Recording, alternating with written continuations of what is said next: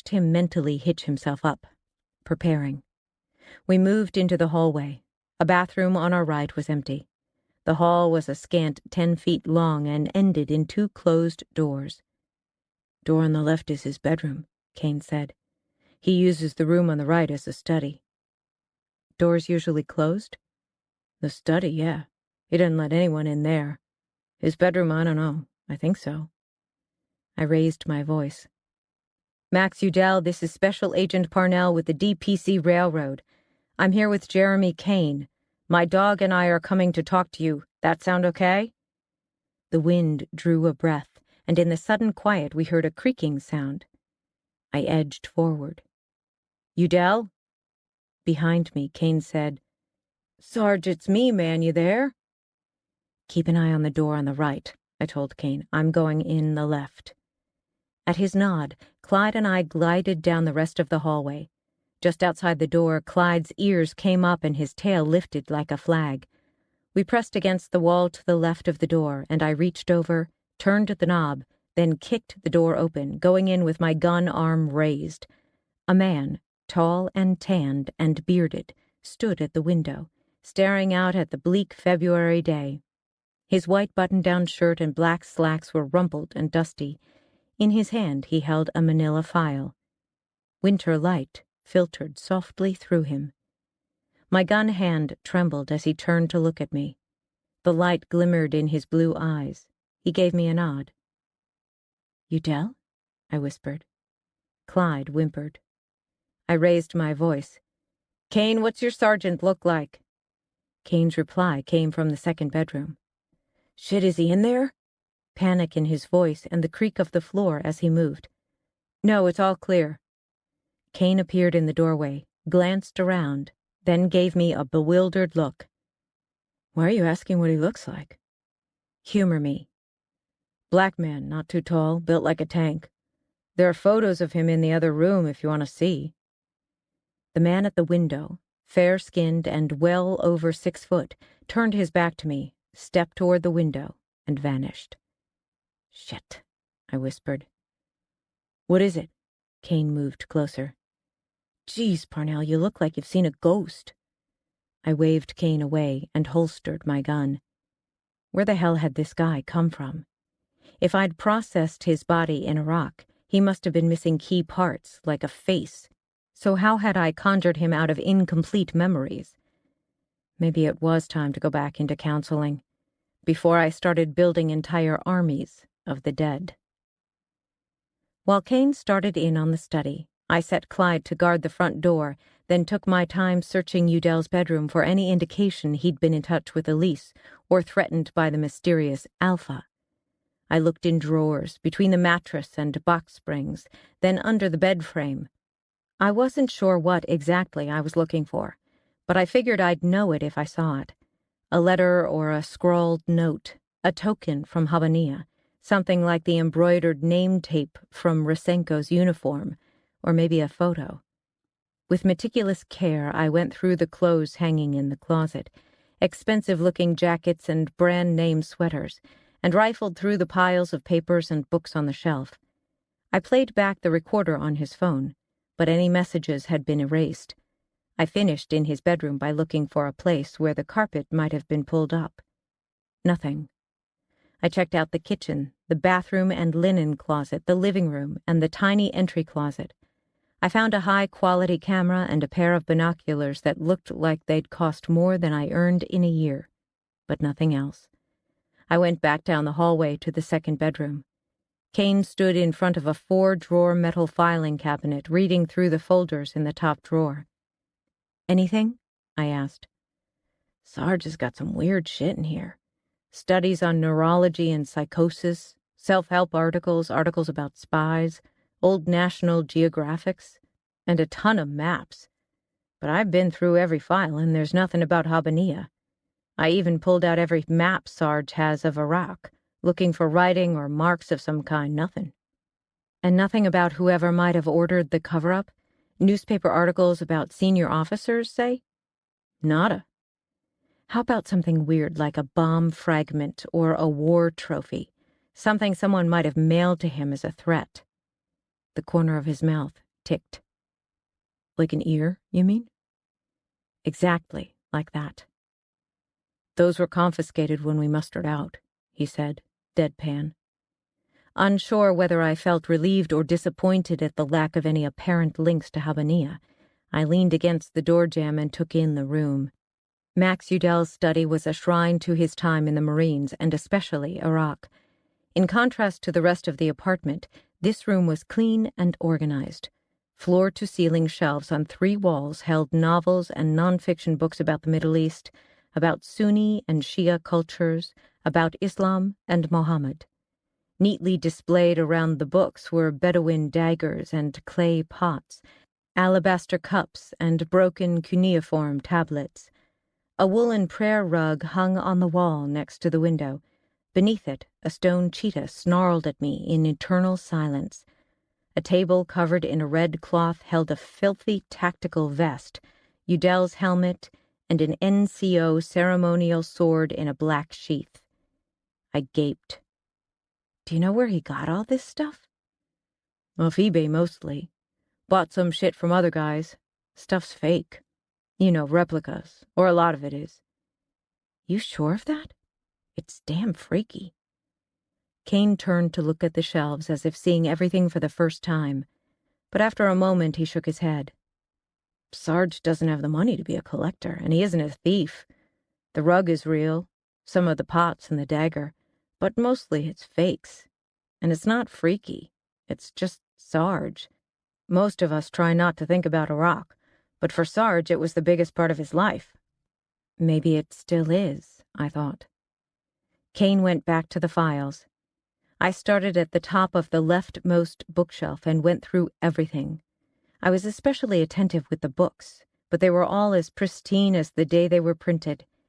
Maybe this really was a shrine, a place to hold memories, not examine them. When I finished with the shelves, I turned to the most personal thing in the room, an entire wall of photos thumbtacked directly into the drywall above Udell's desk. Color photos, mostly, although there was the occasional black and white. The pictures seemed to be arranged in no particular pattern. Photos from boot camp were interwoven with scenes from Iraq and other shots I guessed to be from Udell's childhood. Pictures of Rhodes taken before the bomb, cocky and handsome, of Kane and Rhodes and the murdered Rysenko along with 2 other men, whom I took to be the missing Crow and the recently deceased Tigner.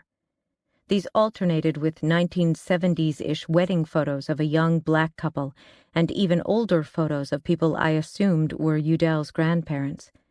There was also a scattering of photos taken after the suicide bomber hit our forward operating base, our FOB. Looking at those photos, I felt a muscle jump below my left eye. Worst among all the photos were a handful of snapshots featuring dead Iraqi soldiers and insurgents, their bodies burned or riddled with bullets. A victory cry or a penance? Just owning them was probably a violation of 6 war crime laws. I crossed to the window and stared outside for a minute or 2, waited until my breathing evened out. Then I returned to the wall. Given the orderliness of everything else in the room, the photos looked like a crazed mosaic created by a singularly bewildered man, one who made no distinction between the past and the present. In the very middle of the wall was a photo of Sarge with Haifa's son, Malik, the boy I'd tried to save. Udell and Malik stood with the dead man I'd just seen in Sarge's bedroom. In the photo, the then-living man wore traditional Iraqi dress rather than the suit I'd seen him in. His beard was longer. He looked confident, even arrogant. He and Udell were squinting into the desert sun, the boy standing between them and holding a soccer ball. All 3 were smiling like they'd just won the lottery. It didn't surprise me to see Sarge with Malik. The boy had become something of a camp mascot, as wrong as it sounds to say that now. But who the hell was the other guy? And why had I imagined him in the other room? I took down the photo and flipped it over, hoping for a clue on the back. Nothing. Who's the white guy? I asked Kane, holding out the photo. Kane placed his finger in a file to hold his place and looked at the picture. Not sure. Saw him around the FOB from time to time, a couple of times with Sarge, usually wearing native garb. Rumor was that he was CIA, but that didn't make any sense. Guys I knew in intelligence would never let anyone snap their photo, and no reason why Sarge would be hanging out with a spook. No, I murmured, staring at Malik's shining face. No reason at all. You think that guy might have something to do with what's going on? I don't know. Mind if I keep this? Kane shrugged. Not my call. Keep it for now, and you can take it up with Sarge when he gets back from wherever he's gone off to. You've tried the girlfriend? He gave me the look I probably deserved. Right, I said. Salutatorian. When he went back to the files, I slid the photo into an inside coat pocket. I looked for other snapshots featuring either Malik or the spook. I found one more with the dead man in it, still wearing native dress and standing in front of an Iraqi market. Behind him and to his right stood a second man, also dressed like an Iraqi. This man's face was in shadow and hard to make out. At his side he wore a curved Kurdish dagger tucked in his belt. I knew that dagger. The carved hilt, the heavy silver sheath. I'd been with the man when he bought it off a Bedouin coming in from the wadis of the Syrian desert. The man standing in the shadowy background was Douglas Reynold Ayres. Dougie. After Kane had finished searching the filing cabinet and I'd finished with the desk, we traded places and went through everything once more. Kane tried calling Sarge and his girlfriend again and fielded a couple of calls from an irate Sherry.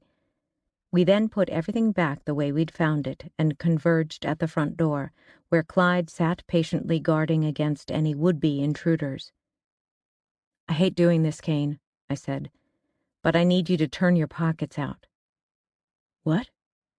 You searched Sarge's files before I did. I need to make sure you didn't take anything. He glared at me, but he offered no resistance as I did a quick search. Nothing. Salutatorian, I reminded myself. He could come back any time to take whatever he wanted, so long as Sarge was still AWOL. Okay, I said, stepping back. Kane offered his hand to Clyde, who ignored it. He's on duty, I said by way of explanation. Kane folded his arms at me. Tucker didn't do it. You said that. It's true. No way in hell he would ever hurt her. He hit her, Kane, more than once. He'd tell you that? No. Nick's face rose in my mind. Heard it from someone close to Elise. But Kane shook his head. I don't believe it. That's why he left. He was afraid he'd hurt her again. No. Kane stared out the front window, his jaw tight. He left because he thought he was damaged goods, and she was pure. He turned from the window, his blue eyes searching mine, as if wanting to make sure I understood what he was trying to say. Tucker told me that Elise was the best person he'd ever known. True of heart, is how he put it. The opposite of all the shit we saw in Iraq. She was like those crazy movies where an angel comes down to earth and pretends to be human so she can help people. Your wife tells a different story. Yeah. He stuffed his hands in his coat pockets, jangled the keys. Sarah's a good woman, but life has made it kind of easy for her to be good, if you know what I mean. Up until now, her life's been a cakewalk. She's smart and beautiful, and she has rich parents who think she can do no wrong. She's succeeded at everything that mattered to her. Okay. Then all of a sudden she had to deal with me being gone and then coming back not quite right, and she's not going to be a doctor's wife anymore. Still, she was good. Right up until we started hanging with Tux and Elise. I waited. Now suddenly there's this woman, Kane went on, who didn't have it easy growing up, who never had a silver spoon anywhere near her mouth, and suddenly she's everyone's sweetheart. Hell, even Sherry's parents fell in love with Elise. So you think what your wife's telling me is more jealousy than truth? She probably told you Elise was a troublemaker. She's said that often enough to me. And I know women sometimes see things in other women that men don't see. Men can be blind when it comes to a pretty woman. But as much as I love my wife, I wouldn't put too much stock in what she says about Elise.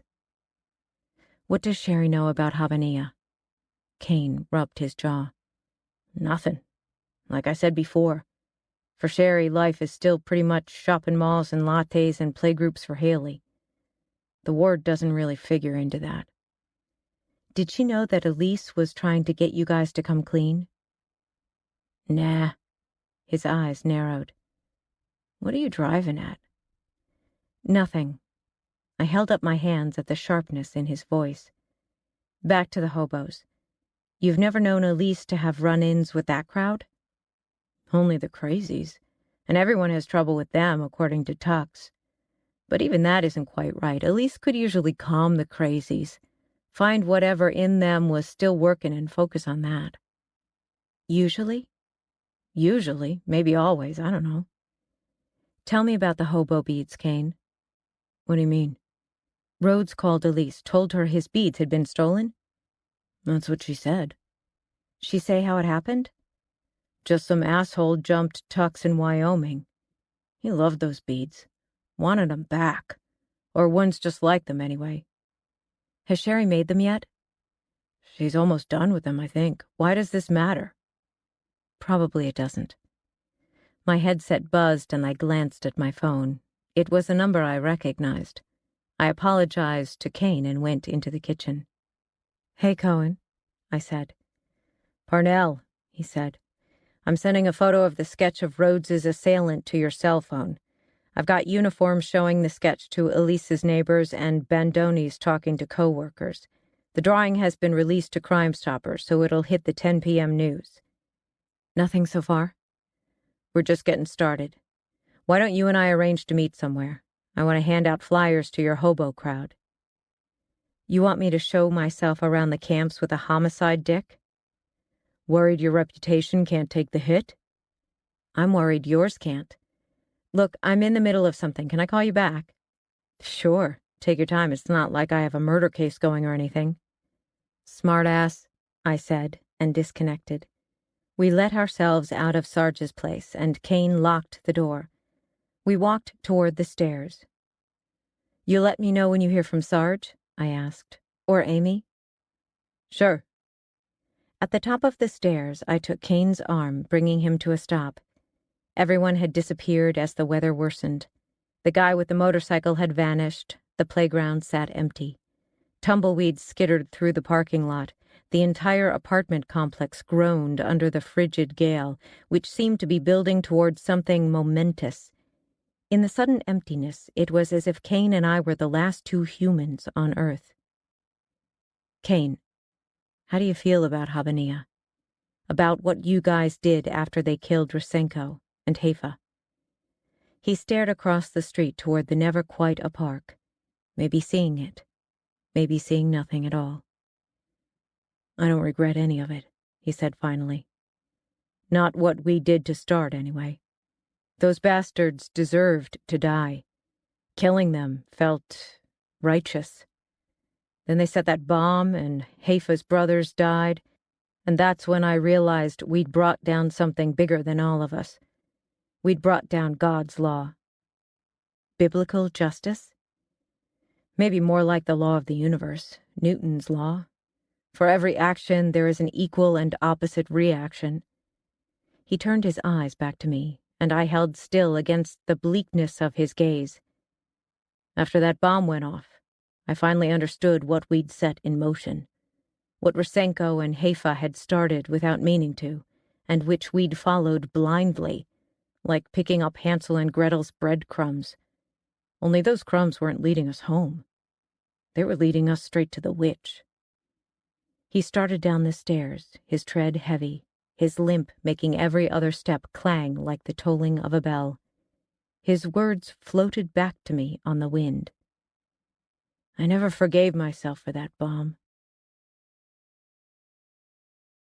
Chapter 15. 7 a.m. Camp Takadam. The sun low in the sky, its light spreading like a fan across the FOB. The wind rustling tent flaps and furling flags. Ushers burn quiet on someone's boombox. A yelp of laughter and the clatter of cutlery and the rasp of sand against my boots as the sir and I walk toward the mess tent. Then a burst of light, and the air comes apart like cloth ripping. People drop, debris tears past, dust roils up in a great clotted cloud and swallows the light. In the ringing silence that follows, Marines clamber to their feet, yelling voicelessly as they look for their brothers, their comrades, their leaders. I roll onto my side, and there is the sir, lying next to me. He looks fine, just a little vague, staring over my shoulder, as if his attention has been caught by something I can't see. As it turned out, it was something none of us could see. Sydney Parnell, Personal Journal. I drove across the street to the field where the teens had gone to smoke, pulled up over the curb and parked in the weeds. I let Clyde out to do his business, gave him some water. Then we jumped back into the truck and out of the rising wind. While Clyde curled up to nap, I watched the storm rolling in over the mountains. When the clouds hit the sun, I huddled in the gloom and picked through my thoughts like a cook sorting beans. Maybe Kane's wife was a jealous liar, but she was right about Elise's interest in the lives of others. Nick had told me that, in addition to her work with the homeless, his niece was the first to volunteer at the soup kitchen and the first to start a Christmas toy drive, that she organized and ran a weekend Bible study, and that, at the diner where she waitressed, she'd started a fund drive for the sick child of one of the cooks. In her copious spare time, she volunteered at a shelter for victims of domestic violence. Like an angel come down to earth, per Jeremy Kane. The question of the moment was whether any of these humanitarian pursuits had been the cause of her death. If her savage end had nothing to do with Tucker or the war, but only with her kindness. I frowned. I wasn't a big fan of irony. The wind rocked the truck, and Clyde whimpered in his sleep. Any other dog, I'd figure he was dreaming about rabbits, but not Clyde. His paws twitched in pursuit of some morphean monster. "It's all good, boy." I reached over and stroked his head until he quieted. I leaned against the door and pressed my face to the cold glass while I considered what we'd found at Sarge's place. The photographs of dead Iraqis and young Malik and a mystery man who might or might not be CIA. I thought, too, about what we hadn't found. Any indication whatsoever that Sarge had been contacted or threatened by the Alpha. Any sign at all that Tucker Rhodes's fear of an Alpha had any bearing. For all I knew, whoever the Alpha was, he might have died in the bomb blast, too. That was an irony I could appreciate. I pulled out the 2 photos I'd taken from Sarge's wall and set them on the dash. In the first photo, the one taken with Malik and Sarge, the unknown man had been all smiles. Malik, too, looked happy. Joyous, even, as if he'd just gotten some very good news. I touched my finger to Malik's beaming face, blinked back the moisture in my eyes. After I'd returned to the States, I'd continued to work for months to bring Malik to Denver. As his application ground through the State Department, where it eventually died, I'd stayed in touch with Marines still in Iraq. Malik was fine, they'd assured me. He missed me and Clyde, asked for us every single day, but he was doing okay. Then suddenly, he was gone. No one knew where. He'd simply disappeared. The most logical explanation was that he'd found his family, or they'd found him, and he'd gone back to where he belonged, taken in by an aunt or a grandparent, that he was not only safe, but happy. I fervently hoped this was true, but my gut would have none of it. My gut said that the rage over Haifa's affair with an American had extended to Malik, and that he'd been kidnapped and killed by the same insurgents who'd murdered his mother. I picked up the second photo. In this shot with Dougie, the unknown man was also smiling, but his smile looked strained. Even through the lens of a camera, worry weighted his eyes. Dougie wasn't smiling at all. I looked away from the picture and out the window again, watched as the storm circled around, tracking north. Dougie had bought the Bedouin knife 2 weeks before he was killed. That narrowed the time frame of the photograph to the days between everything going to shit over Rosenko and when Dougie's body had been found in the desert. I'd never even considered that Dougie's death might have something to do with our cover-up or its aftermath. I'd assumed his murder was part of the general surge against us, and particularly against people like Dougie, who went out amongst the people without a show of guns, without any armor and only a bodyguard or two, talking to the sheiks, man to man, hearts and minds. Could be I was wrong.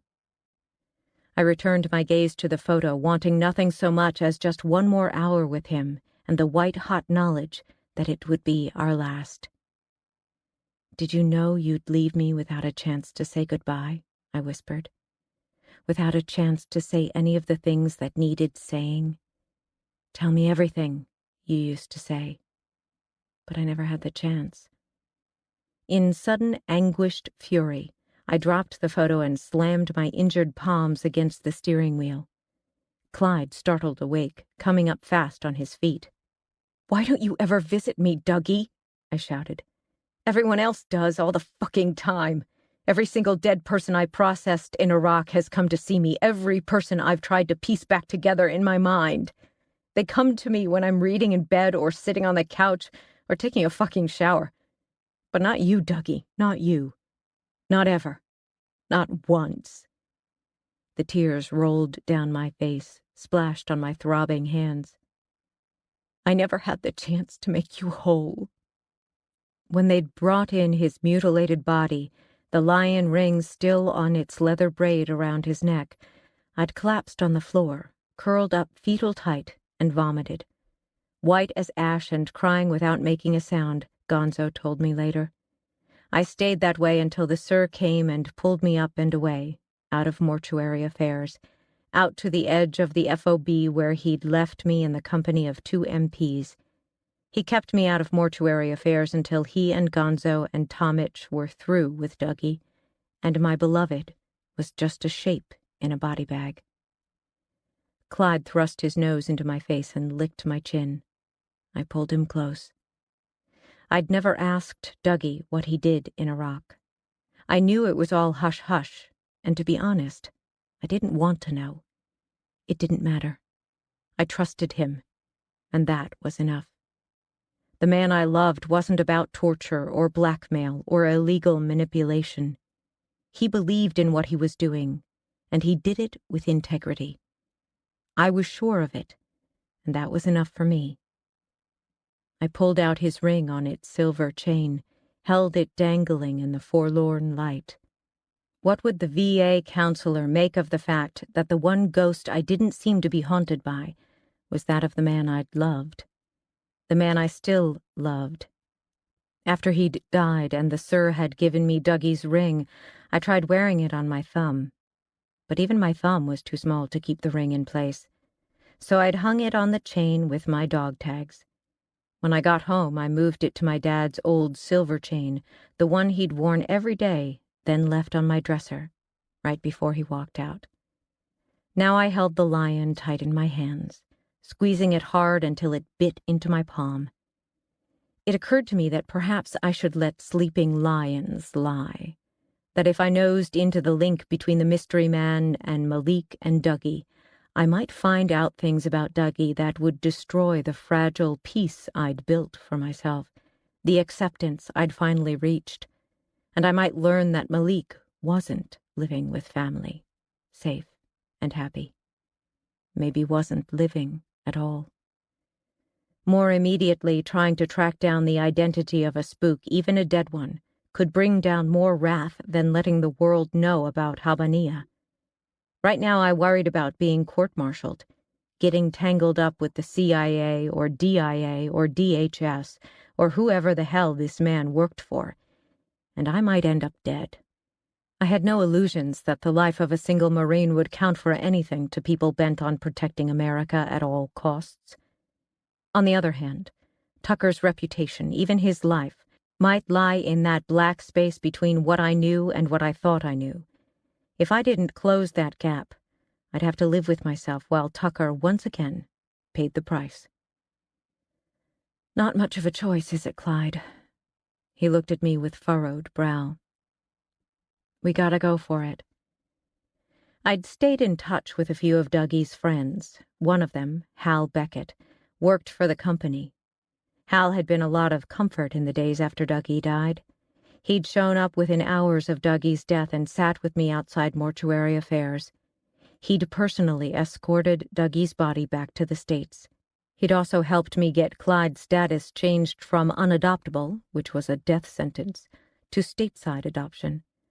On top of that, Hal had made sure Clyde had never gone into an official foster program, but instead had come straight to me. Hal knew the right people, could pull the right strings.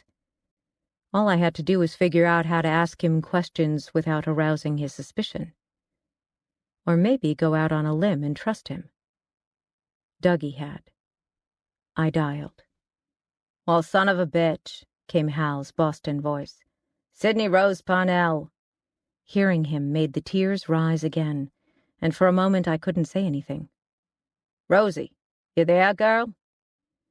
"Yeah," I cleared my throat. "How's life, Hal?" "Pretty quiet these days. Can't say I miss the war, but I miss the thrill. And you? You doing all right?" We chatted for a few minutes, swapping inconsequential things. Finally, I got to it. "I'm trying to ID someone from a photo, Hal. I'm hoping you can help me." "Someone from Iraq, I'm guessing." "Yeah, some guy who was with Dougie a week or so before." "Where are you going with this, Rosie?" "I'm a railway cop now, investigating a murder. Could be it has something to do with things that happened in Iraq." "You are shitting me, right?" "I don't know. Probably, maybe. The victim was the fiancé of a Marine who served in Habanilla. I've been told that before she was killed, she was asking around about what exactly her fiancé did over there. And this guy I'm asking you about, he's in a few photos, laughing it up with the Marine sergeant." "I don't see how there could be any connection, but text me the photo. I'll call you right back." I hung up, snapped a picture of Dougie's photo, and sent it. Hal called me back a minute later. "I can't tell you his name because that's classified, but I can tell you this guy's got nothing to do with your girl's death." "How can you be—" "Where did you say you got this picture?" "I didn't say, but it came from the home of someone we're investigating. The man's got a whole shitload of photos up on his wall. Several of them featured this guy." "This guy shouldn't be in any photos. Who the hell are you investigating?"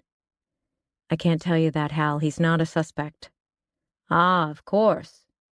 He accepted my refusal so quickly that I knew he had his own way of finding out if he chose to do so.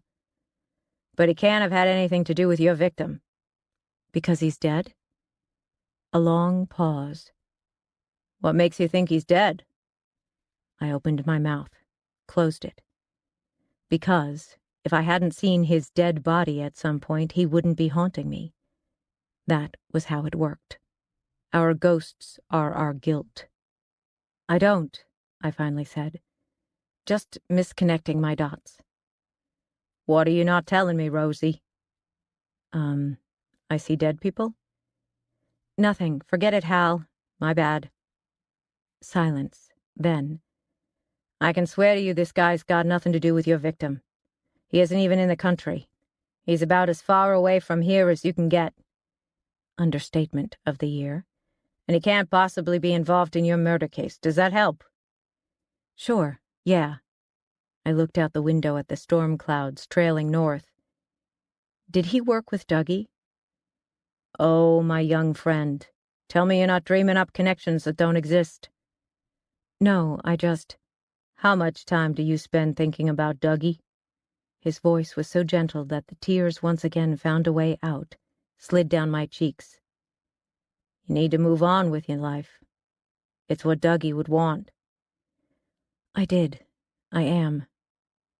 "Then stop looking for things that take you back to the war, okay? You don't need to look to the other side of the world to find your killer." "Right," I whispered. We talked a little longer, Hal's voice soothing, reassuring. He promised to call me soon just to see how I was doing. I told him that would be nice. I didn't add that by then I'd probably be locked away in a padded cell. At least I would have the dead to talk to. After we hung up, I started the engine and flipped on the heater, colder now than I had been. I found a stray cigarette in the console, started searching for matches. Was I going crazy?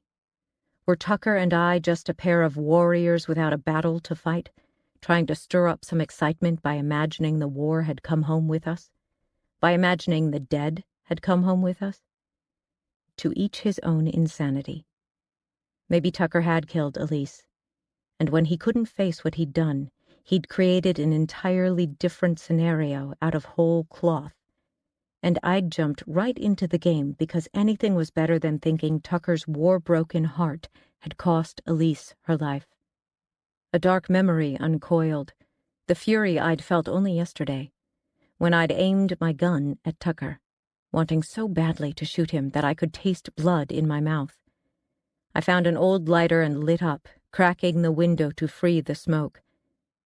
But I didn't, I said to Clyde. We're still good. Clyde huffed out a breath. My headset buzzed. Cohen. I waited it out, not ready to find my voice. A moment later, the phone pinged with his text. A text I could deal with. I opened it and stared at a photograph of the sketch artist's rendition of Rhodes's assailant. The drawing showed a white kid in his late 20s, with a shaved skull and deeply sunken, sullen eyes, and a chip on his shoulder the size of the moon. Looking into the man's face, I felt as if someone had just pressed an ice cube to the base of my skull. Other than the fact that the punk looked like 100 other hostile, pissed-off 20-something punks, and I'd seen a lot of those in the Marines, this face was unfamiliar. But the facial tats were something I'd seen before. Recently, in fact. It took me a moment to remember exactly where, but when I had it, the hair lifted on the back of my neck. That kid I'd seen near my truck at Hogan's Alley, looking through my windshield. Was it only yesterday morning? I'd caught just a glimpse of his face in the shadow of his hoodie, but he'd been sporting these same tats. Nothing so overt as a swastika, or I likely would have thought of him when Cohen first mentioned Tucker's assault. But the tattoos had been screaming Nazi all the same, if I'd taken time to think about them. On the forehead of both the punk's face and now the assailant's was the number 88, representative of the H, the 8th letter of the alphabet. For white power skinheads, 88 stands for Heil Hitler. On their respective chins, both men also sported the number 14, for the 14-word creed of skinheads everywhere. We must secure the existence of our people and a future for white children. Finally, on the right cheek of the man in the sketch were 3 interlocking triangles, the symbol of the Nordic afterlife. Called a Valknut, it means a willingness to die for the cause. I couldn't be sure if the kid I'd seen had the Valknut, but it seemed likely. I put out my cigarette and dialed Cohen. Classic skinhead tats, I said when he answered. Yeah, the question is, do they belong to the face of a real person? I saw a kid yesterday morning at the homeless camp. He was nosing around my work vehicle. He had tats just like these. I could almost hear him sit up straighter. He look like this guy? No, I said, too young. But it could mean something larger is at play here. Like what? Skinheads knock the homeless around. But are they rail riders? White punks are. So are college kids, for what it's worth. Hopping freights never goes out of style. And there are some who claim that Fatra has neo-Nazi elements. Fatra who? Freight Train Riders of America. A gang linked to a lot of railroad vandalism and thefts, and more than a few deaths. But their connection to a neo-Nazi movement is pretty tenuous. My guess is that a few of these skinheads have decided to break into new turf. They do that now and again. Killing innocents like Elise could be an initiation. Even as I said it, I felt that same stir of memory that had tickled my mind back at police headquarters. Hadn't something like this happened 10 or 12 years ago? I chased the memory down like tracking a shooting star. A young girl had disappeared and never been found. She delivered lunch or dinner or something to her brother who worked in the rail yard. Then, according to the Royer rumor mill, as soon as she was out of her brother's sight, she'd been dragged away from the yard by a group of skinheads. After that, she'd vanished. The talk among us kids was that she'd been a gang sacrifice. There'd been some worried speculation among the grown-ups, and a lot of my friends were told by their parents to steer clear of the yard and the rails and the camps. The little girl's brother worked for DPC, but in all other ways the family, black and not locals, had been outsiders. When months went by and nothing emerged from the investigation, the girl was dismissed as a runaway. Never mind that little black girls don't usually run away with white supremacists. Cohen was talking. Hardly a fair battle if these skinheads are going after hobos. And why pick on white folks like Rhodes and Elise? Oh, any number of reasons, I murmured, my brain still racing. What kind of reasons? Cohen asked. Detective, do me a favor. See if you can pull up a missing persons report from the fall of 2000 or 2001. Little girl named Jasmine, with a Z, I think. Don't know the last name. You want to tell me how this relates? Jasmine was a little girl who disappeared from the rail yard. Rumor was she'd been taken away by a group of skinheads. It was all the talk for a while, but nothing ever came of it, as far as I know. And this connects to Elise Hensley's death how? I don't know, I'm looking for patterns. They've killed people associated with the rails before. They might do it again? That's pretty thin, Parnell. It's not like Elise was a hobo. Didn't you say it sounded like a kid who called in Elise's death? Maybe one of the punks got a case of the gilts. Cohen said, unconvinced. Elise spent so much time working with these guys, it could be she learned something about that little girl's disappearance. She told Tucker she was working something. You're sharing that a day late and $1 short, Cohen said with real heat. Time once again for the lying two-step tango. It's not like that. Tucker figured she meant one of her charitable projects, but maybe he got it wrong. And she got killed to keep her quiet about this little girl? Meaning the original kidnappers are still around? Just like the trouble Sherry Kane had implied. Her accusation that Elise was digging up dirt on people. Could be you're onto something, Parnell, Cohen said. Any word on the German who gave Tucker his tattoo? I've got a name and a call into him. Oh, he said. Good. Don't sound so surprised. Not at all. Anything else? Yeah, I need to get the sketch out among the hobos. Any idea where these guys scatter when one of their camps gets closed? Hogan's Alley is still a crime scene? The detectives have been working it around the clock, and they've probably pulled as much as we'll get out of there. But we're not ready to open it up yet. Some of the guys will hit the shelters. A few will go down to Taylor Creek. Most won't move far, though. They'll find spots in Darby Bay, up near 31st Street. Go with me? I was figuring on doing it myself. I'm not feeling the love, railroad cop. Oh, I stopped myself. Fine. But if you want anyone to talk, then you've got to help these guys. Grease the skids. Bring some bribes with you. You mean like booze? Your stereotypes are showing, Detective, I said. I mean like winter clothes, coats, hats, gloves. Try spending your life outdoors when the wind chill is below 0.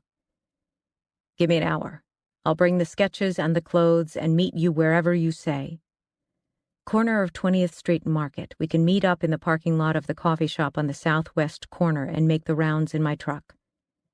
Now I'm starting to feel the love. Just bring decent stuff, Cohen. These guys deserve it. Single malt? Stop it. But the weight on my chest had backed off a little, and I could breathe again. Elise's death was no easier if she'd been killed by skinheads instead of the Alpha, but it could mean everything for Tucker. And for me. I used the bathroom at the Happy Java, washed up, and ordered 2 turkey sandwiches, a Coke, and a large water. The girls behind the counter made a fuss over Clyde, and he preened. "Don't get a big head," I told him as we walked back to the truck. "They just think all that hair means you're virile." I lowered the tailgate and we sat together in the light wind, eating our sandwiches. The storm had circled around and wafted off to the east, and it was cold and sunny. The air smelled of diesel and chimney smoke, and the ripe leavings of food from the bin behind the coffee shop. A crow fussed at us from atop a wooden fence. With my belly full, I was close to nodding off when my headset buzzed. "This is Roald Hofrider," a man said when I answered. "I got your message saying you needed to talk. Something I can do for you?" "Thanks for calling me back, Mr. Hofrider, and please call me Sydney." "Roald will do on this end." "Roald, do you remember running into a young vet a couple of days ago, name of Tucker Rhodes?" "The burned man? Sure, I remember him.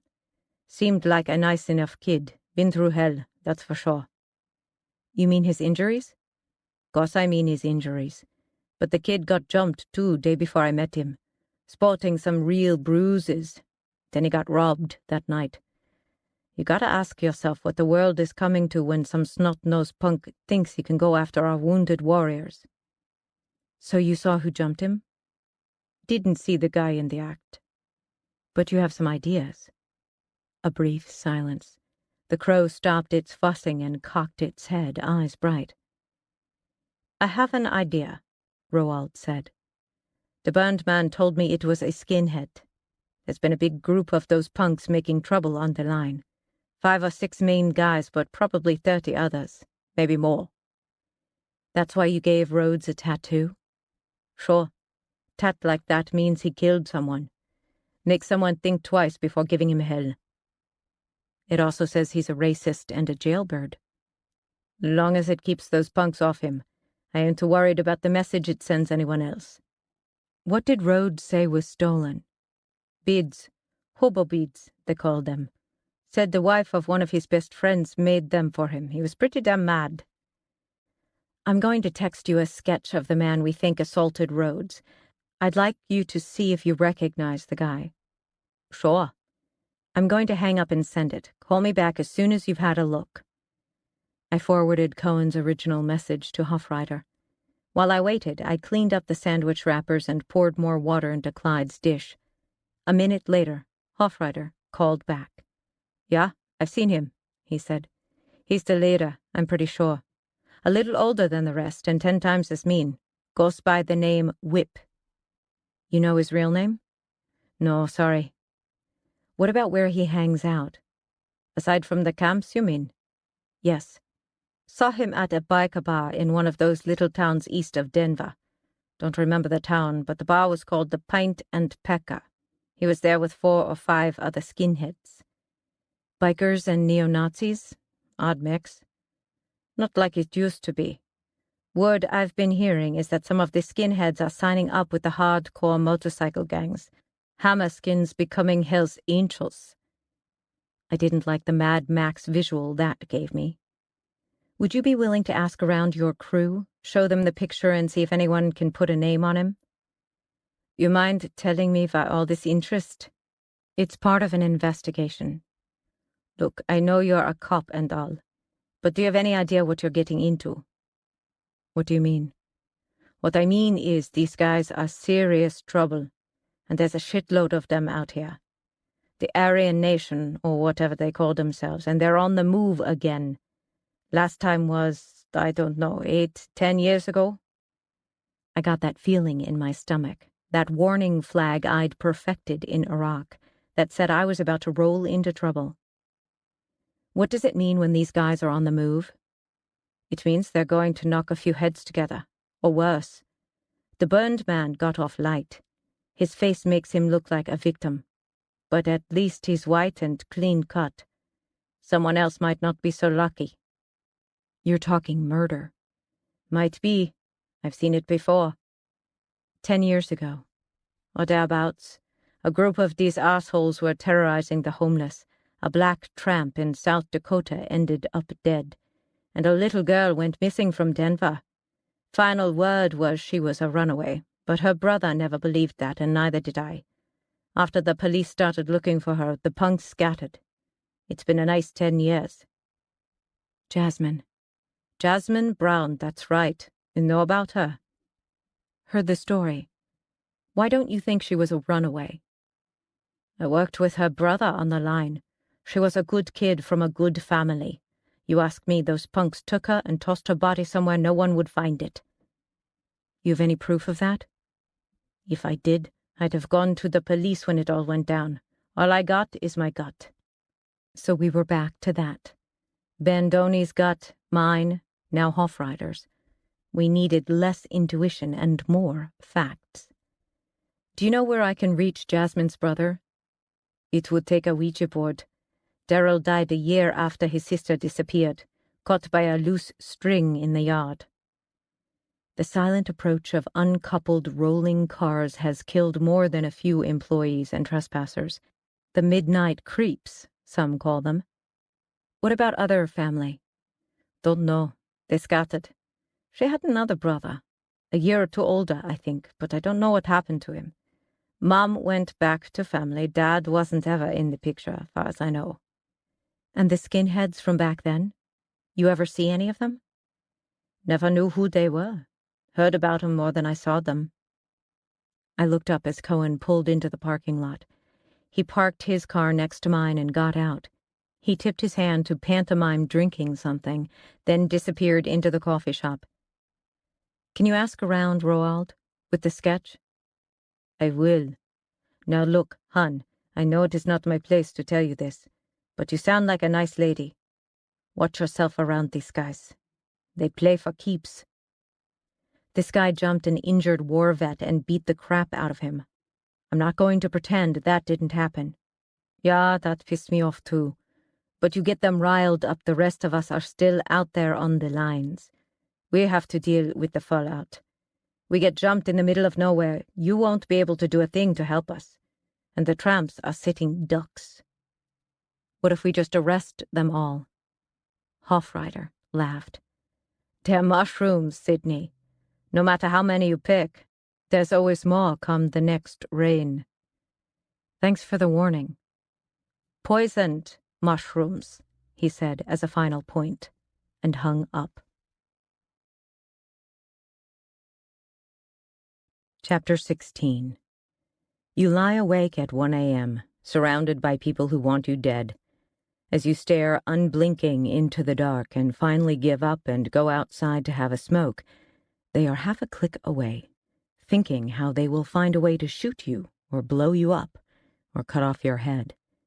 As dawn fans into the sky and you stumble in flip-flops and sweats to the showers, they're thinking what they'll do with your body. Burn it. String it up. Videotape it so your mother back in Iowa doesn't miss a single moment. And you thought you were the hunter. Sydney Parnell, Anthropology 2055, Cultural Studies. Cohen came out of the Happy Java with 2 steaming cups of coffee, one of which he handed to me. We transferred the clothes he'd brought for the homeless from his car to mine. Then he leaned against his car, crossed his long legs, and hooked the thumb of his free hand into his belt. He stared at the afternoon traffic streaming by. What are you thinking? I asked. I'm thinking, he turned his eyes to me, that you don't look half bad when you smile. His comment surprised a laugh out of me. Before I could stop myself, I said, Ditto. Yeah? No doubt, I blushed. Yeah. He drank some coffee, looked around like he was taking in the day. I'm sensing closure. How's that? Cop's instinct. I stood across from him and leaned against my own car while I watched Clyde explore the dirt field behind the coffee shop. You and Bandoni. My gut isn't the sixth sense machine Bandoni has, he said. But a friend in patrol told me 3 guys have been terrorizing the homeless on the south end of town, near the tracks, flashing steel and threatening to cut them. The description they got is white guys with shaved heads, steel-toed boots, and tats. Means these guys are around and up to no good. Still thinking Tucker Rhodes is a shoo-in? I never liked that crime scene. Too convenient? Yeah, maybe, I don't know. We still got a lot of evidence on him. Clyde had his nose low to the ground, a scent fest. I returned my gaze to the detective. The wind tugged his short hair sideways, worried his tie. Some of the tiredness had eased from his eyes. Is it just a job to you, Cohen? An eyebrow went up. Are you asking me if the reason I'm feeling good is the prospect of taking a case off the board? That's what I'm asking.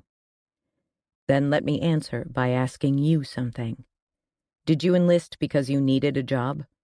Or because you wanted to go to Iraq and fight bad guys? I debated not answering. This got too close to the things Nick had warned me never to talk about, but I sensed in Cohen a darkness that matched my own. After what they did, I wanted to do a little whoop-ass, same as a lot of people. It gave your life meaning. For a time. Then you'll understand when I say that with murder cops, it's never just a job. I could give you some line about how we provide justice for the defenseless and restore balance in our society, and that's all true. It's why society pays us to do this job. But he swirled the coffee in his cup, staring down into the depths. I'm not that noble. I do this job for my own sake, because it gives my life meaning. God in his heaven. He lifted his head. Exactly. So I guess we're both just a couple of self-important assholes. He laughed. Could be. He tossed the dregs of his coffee into the dirt. I like your Marine, Parnell. The guy's been shaved down to his essence by what happened to him in Iraq. Or maybe he was one of those old souls even before the IED. Either way, I'm struggling with the idea that, at his core, he's violent. He used to hunt before the war. Couldn't do it after. Couldn't hurt anything after the war. So, war makes old souls. Or maybe just lost ones. We stared at each other. I didn't know what Cohen was thinking about, but I was thinking about ghosts. He's still our best suspect, Cohen said after a moment. I glanced at the sky, gauging the time. Or maybe checking the heavens. Then let's go find a better one. I took the wheel. While I drove, I filled Cohen in on what I'd learned from Roald Hoffreiter. He's a line worker for DPC, I told him. Those guys are the ones who know the tramps. He and Rhodes got to talking, and Rhodes told him his beads had been stolen. Hoffreiter also verified Rhodes's story about being jumped, as had Jeremy Kane and his wife, Sherry. But I couldn't tell Cohen about that without revealing I'd talked to them. Cohen wrote in his notebook. He see it happen? No, but he ID'd the guy in your sketch as the leader of a gang of skinheads. Real name Whip, given name unknown. He says these guys are roughing up the tramps and even scaring Hoffreiter and his crew. Rhodes was sporting some bruises when Hoffreiter saw him. Could be part of that same group you heard about. Last time there was this much skinhead activity was 10 years ago when Jasmine Brown disappeared, last seen walking near the rail yard with a gang of neo-Nazis. Exactly. A friend in the Missing and Exploited Persons Unit pulled the casebook, Cohen went on. One Jasmine Anise Brown, age 9.5. Last known location, the Colorado Front Range Trail, a half-block south of Denver's DPC yard. She delivered lunch to her brother, Darrell Brown, then never returned home. Who worked the case? Woman named Simpson in Missing Persons, Cohen said. After one railroad employee and a couple of hobos placed Jasmine with the skinheads, her file was passed a homicide. I haven't had time to do more than read the summary and skim some of the statements, but it looks like nothing linked her to the Nazis other than the eyewitness account by 2 men getting sloshed next to the South Platte River. And the railroad employee? Not much of a witness. He just got a glimpse. Wasn't even 100% sure he saw the girl before the skinheads closed ranks. He did pick 3 guys out of a mug book, but not with the kind of certainty that would stand up in court. And the punk's alibi checked out. They were home for dinner within an hour of the time they were seen with Jasmine. Then the 2 tramps recanted their stories. They were threatened. Or they sobered up. And there went all of our witnesses. A 5-mile radius search turned up nothing. When detectives on the case learned there had been trouble at home, Jasmine was deemed a likely runaway. She'd threatened that before. She was 9, I protested. He rested his arm along the top of the door panel. A very mature 9, according to the detective's summary. Girl had been in some trouble already. The detective ruled her case INC and sent it back to missing persons. That was April of 2000. Jasmine Brown bounced around for a little while like a ping-pong ball that fell off the table. Nothing since. INC, meaning inactive, not cleared. Departmental PR people used the term cold case as if to imply detectives were still finding time to work on them. But in truth, nothing happened on inactives unless a surprise witness stepped forward or evidence appeared from out of the blue. She was forgotten, I said. Cops don't forget. He drummed his fingers. But we're realists. I pondered the sadness of the world swallowing a 9-year-old girl whole, leaving behind nothing more than a vinyl binder that even the cold case detectives didn't have time for. For the next 2 hours, we made the rounds of the homeless shelters used by the hobos and showed everyone we could find the sketch of Whip. The response was universal. Everyone recognized the guy, and no one was willing to talk. Cohen made a quick call to his friend in patrol and got the same report from down south. There's nothing between them and the big bad world, I said when Cohen filled me in. Of course they're afraid to say anything. We stopped at Caring Hands, the shelter where I'd sent Melody Weber. When I'd fixed the cut on her face the previous morning, she'd seemed about to tell me why everyone in the camp was spooked, an opportunity interrupted by Cohen's phone call and the news of Elise's death.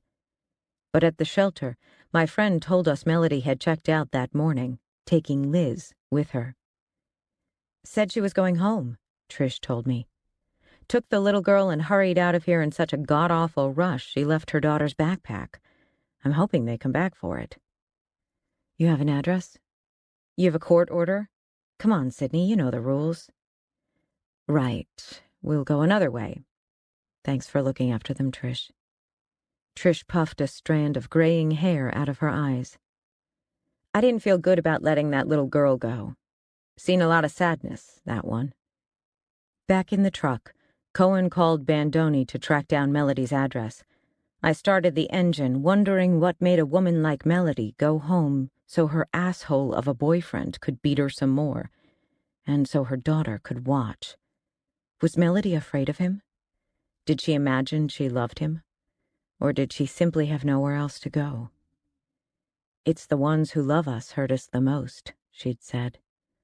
It was dinner time, the sun a dull glow just above the mountains, when I pulled off the street and parked on a patch of dirt at Darby Bay, a scratch of land further north along the South Platte River.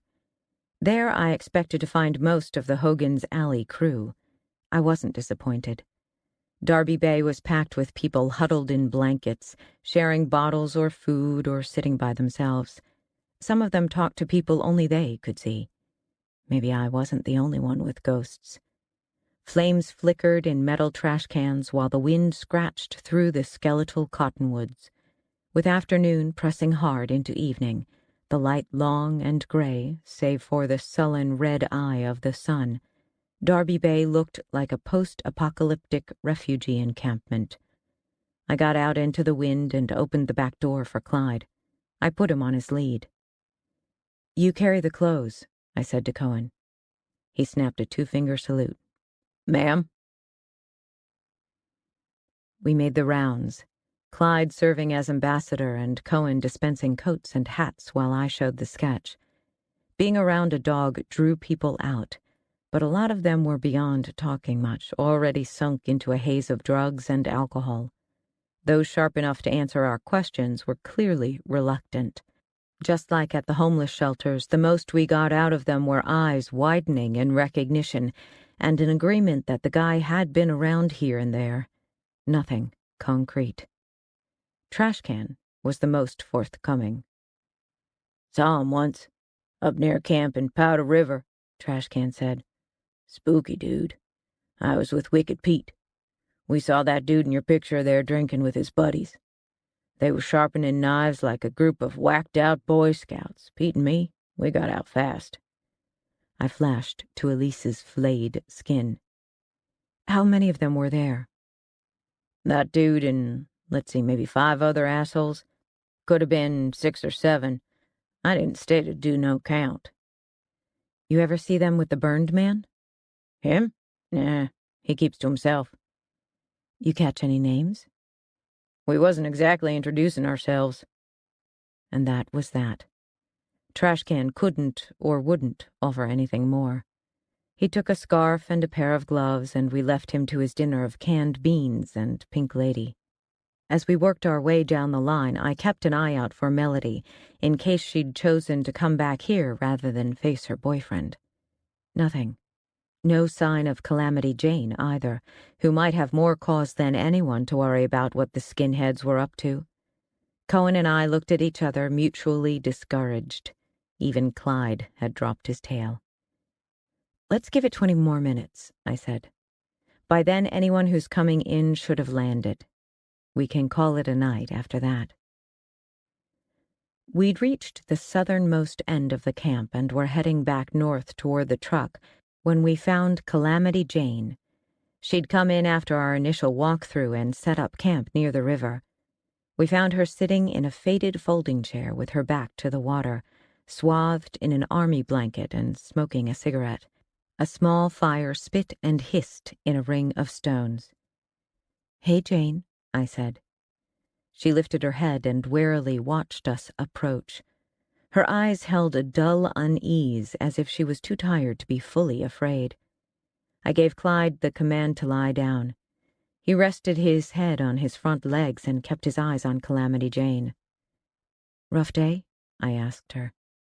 She shrugged, let her gaze flick over Cohen. "He an asshole like the last cop?" "This guy's all right," I said, and introduced him. "Murder cop?" Jane pushed herself forward and hawked into the fire. "What traffic I got with a murder cop?" I squatted next to her chair and proffered the best coat from Cohen's stash. "He brought you this." Her eyes fell to the coat, a beautiful gray parka with fake fur around the hood and a thick fleece lining. She stuck her cigarette in her mouth and stroked the fur with her thin hands. Then she pulled her hands back. "I don't need the trouble that bring." She looked up at Cohen, narrowed her eyes with challenge. "You here 'cause the kind-hearted lady?" "What makes you say that?" "We all done heard. Someone put a knife to her." Cohen nodded. "I'd like to ask some questions about her. Mind if I sit down?" "Sure, honey. You feelin' the love seat or the comfy chair?" Jane laughed, then coughed.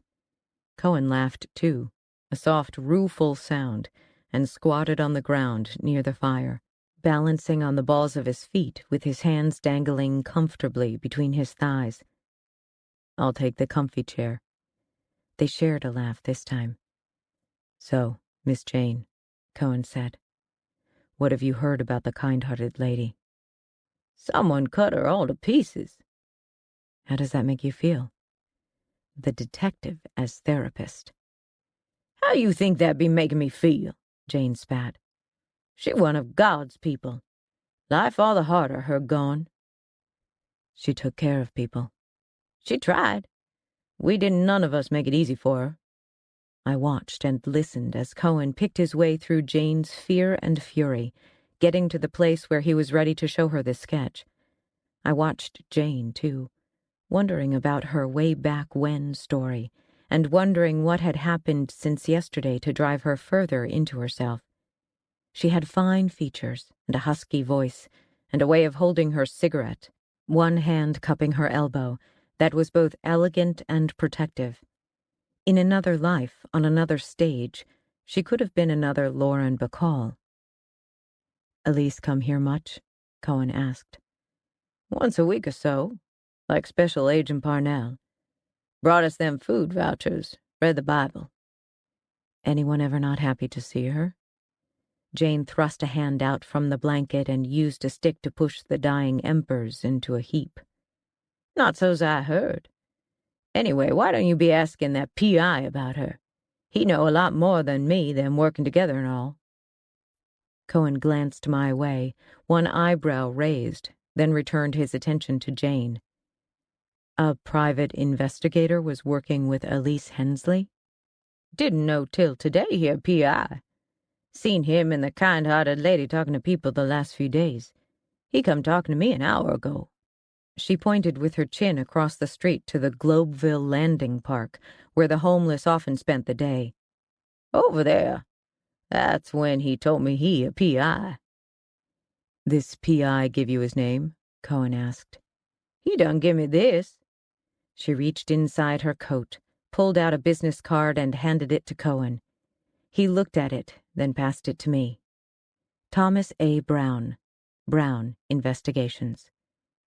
Brown was a common last name, but still. The only other item on the card was an email address. No street address, no phone number.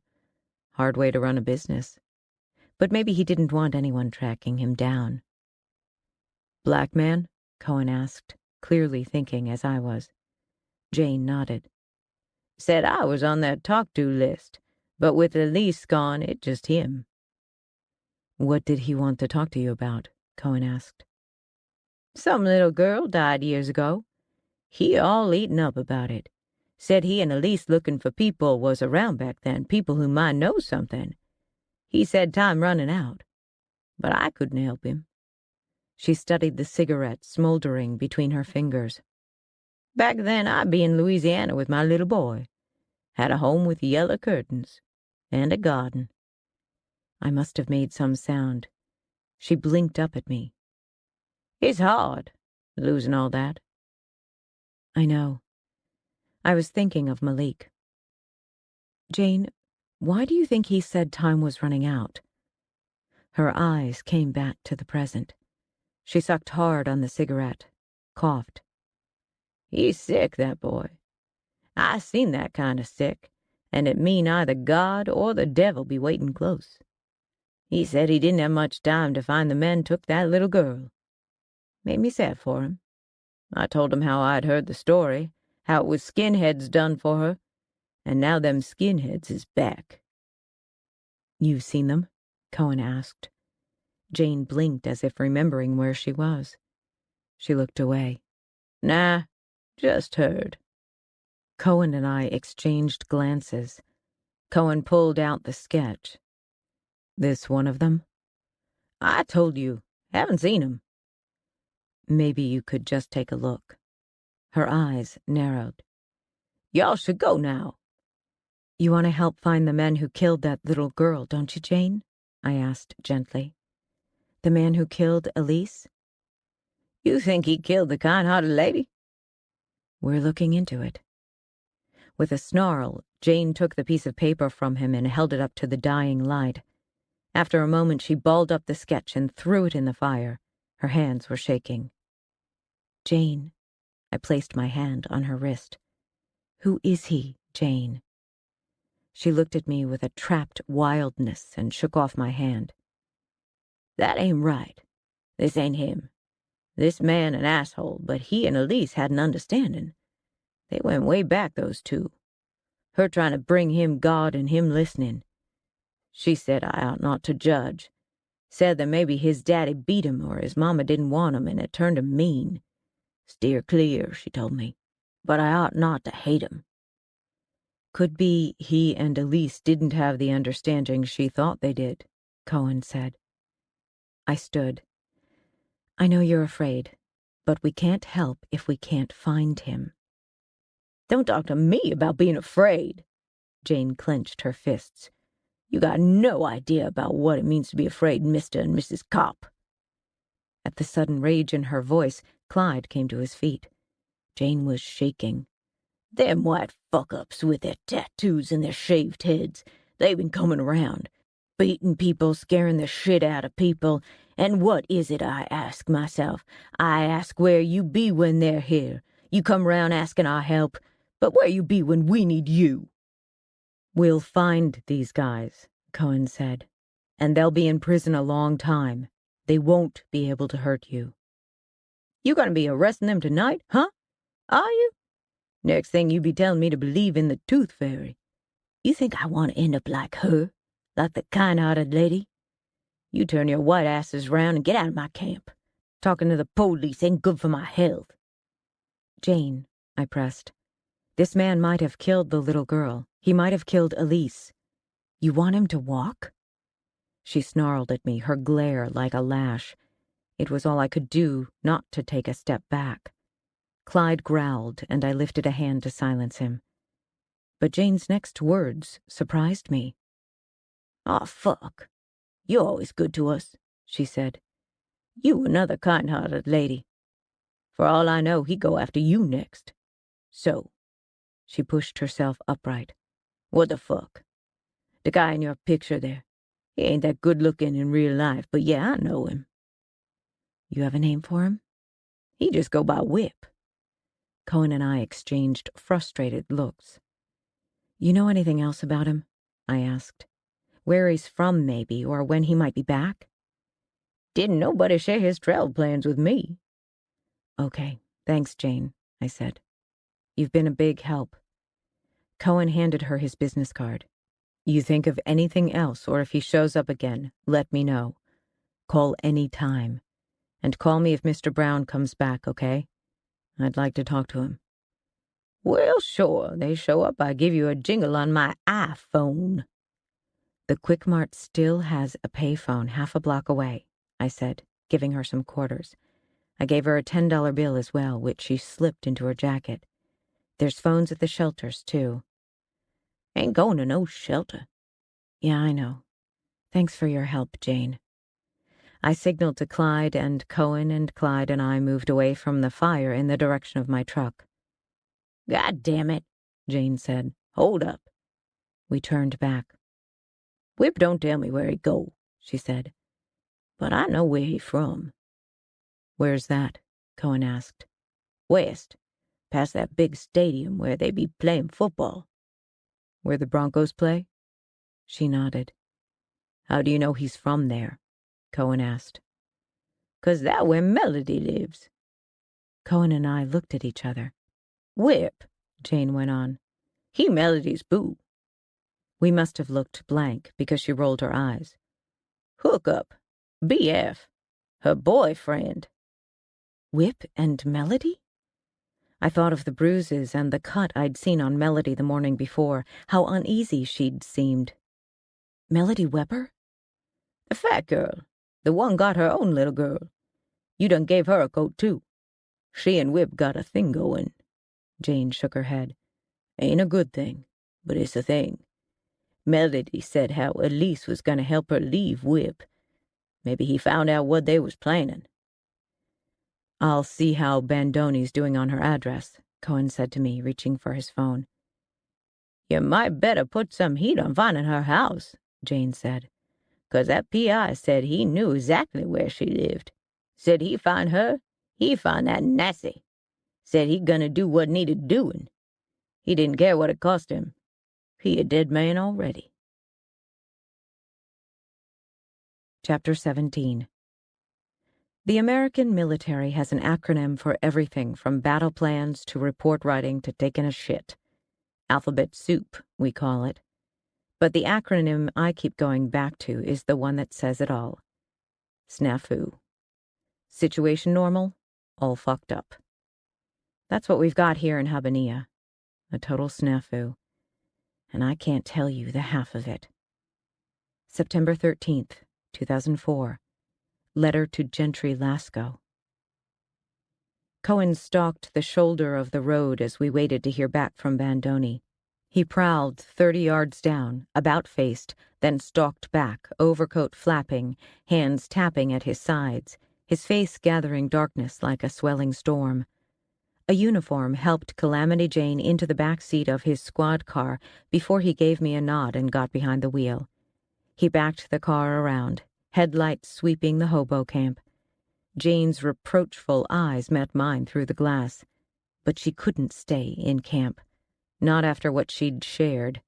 She turned in her seat to watch me until the twilight swallowed her and her eyes and the blue crown Victoria. "Promise me you come get me soon's I can come back," she said. "Staying in the shelter make me feel caged, like an animal." "I promise," I'd said. "See the doc at the shelter, get some rest, and we'll talk." Cohen's phone rang, and he listened, said something at staccato speed, then listened again.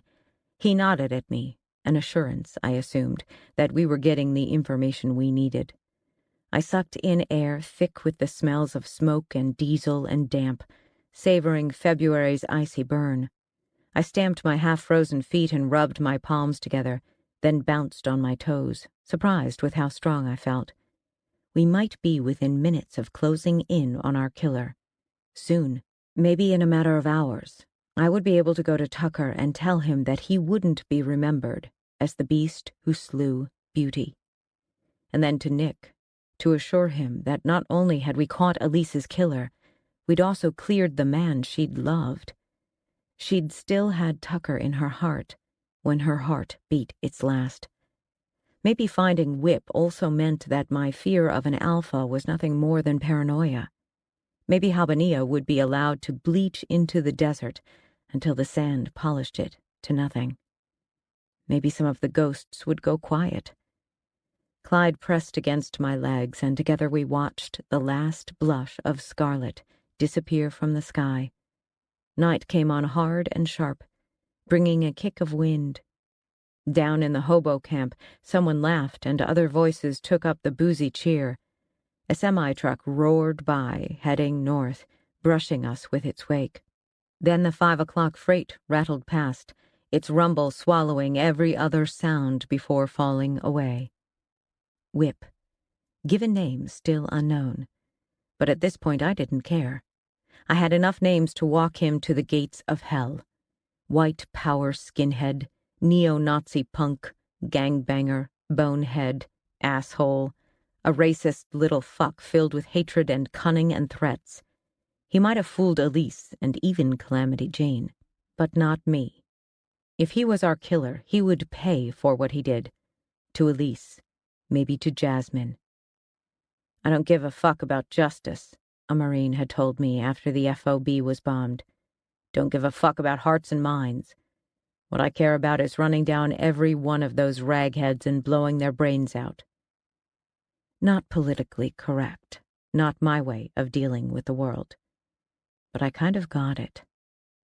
Picking up my mood, Clyde danced on his paws, looking in my hands for his Kong. The game was almost afoot, and he knew it. I gave him a predatory grin. "Soon, boy." Cohen came striding back. "We found her." I put Clyde in his carrier and drove while Cohen gave directions. The address from Bandoni placed Melody and Liz Weber in a broken-down neighborhood in Jefferson Park, west of I-25 and the football stadium. I remembered it as a place where front yards devoured the wrecks of cars, while sun-faded statues of St. Mary guarded door stoops, the pale virgins nailed down or chained up against marauders. Cohen's phone rang. Bandoni's voice boomed through the speaker. "We got a possible ID on this douchebag from a priest who works with the homeless. Says he seen the guy around with a woman and a little girl. Goes by Alfred Merkel." The name rose with a dark and sudden push. "I know that name," I said. "How?" Cohen asked. "Let me think." My fingers tapped the steering wheel as I chased Alfred Merkel along murky childhood tunnels to a summer when a gang of older teens took to congregating in the alley behind Joe's Tavern, or sometimes hanging out on the picnic tables in the half-acre patch of grass known by locals as Royer's Hole. The boy men wore military camouflage and Doc Martens and went out on Friday and Saturday nights in their unmuffled Fords, cruising for trouble. They were known as the Royer Boys, although not all of them were from the neighborhood. They weren't all bad, I remember Nick telling me. They escorted Royer girls to and from parties or sleepovers, playing chaperone, talking about how white girls weren't safe anymore. And they took it upon themselves to be a sort of neighborhood watch, coming down like God's fist on underage drinkers and smokers, or the perpetrators of any sort of crime, petty or otherwise. People might not have agreed with their politics. A few of them sported swastikas. But as long as you were white and law-abiding, it was hard to argue that they were bad for the neighborhood. Bandoni's voice cut through. "I ran, Merkel. No wants or warrants. All I got were some hits on contact cards, trespassing on railroad property mainly. A detective grilled him on a missing persons case a decade ago. Nothing came of it. Squeaky clean outside of that. Maybe our boy's too smart to get himself noticed.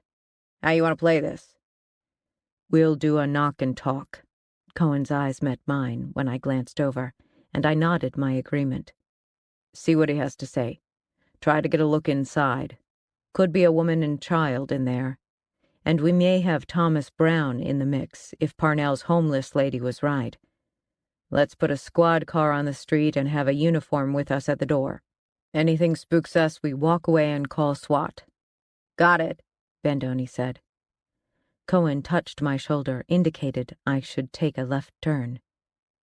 "Anything pop up on the PI?" he asked Bandoni. "One Thomas Aaron Brown, age 22. Took out a private investigator's license 3 months ago.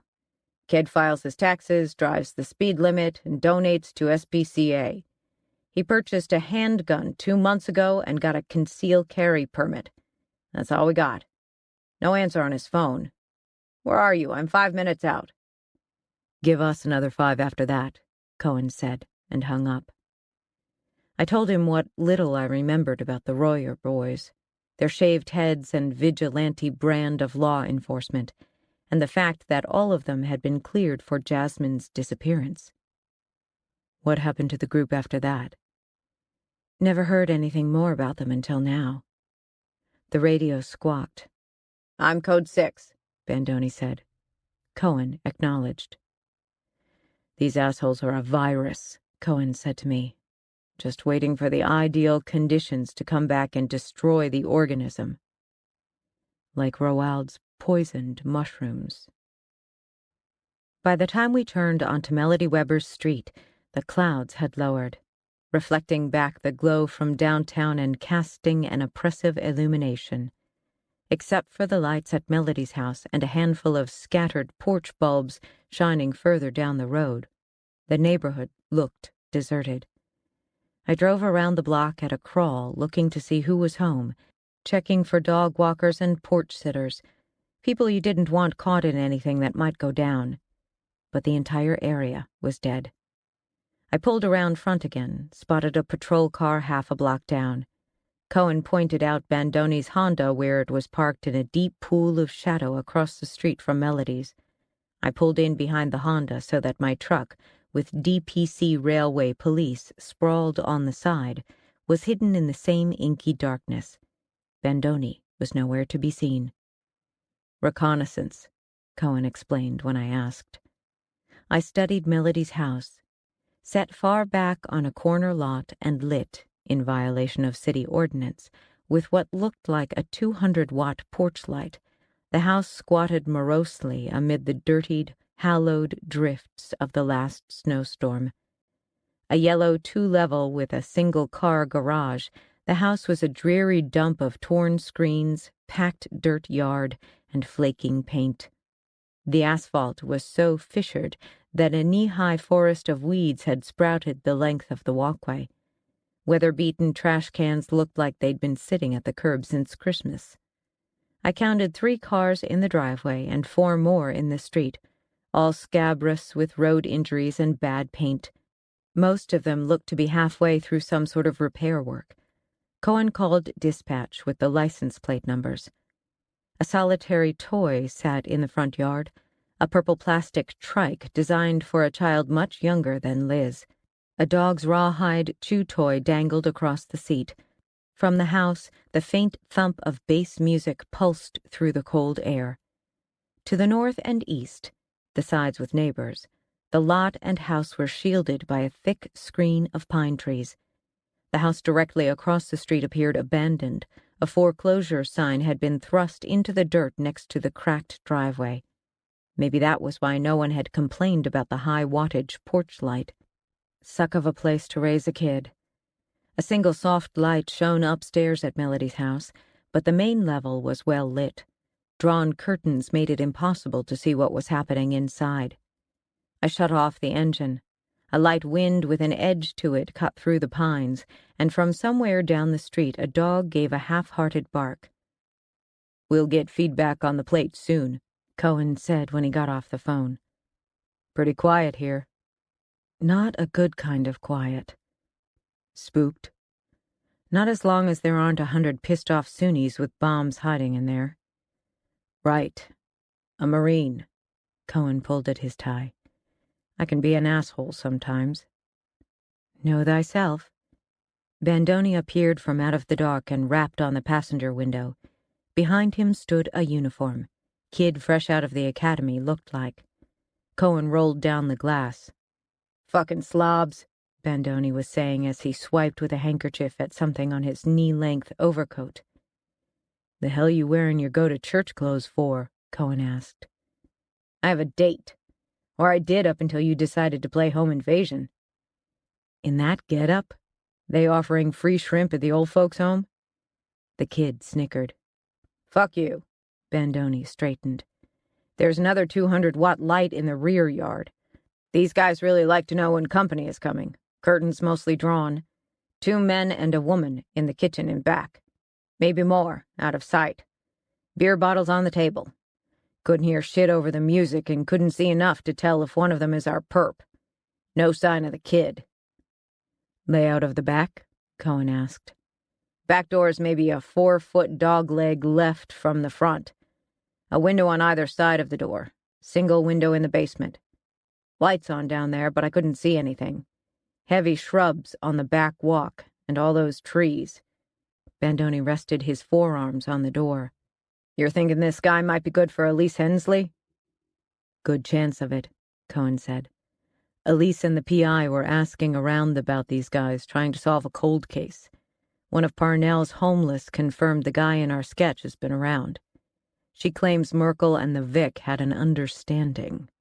But she also says the Vic was talking to Melody Weber about leaving Merkel." Bandoni's gaze flicked to me, then back to Cohen. "We got 7 cars in front. Who knows how many assholes inside?" Cohen's phone rang. He listened for a couple of minutes, said thanks, and hung up. "Plates don't match the cars," he told us. The kid whistled. "They're all stolen?" "Still want to go in nice and quiet?" Bandoni asked. "We got enough probable cause on our perp." "The woman and child," Cohen reminded him, "and Thomas Brown. We don't want to spook these guys, and we don't want hostages. So we stick with our knock and talk. Take Parnell and," he peered at the kid, "Patrolman Schumacher with us, and call in the precinct car. We can put them around the corner in the back where they've got a line on the door. Whip causes any trouble or his pals want to slow us down, the uniforms move in. Tell them not to let anyone run out the back, and make sure they've got their vests on." While Bandoni radioed for another car and Cohen went with Schumacher to get some Kevlar, I stepped out and released Clyde from his carrier. I strapped his vest on him, snapped on his lead, then reached into the truck for my own vest. Cohen returned. "Thanks for backing us up," he said. "What did you expect?" "Just didn't know you cared." "I don't. Just don't want the paperwork if you trip up." "Fuck you," he said, grinning. I smiled back. Ditto. Another slap of wind swung down the street, hurting dust and trash. A can rattled along the asphalt before banging into a curb. Overhead, hard clouds lowered like the lid of a trap, spitting a few drops of icy rain. I blinked sleet from my eyelashes and told myself my bad feeling was just a normal case of the jitters. His eyes on the house, Cohen rose on the balls of his feet and dropped, swung his arms. What are things coming to when my backup is a railway cop and a furball? Best deal you'll ever get, I said. We stood on the street, sheltered by the truck and alternately looking at each other and at the house until the precinct car came up the street and parked around the corner.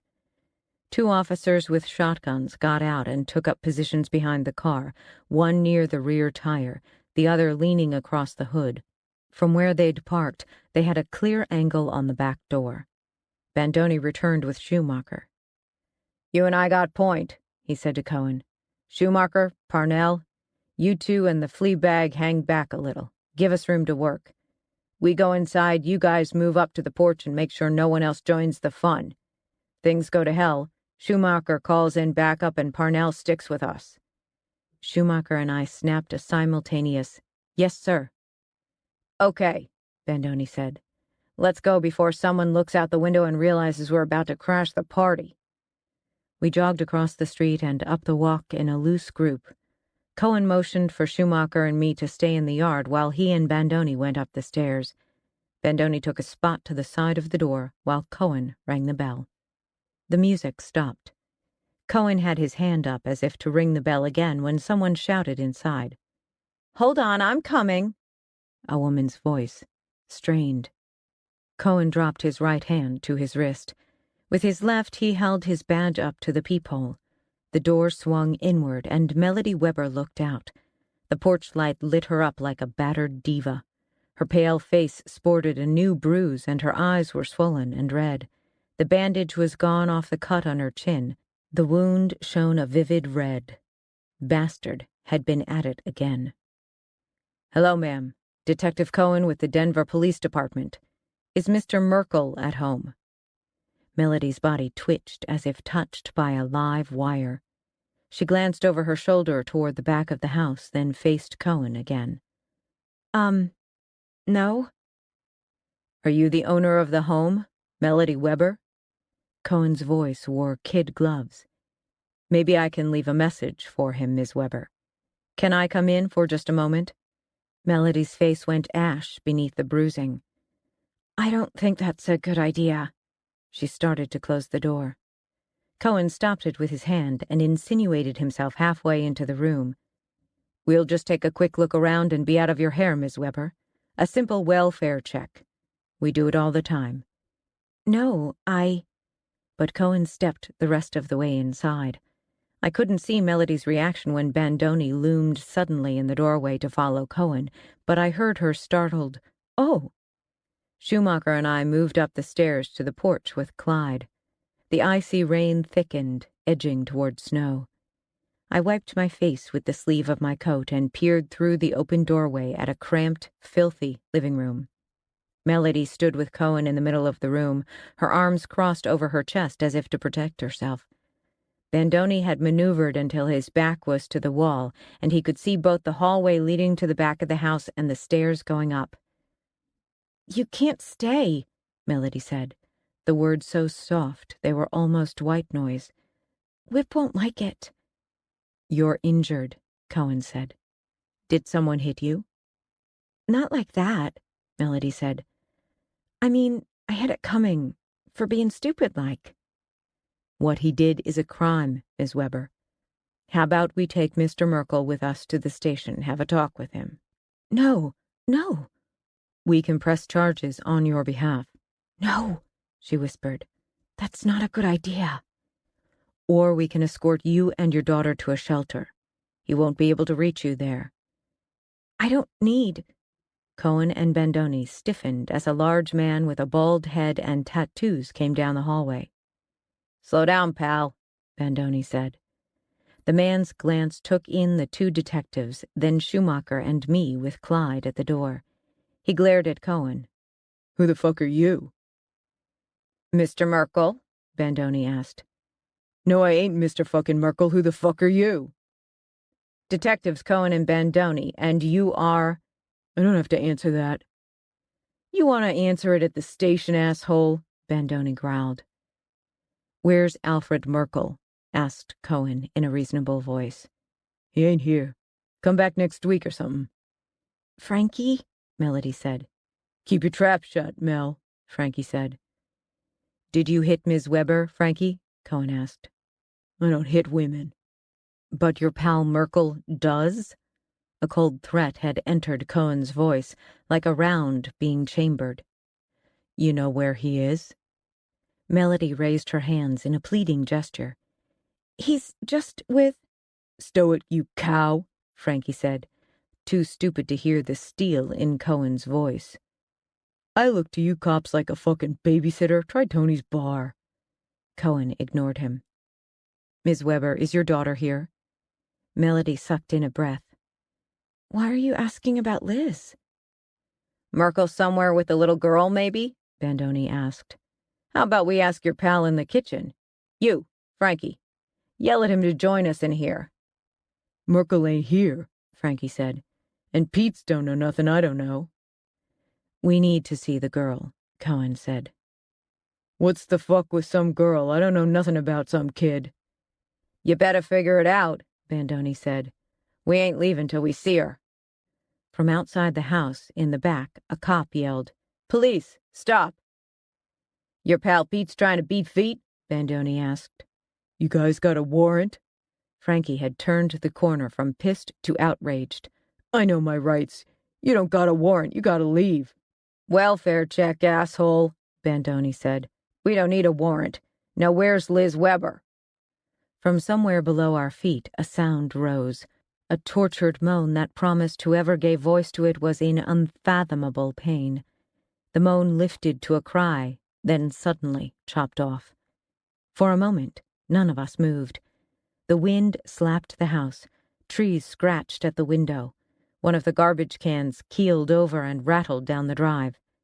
Melody sucked in air and fisted her greasy hair. "The fuck was that?" Bandoni asked, his eyes drilling the floor as if he could see through it. I signaled for Schumacher to radio for backup. Then Clyde and I stepped into the living room. "Melody," Cohen said. "Where's your daughter? Where's Liz?" Melody looked at Frank as if for guidance. Frankie reached behind his back with his right hand. "Don't even think it," Cohen said. Bandoni lifted his gun. "Hands up where I can see them. Now, asshole." Frankie brought his hand back around. It came with a .45. "You die," he said. Bandoni fired a single shot with his service revolver, opening a hole in Frankie's stomach.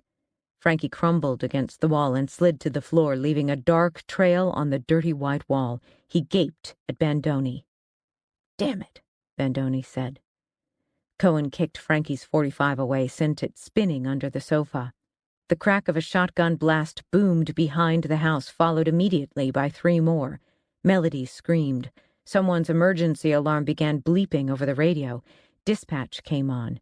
"Car 114, are you okay?" The radio crackled. "Officer down! Officer down!" Bandoni disappeared down the hall toward the back. Dispatch was on the radio again.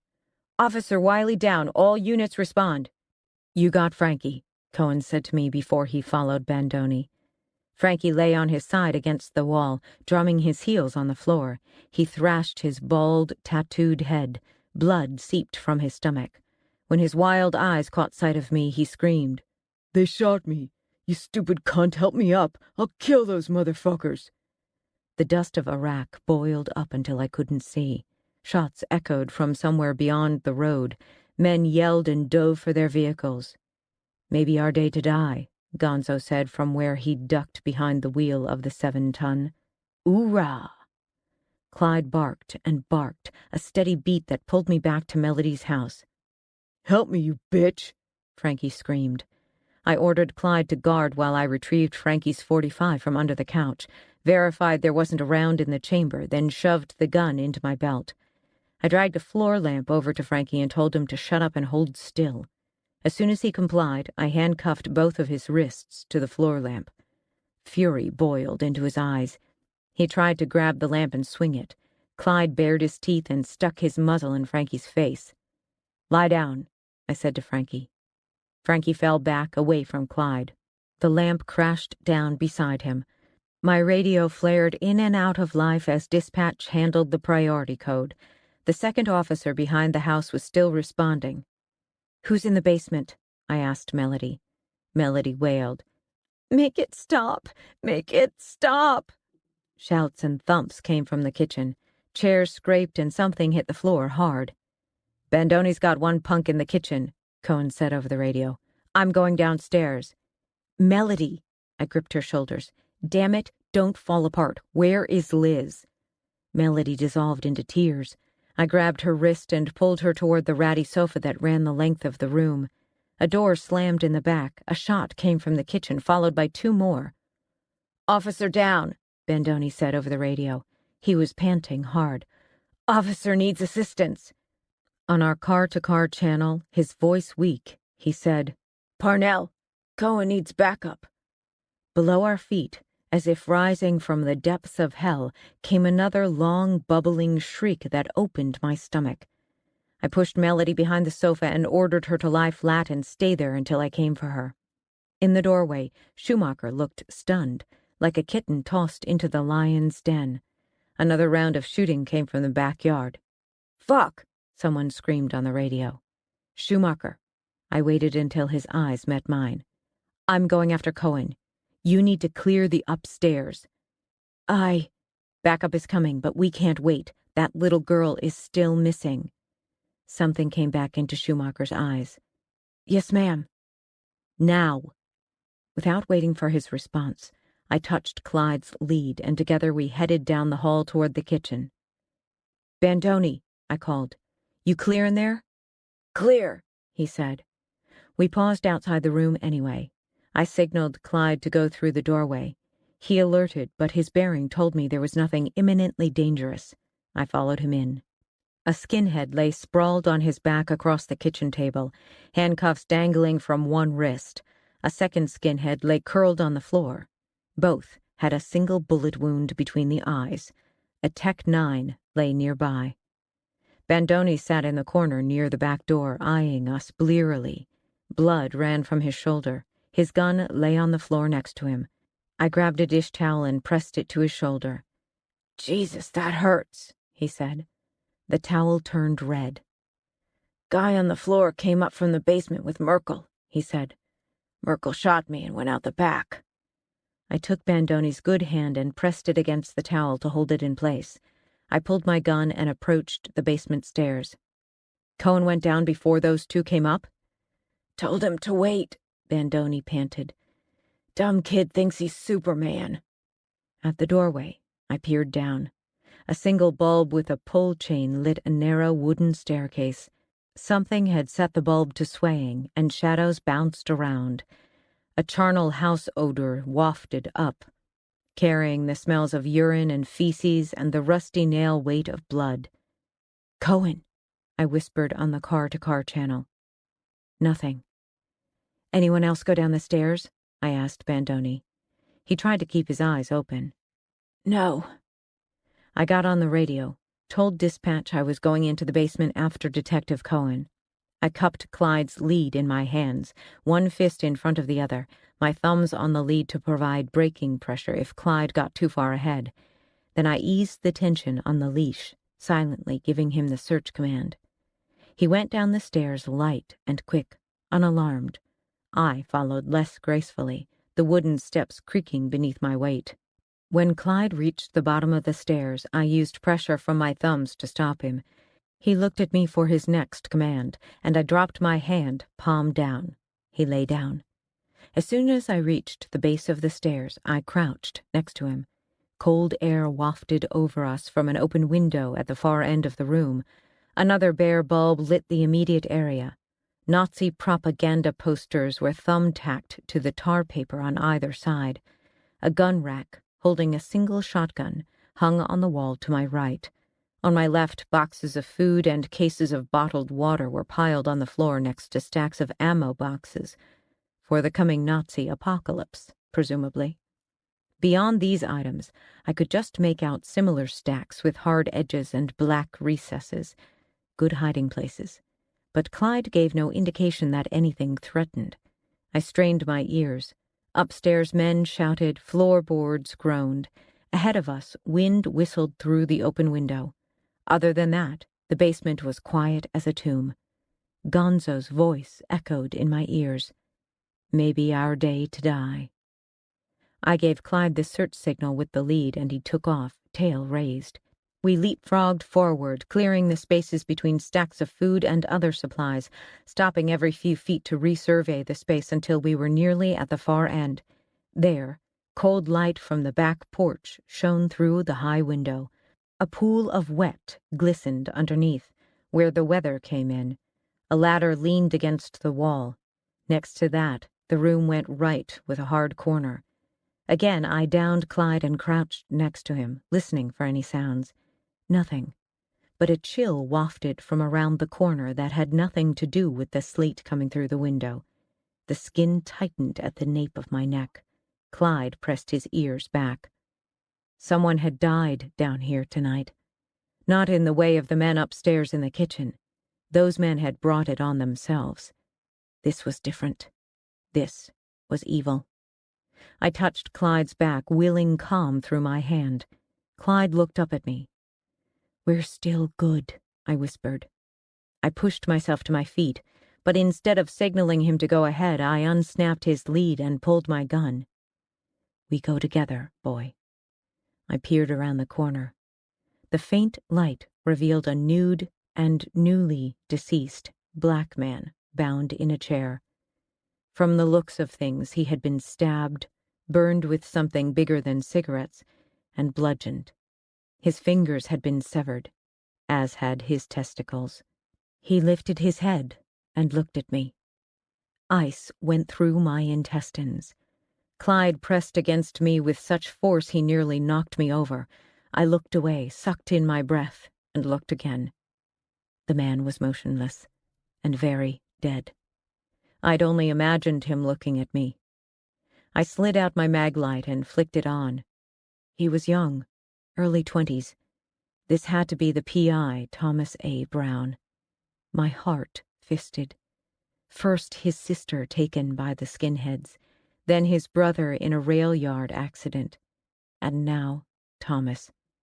Was there a mother and father somewhere to mourn the loss of their children? Scattered all around the body, on the floor next to the knives and the lighters and the shears, next to a bloodied ice pick and several grill lighters, were empty beer bottles and bags of popcorn and crushed cookie boxes. Nothing like a little torture to give you an appetite. Beyond the dead man, the room continued into darkness. Gingerly, Clyde and I skirted the chair and its gruesome burden and moved toward the back. "Cohen," I whispered into the radio. No response. I softened my knees and pressed my hand to Clyde's neck. "Seek." Clyde moved ahead. Instead of bounding forward, he went slowly, as if sensing my need to touch him. Maybe he needed my hand, too. More supplies were stacked in the back, cardboard food boxes mainly. Added to what was in the basement's main room, it was enough to supply an army, which was probably the intent. The boxes stopped a foot short of the back wall. Clyde thrust his nose into the gap, then sat. I lifted the light. Cohen, lying on his side and wedged between the wall and the boxes. Hastily, I set down the flashlight and holstered my gun, grabbed Cohen's feet, and pulled him free. He was pale, eyes closed, bleeding from the back of his head. I touched my fingers to his neck, a strong pulse. I tapped the radio. "Officer down," I said. "Request assistance. We're in the basement, to the right of the staircase and around the corner. We have a second victim down. My K9 and I have cleared the area." I checked Cohen for other injuries, found nothing save the bloody lump on the back of his head. The skinheads must have figured he was dead and hidden him behind the boxes with the dumber-than-shit idea that he wouldn't be found. I took off my jacket and wadded it beneath him. Then Clyde and I sat with him in that chamber of horrors and waited. While we waited, I touched my hand to my heart. Made Thomas A. Brown, private investigator, whole again in my mind. Clyde and I stayed in the basement until the paramedics loaded Cohen onto a stretcher and carried him upstairs. By then he was starting to come around, glassy-eyed and pale, but breathing. The EMTs carried him out to the front yard where Denver PD had set up a staging area beneath a canopy tent. The snow had turned to icy spitballs that rang against the trash cans, hissed on the ground, and pinged on the canvas. Beyond Melody's house, the street gleamed. I followed Cohen's stretcher underneath the canopy, shrugged back into my coat. He opened his eyes and looked at me blearily. "What the hell were you thinking?" I asked him. "The little girl," he said. "Is she—" "We haven't found her." Cohen closed his eyes. "Head hurts." "What happened?" "Went downstairs too fast, thinking maybe they had the little girl down there." His eyes widened. "Where's Bandoni?"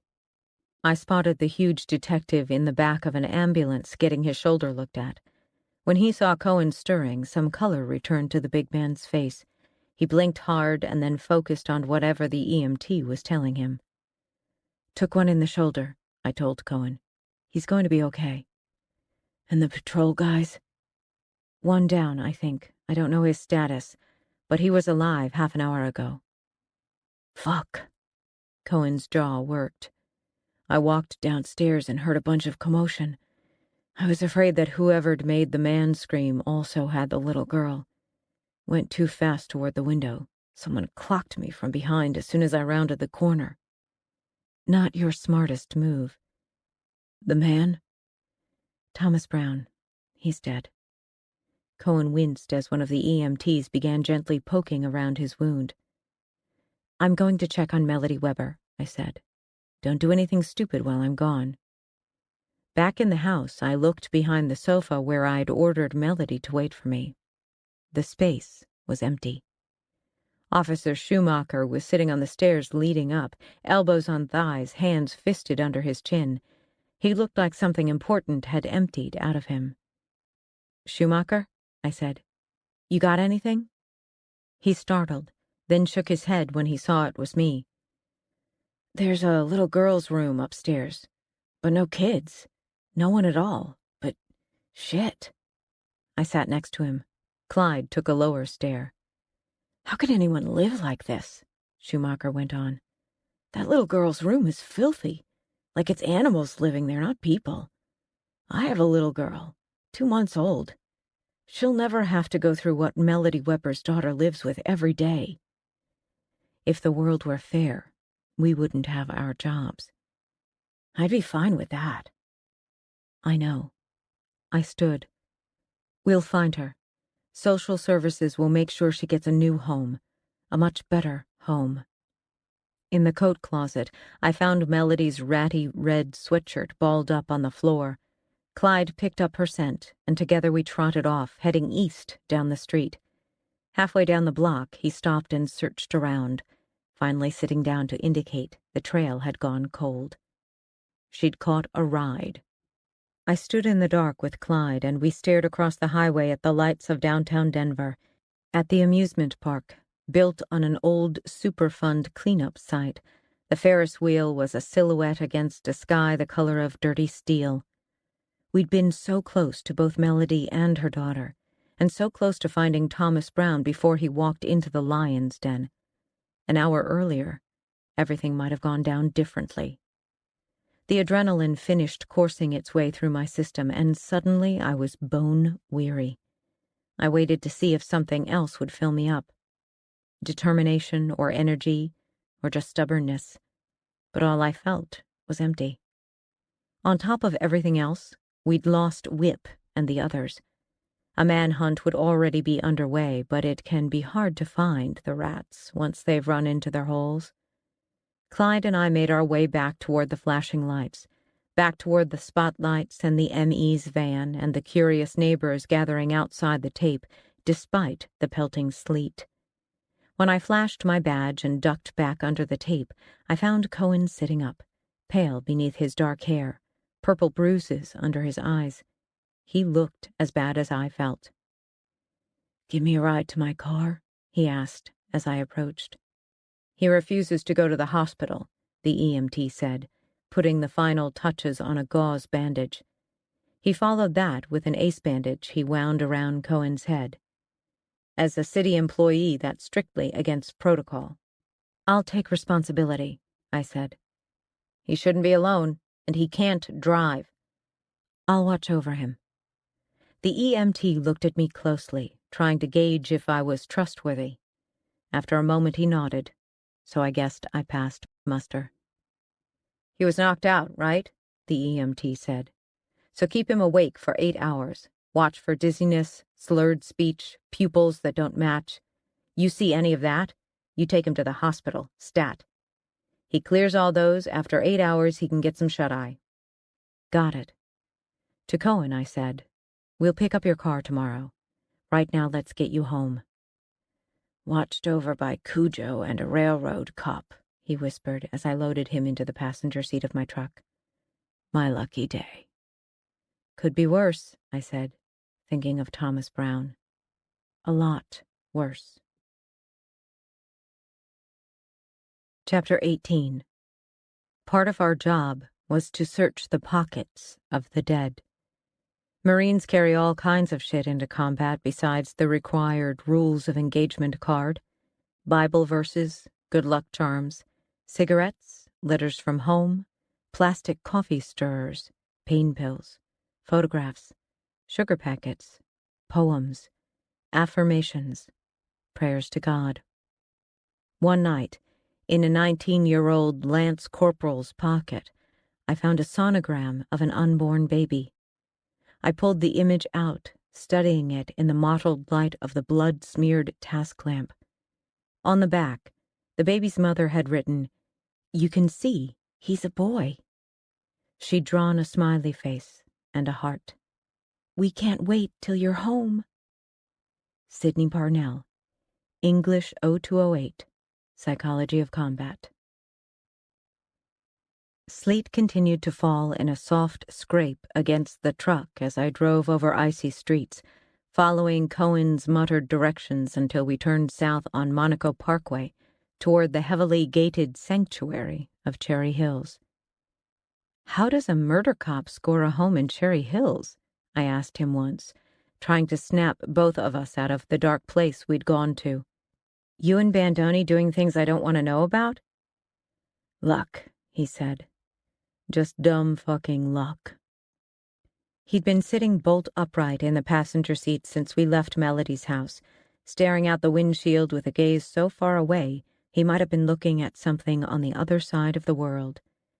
I'd tried to engage him in small talk, just to make sure he stayed awake and that he didn't start slurring his words, but after a few feeble attempts, the talk died. The thought of the dead man and Melody's little girl sat like ghosts between us in the front seat, invisible, heartbreaking conundrums. I turned west on Hampton, kept my speed down on a road luminous with black ice. Cohen made a sound in his throat. I glanced over. What? I should have listened to Bandoni and waited for backup before going down those stairs. Every cop should have a crystal ball. He met my gaze briefly, then looked out the window again, but I'd caught the anger and embarrassment in his eyes. Things just go wrong sometimes, I said. Nobody's fault. When the people in charge fuck up, who is it pays the price? When I was in Iraq, I used to ask myself that. I wanted to ask a colonel that question, or a general. Hell, I wanted to ask the president. But I learned to shut up. Asking those kinds of questions was way above my pay grade. So then you know the answer, he said. It's the innocent who pay. I couldn't speak. You ever fuck up, Parnell? Flashing lights appeared ahead. I slowed to a crawl and steered the truck around an icy corner. A patrolman directed traffic through a raft of cars guttered by the freezing drizzle. He saw DPC on my truck and waved us through. Me? Fuck up? I barked a laugh as I resumed our conversation. Nah. I achieved perfection sometime between enlisting and throwing away a love letter I found on my first dead body. You threw away a love letter? It wasn't written to her husband.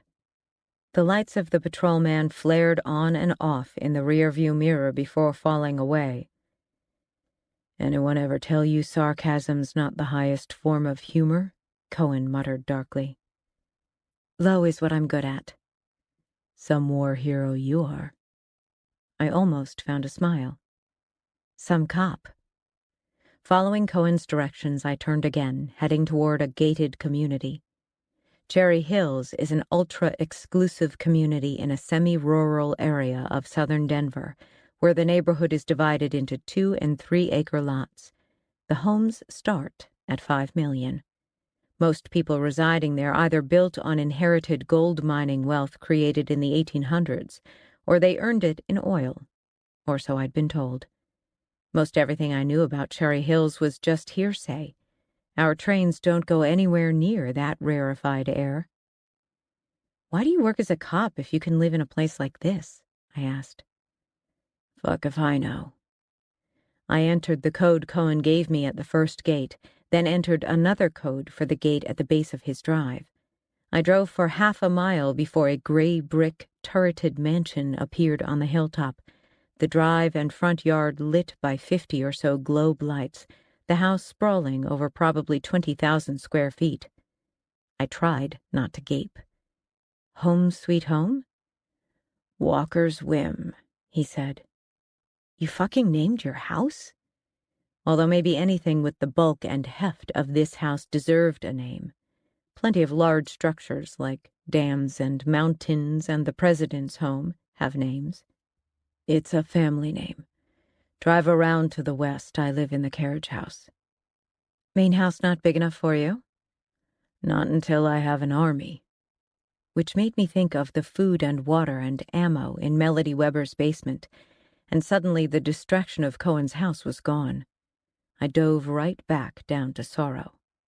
He had me pull into the single-car garage of the carriage house, a 2-story affair that would have comfortably fit 3 houses like mine inside, with room to grow.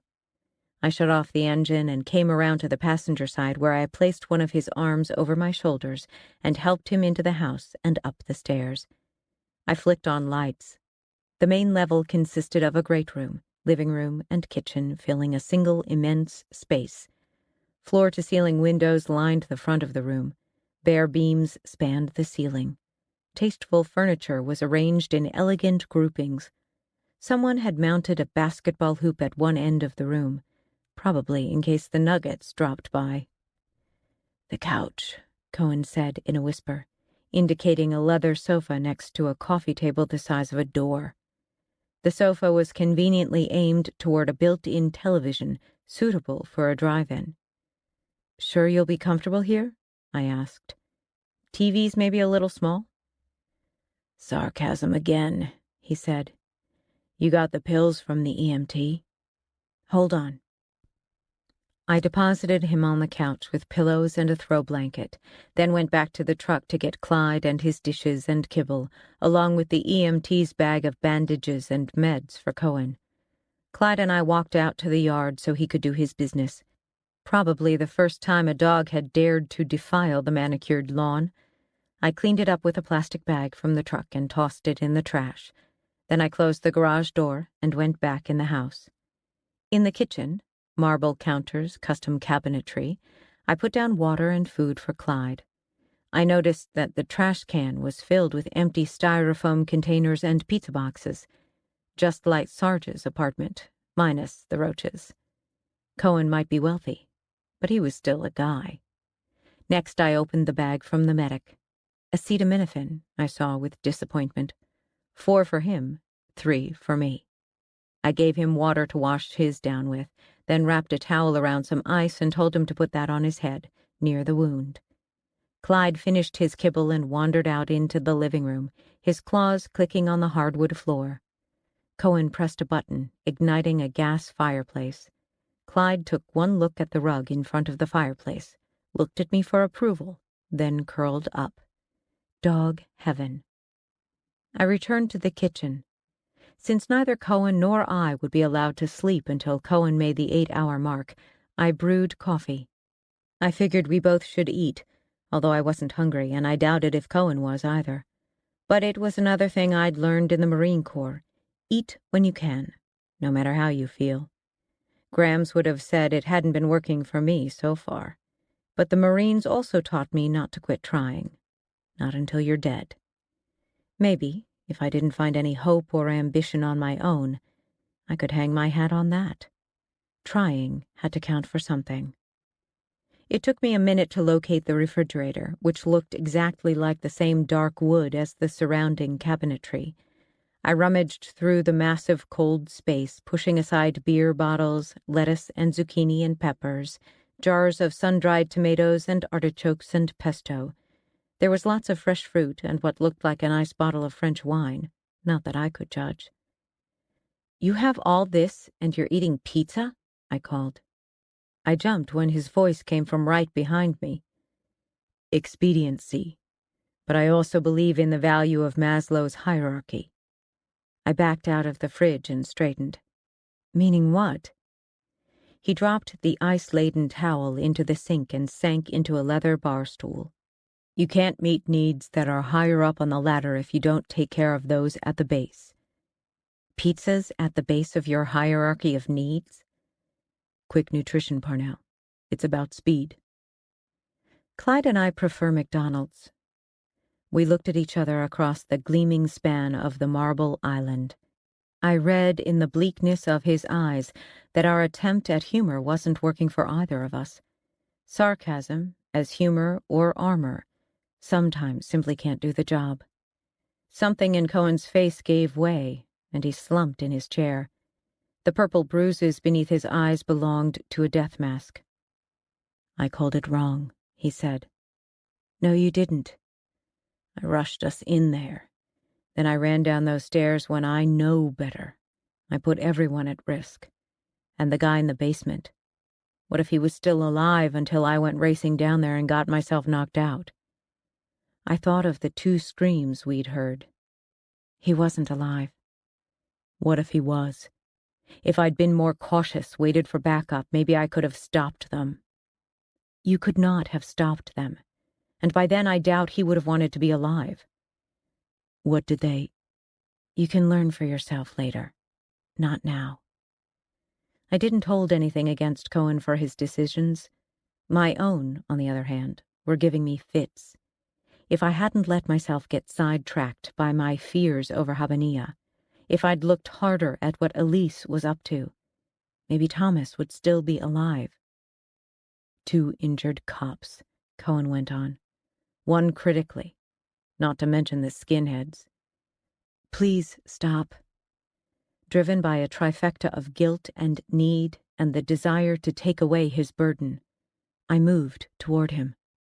The pain meds pulsed through my veins with a hard, rhythmic beat. Cohen was still talking. "They tortured him, Parnell, to death. I can still hear him. I will always hear him." The hair on my neck lifted. Deep inside, the monster I'd brought back with me from Iraq uncoiled. We, too, still heard the man's cry. Cohen swiveled the bar stool away, but I grabbed the leather arms and turned him back around, slid myself between his legs. He gripped my thighs, but kept his eyes on the floor. I gingerly touched his head near the wound. "You feel sick?"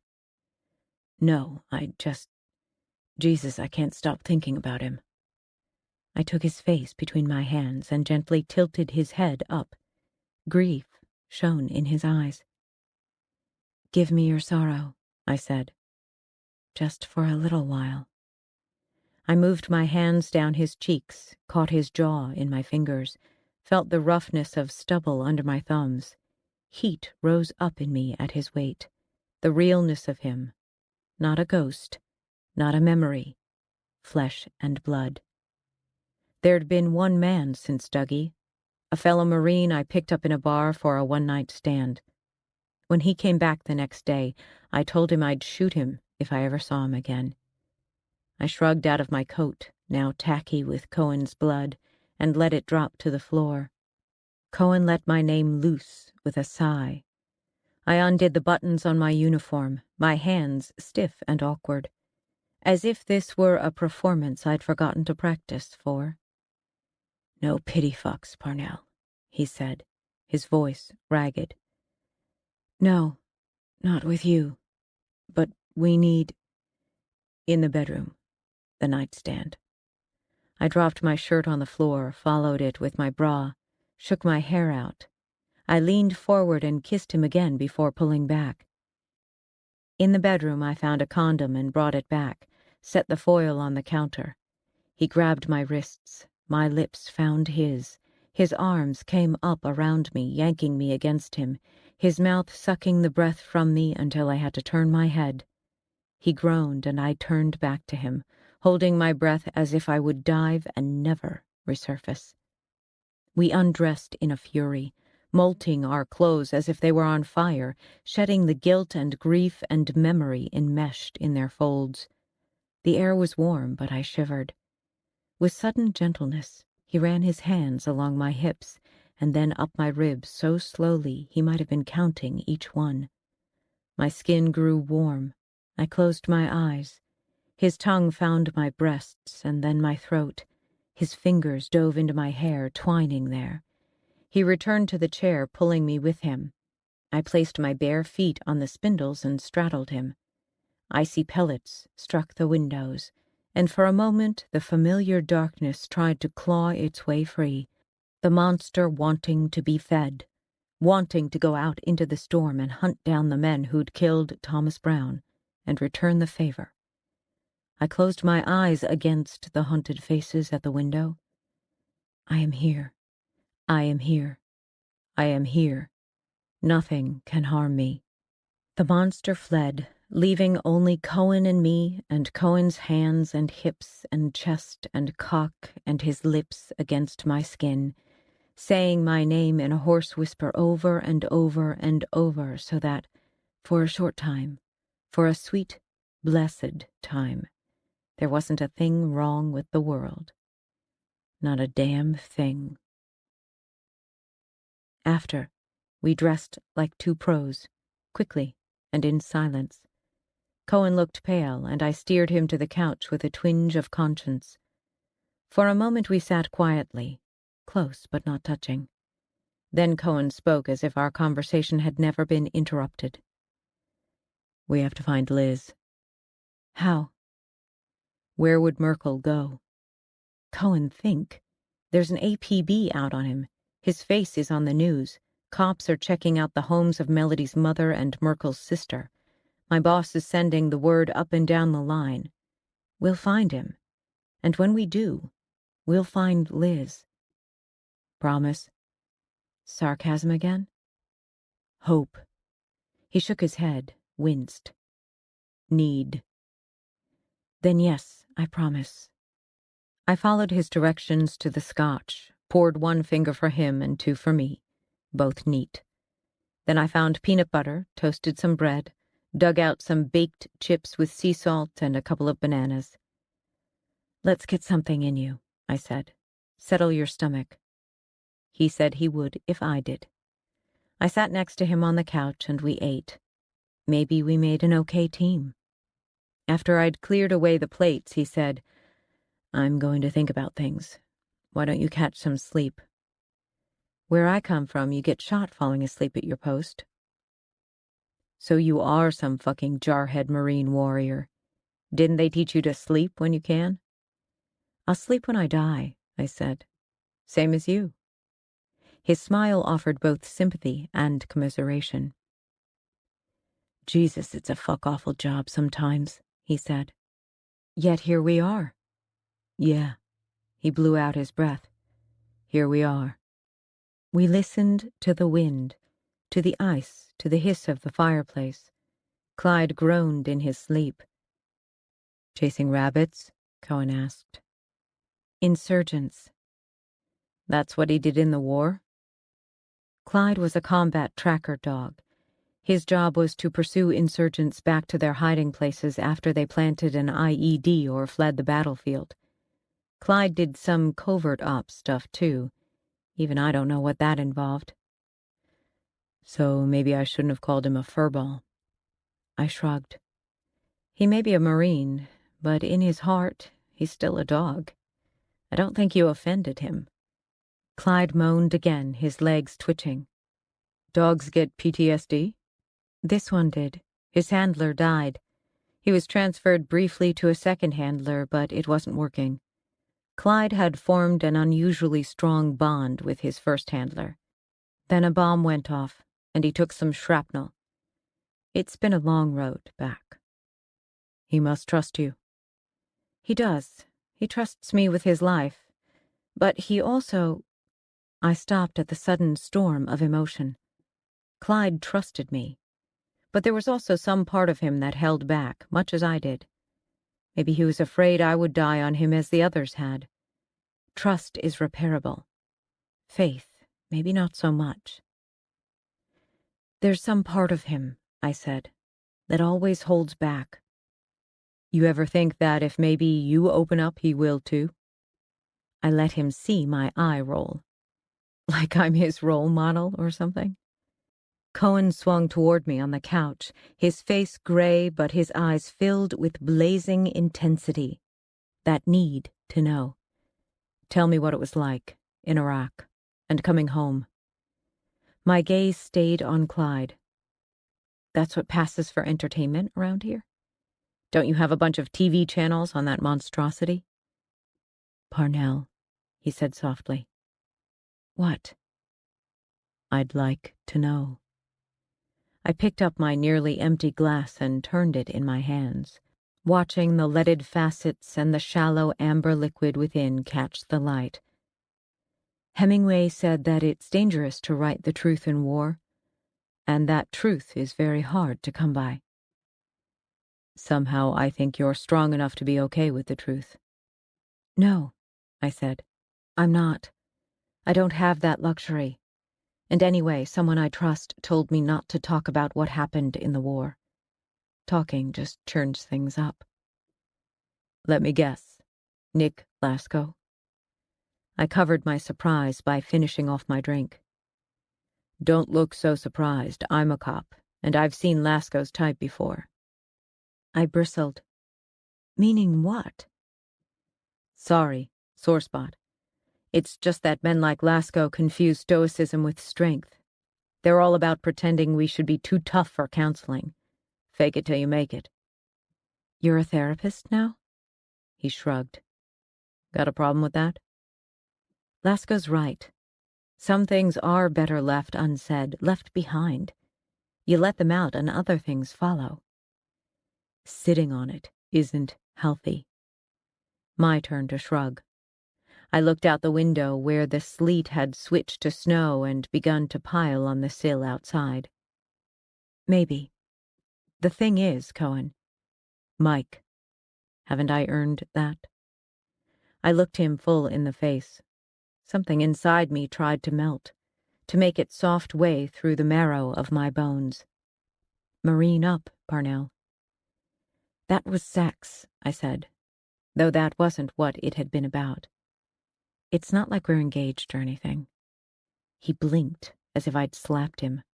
I hurried on. Anyway, people say they want to hear it, but they don't.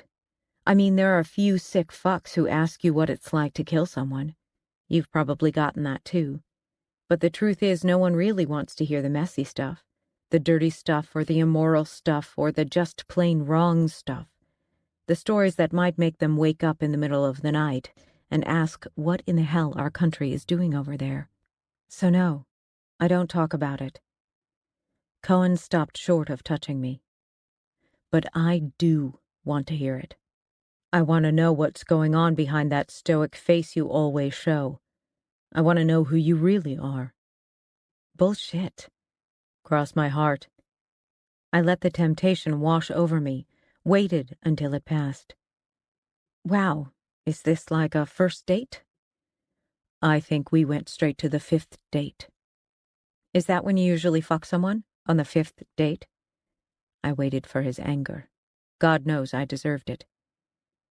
You are a pain in the ass, Parnell, he said, but his voice was mild.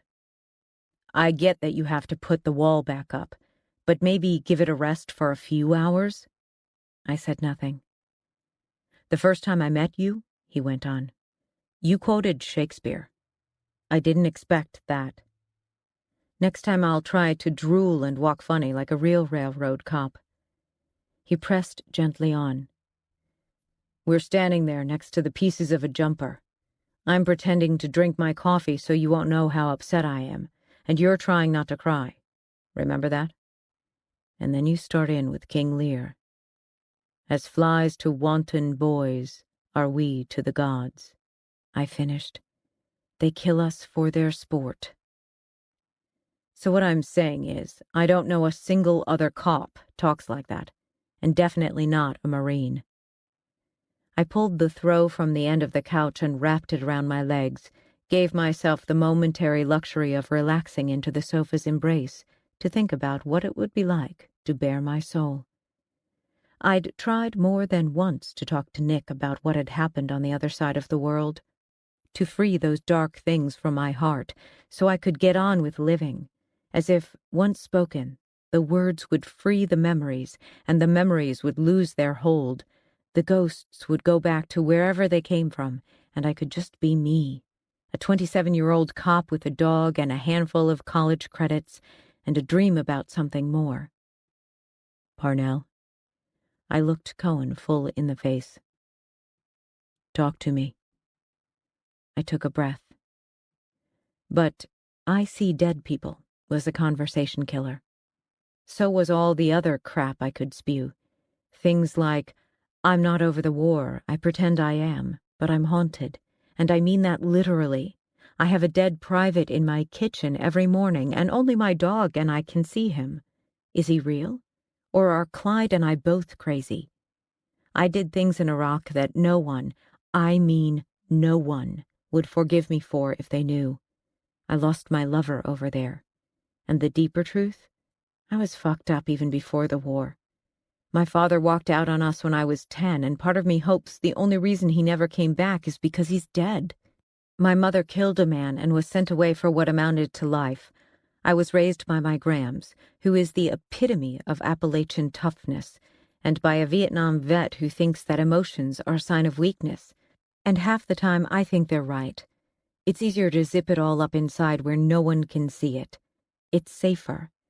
Because if they see it, if they figure out who you really are, they'll know that you are seriously fucked up. "You don't happen to have Jasmine's file here, do you?" I asked. He didn't move, but he went away all the same. "Okay, we'll play it your way." He picked up the scotch I'd poured earlier and drank it down quickly. "It's in the study, downstairs." I found the white vinyl binder in the center of a massive desk in a room lined with bookshelves. A murder investigation would have meant multiple binders, but because Jasmine's case had been first handled by missing persons, then only briefly by homicide before being relegated to the status of INC, there was only the one binder. I carried it upstairs and sat in a chair across from Cohen, opening the binder in my lap. "Read the summary report," Cohen said, "and when you're done, start reading the rest to me." I did as he asked, read the 2-page summary, then started in on the details, beginning with the first case report written by Missing Persons, and then going on to the interview with Jasmine's mother and brothers. Her oldest brother had last seen her leaving the rail yard after bringing his dinner, heading south toward the bus stop around 6 o'clock on Wednesday, February 21st, 2000. Her mother and the other brother hadn't seen her since breakfast, but both swore she had no reason to run away. Cohen's cell phone rang. "It's Bandoni," he said, and answered. "What?" Silence. "So nothing?" Then, "Shit, you're kidding me." Cohen gave me an apologetic look, then got up and disappeared into the bedroom, closing the door behind him. I frowned at that closed door, then continued thumbing through Jasmine's file, scanning quickly through sections labeled witness statements, on-scene report, continuation reports, vehicles, medical, neighborhood surveys. I came to the list of persons of interest the police had interviewed. The list had only 6 names on it, given in alphabetical order. I recognized 3 of the names: Alfred Merkel and Peter Kettering, both Royer boys. Maybe the Petes Frankie had referred to had been Peter Kettering. There was a Frank Davis, the Frankie who pulled a gun on Bandoni and Cohen before Bandoni shot him. There was another name I knew. It came before Merkel's name, and after that of Frank Davis. Gentry Lasco. I made a small noise. Sweat popped out on my forehead. My mouth went dry. Across the room, Clyde lifted his head. Gentry. Elise's cousin. Nick and Ellen Ann's son. Their golden child. Gentry Lasco, at age 17, a member of a skinhead gang, questioned in the disappearance of Jasmine Brown. Gentry, a neo-Nazi punk. I remembered Gentry hanging out with the Royer boys sometimes, wearing the boots and the camouflage, but he'd been too much of a jock for them and maybe just too decent-hearted to be totally accepted. For him to be part of Jasmine's disappearance? It didn't seem possible. Whatever he might have wanted to be then, he was now a kind and gentle man, a defender of the weak who took pro bono cases because he could make a difference, a brilliant lawyer trusted and loved by everyone, including Clyde, whose standards were higher than most. I stared at his name on the sheet in disbelief. Hastily, I flipped to the tab labeled Suspects. The same list of names appeared. So, somewhere along the line, the investigating detective had moved Gentry and the Royer boys from witnesses to suspects. Cohen's voice rumbled in the other room, on and off, rising in both tempo and volume. I moved to snap open the binder's metal rings, then froze, my thumbs against the metal tabs. I stared at the pages and, for a moment, the floor seemed to fall away, leaving me floating and rootless, wondering just who the hell I was. I am an honest person, I told myself. A cop. A Marine. That's who I am. In the bedroom, Cohen's voice went silent, followed by the sound of running water. But I was also family. Gentry was a brother to me, Nick a father.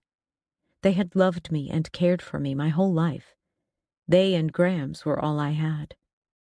The floor settled once more beneath me. Fumbling in my haste, I snapped open the binder's metal rings and began lifting every page I could find with Gentry's name on it. Witness sheet, suspect sheet, the interview. Chances were good that if no one had gotten around to scanning these pages to make an electronic document, this file was the only record in existence. I folded the sheets and hurried into the kitchen, stuffing the pages into the pocket of my DPC coat where it hung on the stool. I wondered how long it would take Cohen to realize the pages were missing, and what he would do when he found out. At the sink, I poured myself a drink of water, trying to ease the nausea. Cohen came out of the back room. "It's Tucker Rhodes," he said. He collapsed in his cell. My hand shook on the glass. "What?" "Something the doc missed. He's being transported to Denver General. I'm going in. You coming?" No, I'm officially on duty," I lied. "I need to check in." "Okay." He came to me where I stood, lowered his head to kiss me. I backed away. Behind me, heat seemed to rise from the stolen pages. "I'm sorry," I whispered. His face went blank. "I'll keep you notified." "Thanks." "I want to see you again, Parnell." "We're still working the investigation together." "That's not..." His patience finally snapped. "Right." He began moving around the room, angry, shrugging into a coat, digging gloves and a hat out of a closet.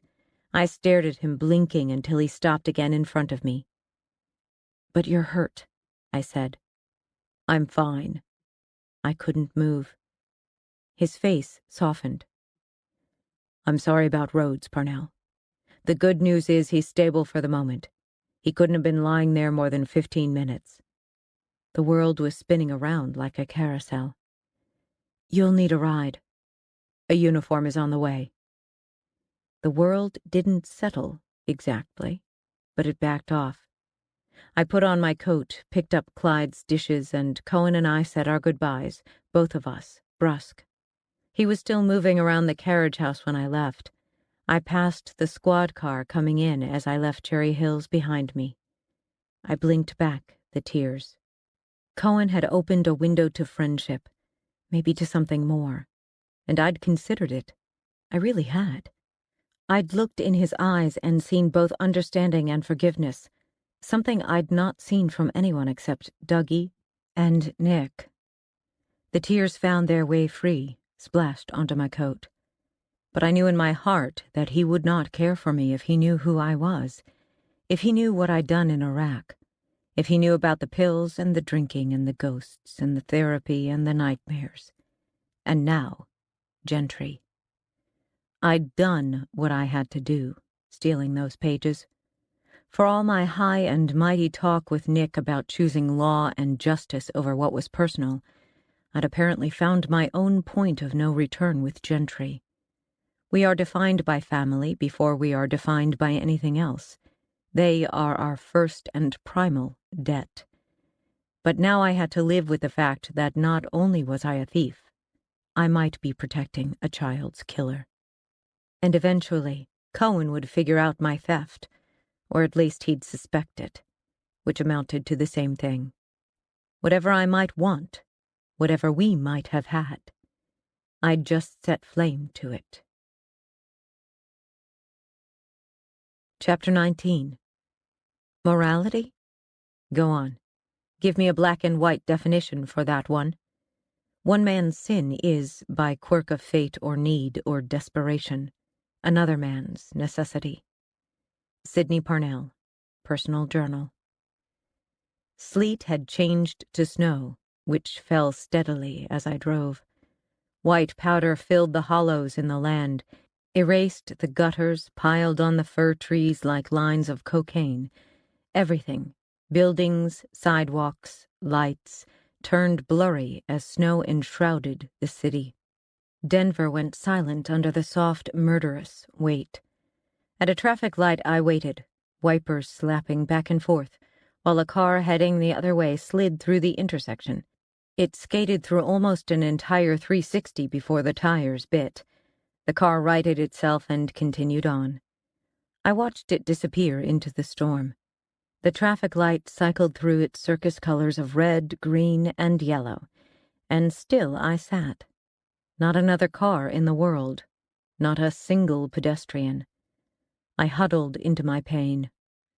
Older by a year and always protective of me, Gentry had been a stalwart friend through my stint in the Marines, emailing me, answering my calls when I got my turn at the phones, telling me I was doing the right thing by fighting in Iraq, while cowards like him were chowing down at Walter Steakhouse and struggling through constitutional litigation practicum. He told me I was a hero.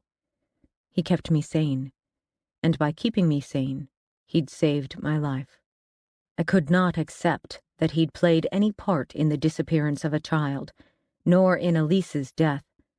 I remembered the cry he'd given when Nick gave him the news about Elise, and I had trouble believing it was pretense. But the police would look hard at him because he, perhaps more than any other of the Royer boys, had a lot to lose if the story came out. Gentry was in line to make partner in just a few years, a real coup for someone so young. But who wanted a lawyer with a little girl's blood on his hands? The light cycled again and again, and still I did not move. I told myself that if just one car appeared behind me, if just one set of headlights broke the darkness, things would be okay. A superstitious game I used to play in Iraq. If we made it safely past the next heap of trash, then there would be no bombs that day. But no cars came. Only the Sir, standing in the yellow glow of the street lamp on the other side of the road. I sat up higher in my seat, my shoulders at military bearing. Clyde rose and put his paws on the dash, panting softly. He, too, watched the Sir. The Sir stared at us, expressionless, his ghost-gray head tilted ever so slightly, waiting for me to figure it out, I guess. "Talk to me, sir. Tell me what's right." He stood with his helmet in his hand, his rifle slung over his shoulder. In the yellow light, his desert camos glowed. His body from the waist down was a bloody mess. He made no move. "You used to talk about the slippery slope," I said, "like it was a sheet of ice that, as soon as we stepped on it, doomed us to slide over the edge. We used to laugh about it. But then Habbaniyah happened, and we went sailing right into the abyss. So by that logic, it doesn't matter what I do about Gentry, because I'm already gone. My life was over as soon as I burned Rosenko's body so that no one would know how he really died." He straightened his head. I thought maybe he gave me a bit of a nod. "It was your job to be our moral compass," I went on. "We were just kids." "You want me to be your moral compass, Corporal?" I could almost hear him say. "Not my job. You gotta figure this stuff out for yourself. What's right and what's wrong. What's wrong and what's worse. You're a Marine. You can't count on someone being around to tell you how to act like a human being." "You sure as hell got that one right, sir." The Sir turned and walked away, striding up the street on ruined legs. I watched him go, my hands lifted to my face as if holding my head together. "Fuck you too, sir," I said softly. Tiredness prowled up my legs like a tiger and tried to sink its claws. I rooted around in the glove box for my stash of Dexedrine capsules. I chewed up 2, bitter but effective, then waited for the buzz. When the tiger loosed its claws and backed off, I put the truck in gear. Maybe I couldn't accept that Gentry was guilty of anything more than keeping bad company, but for the police to believe that required proof. It was my job to find it, to save Gentry as he'd saved me, just as I'd promised I'd save Tucker. Then, when Gentry and Tucker were clear, I would feed Alfred Merkel and the Royer boys to the monster.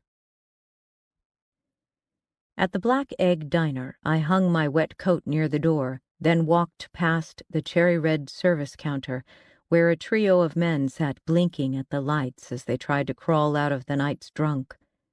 I went to a back booth, slid my bag across the seat, and tucked the end of Clyde's leash beneath it. Clyde paused in the damp and muddy aisle to sample the air, drawing in the smells of fried eggs and steamy water, disinfectant, and the warm wool scent of drying coats. Finally, he decided all was as it should be, and sprawled under the table. Susie Blair appeared at my table with an urn of coffee. She took in my battered face without a word, poured my first cup of coffee, then bent at the knee to fuss over Clyde. Clyde softened his ears and let his tongue unfurl. He knew Susie as the source of all things bacon, and accorded her proper respect. When she straightened, Susie said, "What can I bring you, honey? And don't you dare tell me coffee's good. You look like something the bears hauled out of the dumpster." I didn't take offense at anything Susie said. She talked that way to everyone. "How you doing tonight, Suze?" Susie huffed a breath and tucked a graying strand of blonde hair behind one ear. Her face was as flat and creased as an old pillow. But when she smiled, she was something. "I'm 53, she said. 54 in a month. I'm on my feet at 2 in the morning. That about says it all, don't it?" "Prince Charming still a no-show?" She laughed. "I'd take the devil himself if he'd rub my feet now and again. You're young enough to have a shot at Prince Charming, Sydney, so make it happen. Now, how you want your eggs?" She'd bring food no matter what I said, so I ordered eggs over easy and toast. Bacon for Clyde.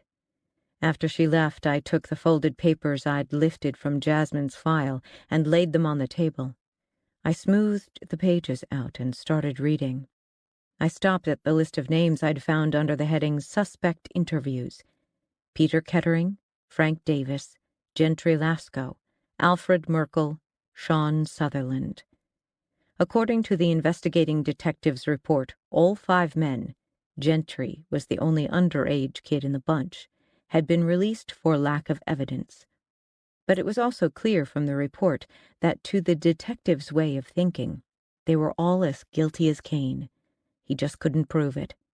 He'd poked around the case for 6 months, come at it from the front and back and sideways. Nothing ever broke. No witnesses could definitively place the Royer boys with Jasmine. No bloody clothes or weapons, no body. And some of Jasmine's friends said she'd been talking about running away. The detective had no choice but to let the Royer boys go. They no doubt went on to terrorize blacks and Jews and God knows who else in other cities and rail yards. Only Gentry stayed behind. Susie brought my eggs. She put a plate of bacon and sausage links on the floor for Clyde, refilled my cup, and plopped a fork down on top of the pages. "Eat now," she said. "Work later." "You work too much." My mind elsewhere, I watched her leave. I pushed the fork aside and turned pages until I came to Gentry's interview. Because Gentry wasn't an adult, his father was present. As a police officer, Nick had known to keep his mouth shut during the interview. But according to the transcript, he hadn't managed very well. He was clearly pissed at the cop for considering Gentry a suspect, and furious with his son for getting himself into a position where he had to be interviewed by a homicide dick. Nick and Ellen Ann had also been interviewed separately about Gentry's whereabouts that night.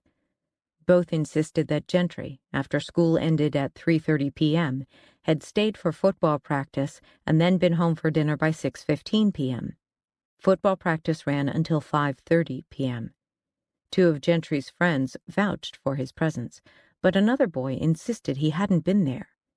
The defensive coach ran the practice that night, and he hadn't taken roll. He couldn't remember if Gentry, a third-string tight end, had been there or not. The families of the other men, all from Royer, said their darlings were home in time for dinner at 5:30 p.m. The recanting witnesses, the 2 hobos, had no idea what time they might or might not have seen Jasmine and the skinheads. The railroad employee with the hazy memory guessed he'd seen the group around 5:30 p.m.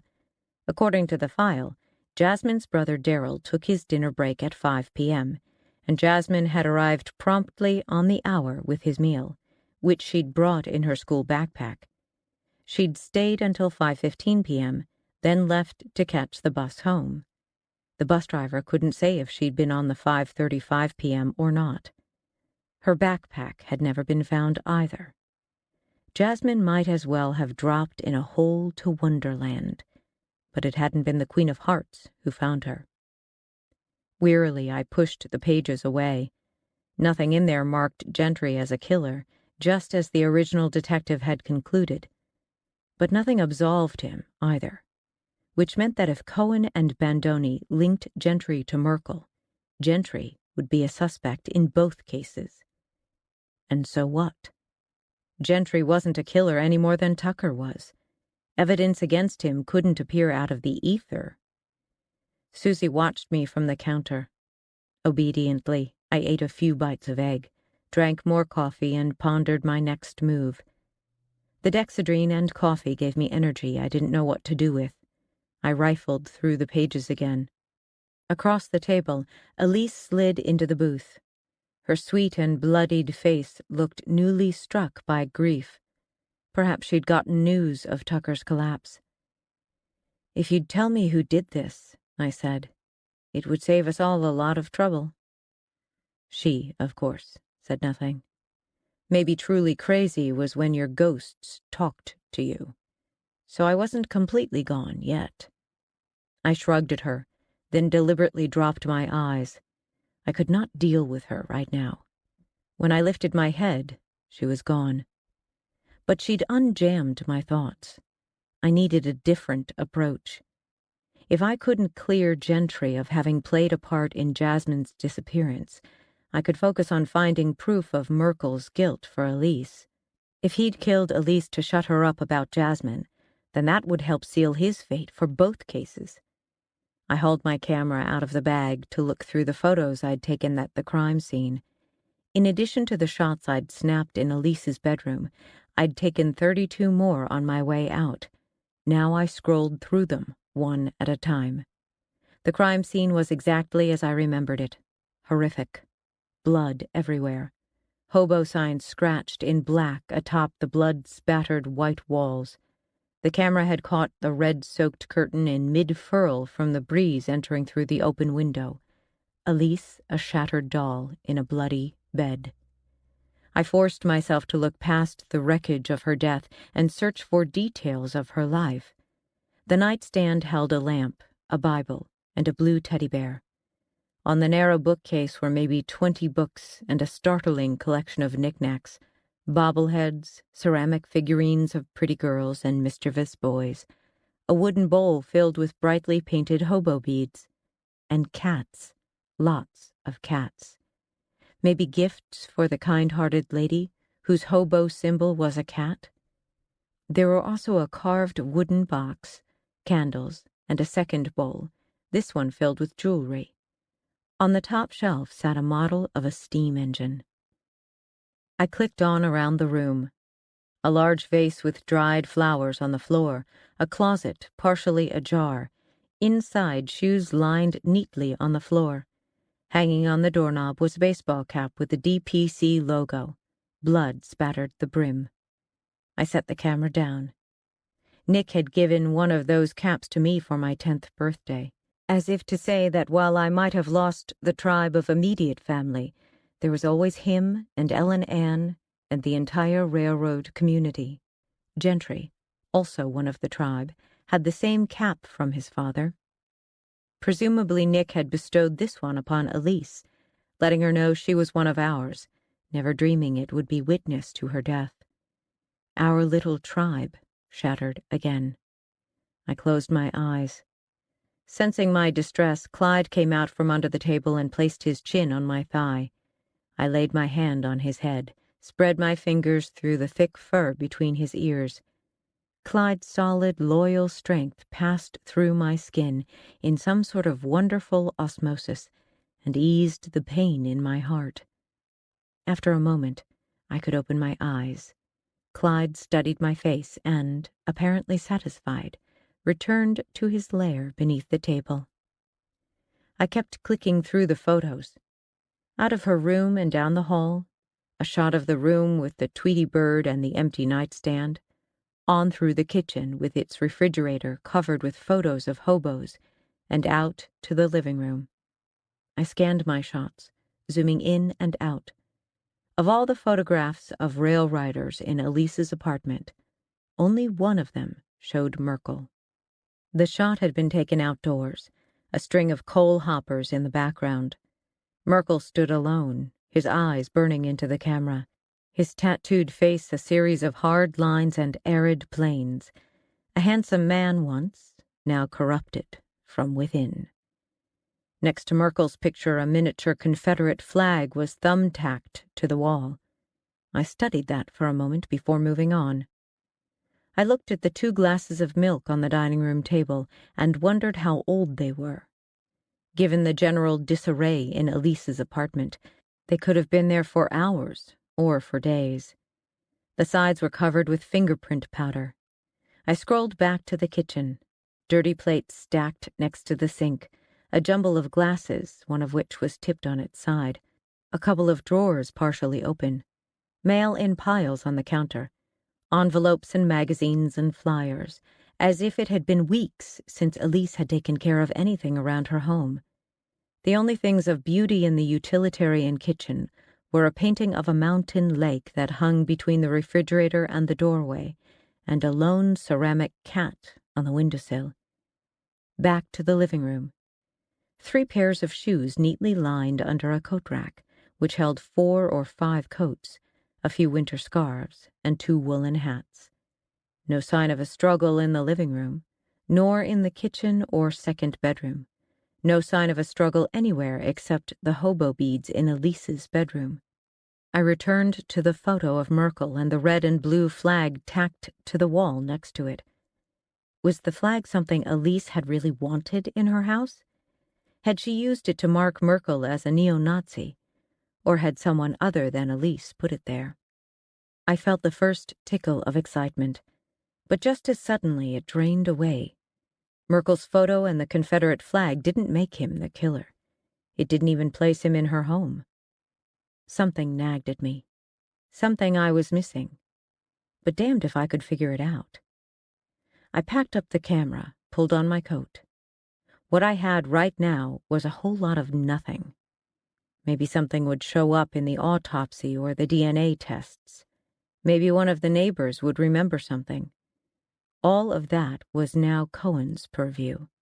It was his investigation, and I had cut myself out of it.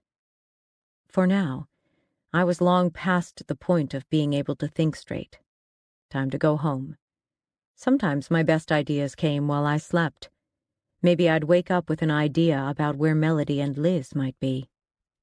I threw some bills on the table and nodded goodbye to Susie as Clyde and I made our way out. Susie blew me a kiss, which only reminded me of the night's earlier kiss, and everything that followed. Another broken tribe.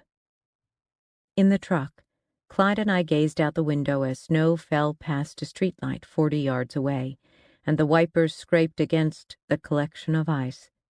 I pulled out my phone, saw that Cohen had tried to call more than an hour ago. I'd silenced my headset when we went to Melody's house. I stared out at the winter bleakness for a time, then called him back. He picked up on the third ring. "Parnell, I thought you'd be sound asleep around now." "Sleep when we die, right?" "Right." Behind him, other voices called back and forth. Phones rang, and someone slammed a door. The homicide room in full what the fuck just happened mode. "It's the life we chose." "How's Bandoni?" I asked. "Doc patched him up and sent him home. Guy's a boomerang. Right back to work. Chief tried to put him on administrative leave, but that went over about like you'd expect. He says to tell you thanks, by the way." In the background, I heard Bandoni say, "Fuck your mother." "Grateful bastard," I said. "What about the precinct cops?" Cohen's voice took a turn down a dark alley. "Officer Rossi is in critical at Denver General. We're working on IDs for the 2 punks in the kitchen. As for the assholes who started this shit, Frankie bled out before the EMTs got there. Pete's is MIA, and not a goddamn whisper about Alfred Merkel. Frankie didn't have ID on him, and we couldn't find anything in the house or the cars. We're running prints. My guess is Frank Davis and Peter Kettering, both Royer boys." The words were out of my mouth before I stopped to think what it might mean for Gentry. "Okay." Keys tapped. "We'll look at that." "And what about Rhodes? How's he doing?" "Too early to tell. Subdural hematoma.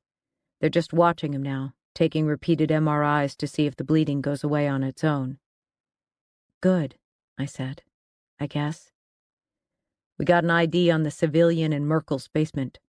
"You were right. Thomas Brown. Kid had just turned 22. I closed my eyes, searched for words, and came up empty. "I gotta get back to work," he said. Sometimes wait comes without warning. "Yeah, me too." "Later then?" I hesitated, on the verge of saying more, but I'd thrown that choice away. "Sure." We hung up. Dreams die hard, whether it's love or hope or money. We mean to live our lives one way, end up with something completely different. Thomas Brown had gone to Alfred Merkel's home to avenge his sister's death, but in the end, all it had gotten him was the same thing I had. A whole lot of nothing. Chapter 20. We all get our chance to sit alone in the dark, cheek by jowl, with the devil. Sydney Parnell, Personal Journal. At home I parked on the street, figuring I'd shovel the driveway once the sun was up. I let Clyde into the backyard so he could stretch his legs. In the harsh glare of the porch light, I used the broom leaning by the front door to sweep the stairs. Then I knocked the remaining snow off my boots and let myself inside. The house was quiet and warm. The furnace hummed softly. I pulled off my boots and coat and went into the kitchen, where I flipped on a light, took off my headset, dropped my bag on the table, and hung my duty belt on a chair. I could sense the dead private's earlier presence in the room, like a faint trail of burn in the air. But the man himself, or his ghost, rather, was absent. The greasy diner eggs sat heavy in my stomach. I decided to try eating something else, then catch a few hours' sleep. After that, I would take another crack at finding evidence against Merkel. Bent deep into the refrigerator, contemplating the contents of a ceramic casserole dish, I barely registered the warning squeak on the linoleum behind me. I grabbed the heavy dish, but before I could turn, something slammed into the back of my knees, buckling me. I crashed into the refrigerator door. Food and shelving rained down. Hands hauled me up, then someone kneed me hard in my lower back. The casserole dish flew out of my hand, spraying chunks of meat and potatoes in a sloppy arc before it smashed into pieces against the cupboards. I didn't sail nearly as far, but landed just as violently, smacking my face and forearms into the floor. Outside, Clyde, alarmed at the sudden racket, launched into a 5-alarm bark. For a few seconds, I lay stunned. The linoleum squeaked again. I raised myself to all fours. "Don't," said a deep voice. "I will hurt you." Whip, I thought. Alfred Merkel, come to do to me what he'd done to Elise. I feinted a collapse, rolled to my side, and scrabbled toward the chair where I'd hung my gun. I made maybe 6 inches of ground before my assailant slammed a boot into my ribs, then gripped me by my shoulders and flipped me onto my back before bringing his boot down on my chest. A supernova exploded in my sternum. I sucked for air and felt nothing come through my windpipe. Black bloomed around the edges of my vision. "If I'd wanted it to, that kick would have cracked your sternum," he said. "Now look at me." My lungs opened enough to allow a thin slide of air. I hauled myself to a sitting position, hands clutched to my chest, and shook my head to clear it. A man stood over me, dressed in filthy woodland camos, eyes as dark as his skin. He sported a month's worth of beard and a glint in his eyes, like an unsheathed blade. Not Whip. This man was black. His face was vaguely familiar, but my rattled brain couldn't place him. He looked around 45, wore thin gloves, and had a Colt M1911 aimed at my face. If he fired, there would be nothing left of my head. "Tell the dog to be quiet," the man said. I tried to summon the air to say, "Go fuck yourself," but nothing came. "Tell him or I'll shoot him." The man spoke with calm urgency. His hands on the gun were perfectly steady. There was enough steel in his eyes that I believed him not only able, but willing. My windpipe opened and my lungs filled. "Clyde, quiet." Clyde stopped barking and whined. "Tell him again," the man said. "Guerin," I said. "Be quiet." Clyde's whimpering stopped, but I could hear him on his paws, turning a tight figure 8 outside the door. "Good," the man said. I had him placed now. From the photos in his apartment, Max Udell, a.k.a. Sarge, the man who, back in Habania, had notified the SIR when Tucker's unit had found Rosenko and Haifa dead in her house. Sarge, who'd created a shrine to Iraq, had been photographed with Malik and the CIA spook, the same dead spook who'd been hanging around in Sarge's apartment. For whatever reason, the dead hang around.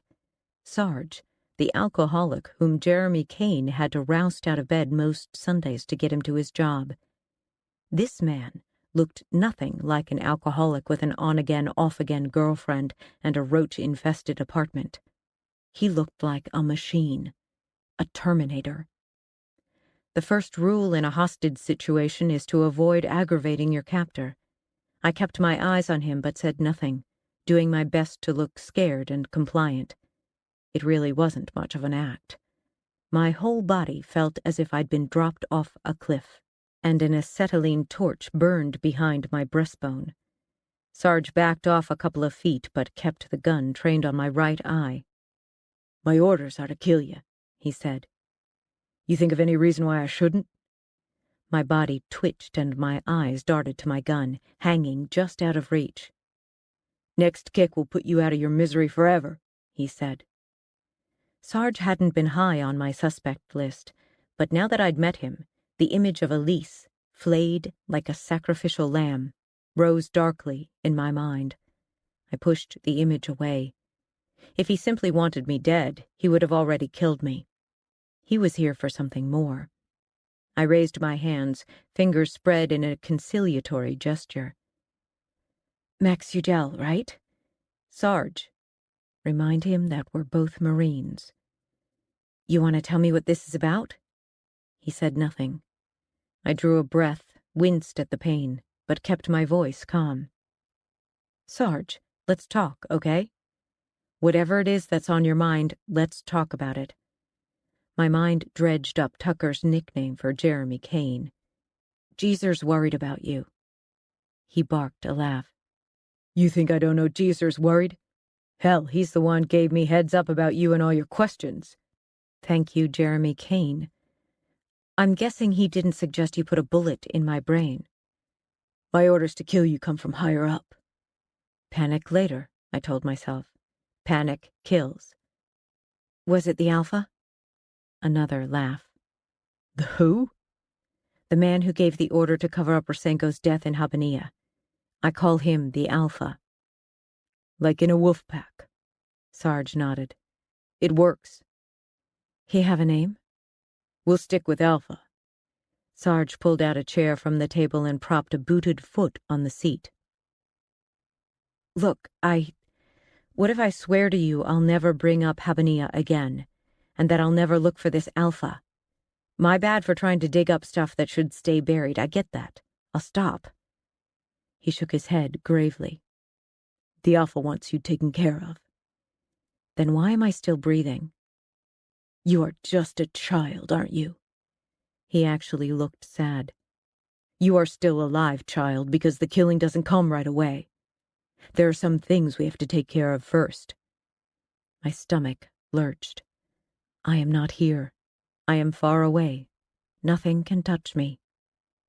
The smells of burnt plastic and charred flesh and the sick sweet stench of rotten eggs filled my nostrils. Mortars whistled overhead. My body began to shake with adrenaline. "Not our day to die." Gonzo grinned at me as we lay side by side, holding our helmets tight against our skulls. "Not our day. Not yet." "Truth is," came a man's deep voice over the wail of the mortars, "I don't want to kill you. Got your whole life in front of you. Fellow Marine, gave a lot for your country. You got your grandmother to take care of. Your dog. But I got my orders." "Panic kills," Gonzo said to me, his face black with soot. I began to count, just like the therapist had taught me. 1, 2, 3. Breathe. 4, 5. When I reached 10, the bombs fell silent.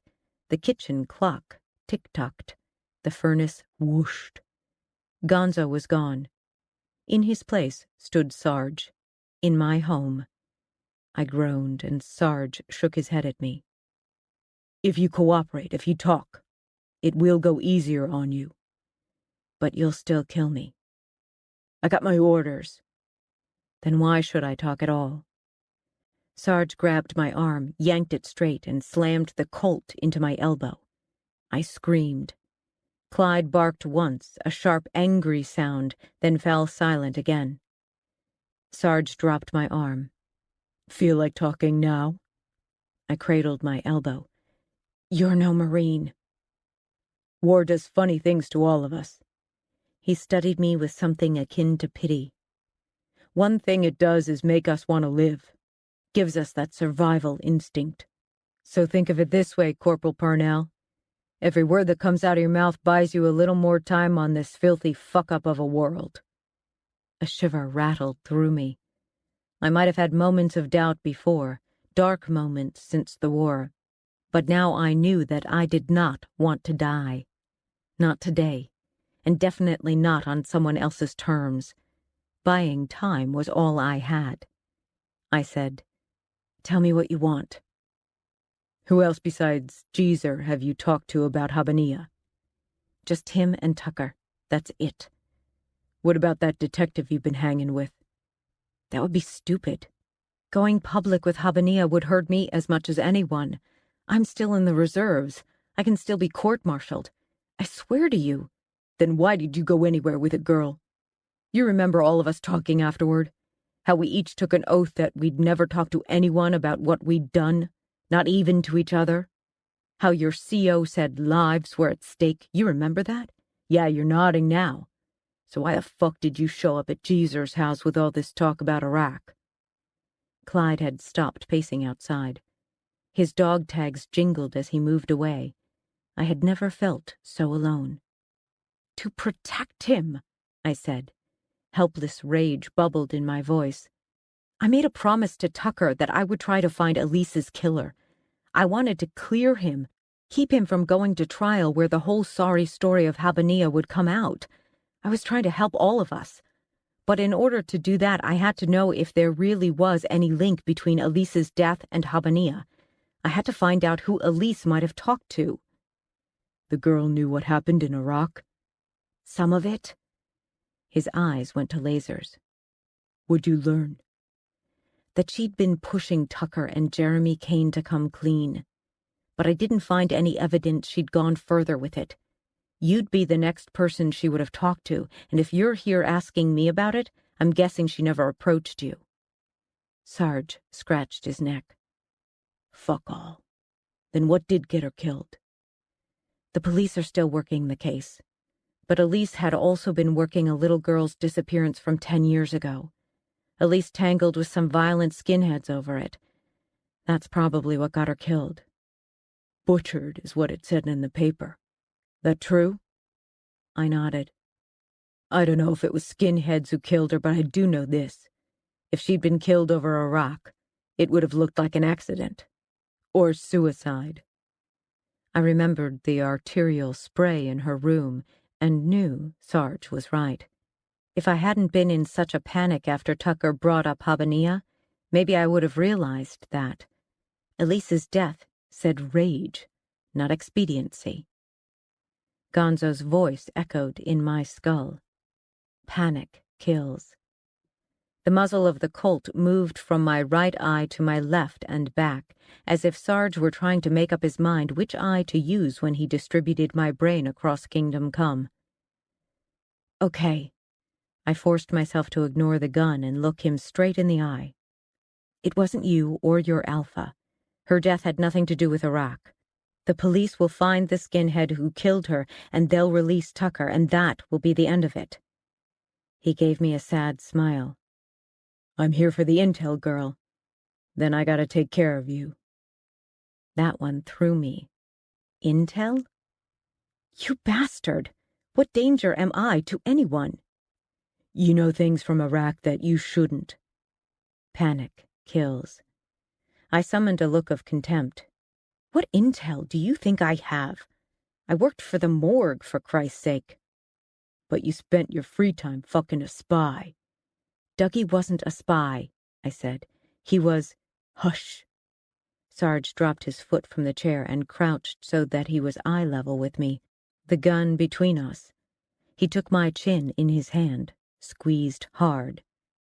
"Lying won't get you anywhere, but coming clean will buy you a clean death. Answer my questions.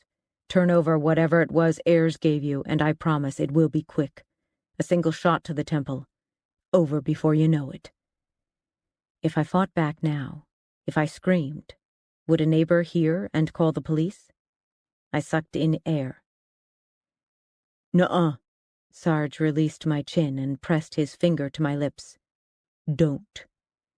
I released my breath. "No," I whispered.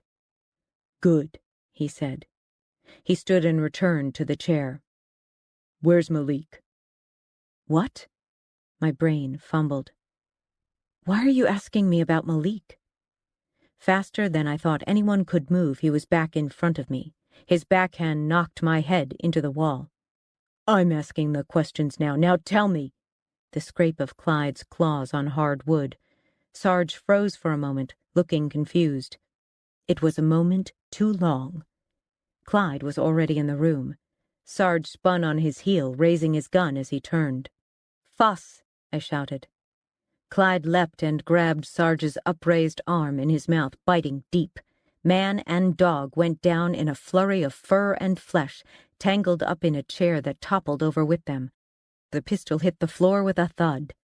Sarge bellowed in pain. Guérin. Inside. It had taken Clyde a while to find the narrow window in the crawl space that I always leave ajar, and probably longer still to worm his way into the house, then get himself through the defunct heating duct and into the hallway. Clyde and I had only run this scenario a few times, a year or more ago, but he'd done it. I got my feet under me and snatched up the Colt. I yanked out the magazine, made sure the chamber was empty, and tossed it out of reach on top of the refrigerator. I grabbed my own gun, the one I knew I could trust. Sarge was still hollering. Out, I shouted to Clyde. Aus! Clyde refused. He was in full-on devil mode. Aus! Clyde gave a final, reluctant shake of Sarge's arm, then released him and dropped to all fours. He didn't back off. Get up, I said to Sarge, who lay sprawled on his back. The sleeve of his shirt was soaked with blood. More blood spattered his chin and cheek. At the sight of his blood, something cold and primal descended, something dark and dank, as if I'd pulled on a filthy coat. I'd worn it before. Sarge didn't move. Get the fuck up, you Dell, or I'll sick the dog on your face. He rolled onto his side with a groan, then got to his knees. He cradled his injured arm to his chest and gave Clyde a look of murderous fury. I hate dogs. Pass auf, I told Clyde. Guard. To Sarge, I said, stand up against the wall. Bitch, he panted, still on his knees. I grabbed my Sam Brown belt and pulled out 3 sets of cuffs. Get up, asshole. Fucker tore the shit out of my arm. I kicked him in the ribs and knocked him flat, then kicked him again for good measure. Fucking cunt, he said. Now. He grabbed a chair and tried to stand. As soon as he gained his knees and his head came up, I hit him with the gun. His left ear split open, spilling more blood. He bellowed with the pain and dropped back to the floor like the sack of shit he was. Try again, I said. Stop, he said. For the first time I heard a different note in his voice. Compliance. Compliance wasn't what I wanted. What I wanted was an excuse to kill him. The monster, demanding to be fed. I kept the gun on him, telling myself I wouldn't kill him. Telling myself we were both Marines, no matter how far he'd fallen. No matter that he'd intended my death. I warned myself to hold tight to the leash I kept around my rage and fear, for if I let go, something monstrous would emerge. He found his knees. You gonna hit me again? Knuffen, I snapped at Clyde. Clyde growled. Against the wall, now, I said, or I'll put him on your throat. Sarge hawked blood onto the floor, but he dragged himself to his feet. I slammed him against the wall, punched him in the kidneys, then pressed the Glock to the base of his neck. Hands behind your back. His muscles coiled for a response. I hit him with the gun again, smacking the same ear. He screamed. I shoved him against the wall and stepped back. Hands. He put his hands behind him, and I snapped the handcuffs on. I righted the chair and pushed it so it was a foot from the table. Sit, I told him. He sank into the seat, his hands pulled tightly behind him. I pulled duct tape out of a drawer and wrapped it around his ankles and knees. Feeling sick, he muttered. His face had taken on a chalky tone. You gonna throw up? I asked. He glared at me through his right eye. The other was swelling shut. I braced my feet and leveraged the chair back against the table so that he was tilted at a 20-degree angle. You puke, you'll choke on it. He rocked in the chair, trying to right it. I placed the muzzle of my gun against his temple. You want the dog in your lap? The steel was molten in his eyes now, but he'd started this shit. The Alpha sent you here. Who is he? He gave me a stony face. I put an elbow hard into Sarge's jaw. The chair teetered. Who sent you? Silence. I lifted my arm to hit him again, but his voice stopped me. I don't know.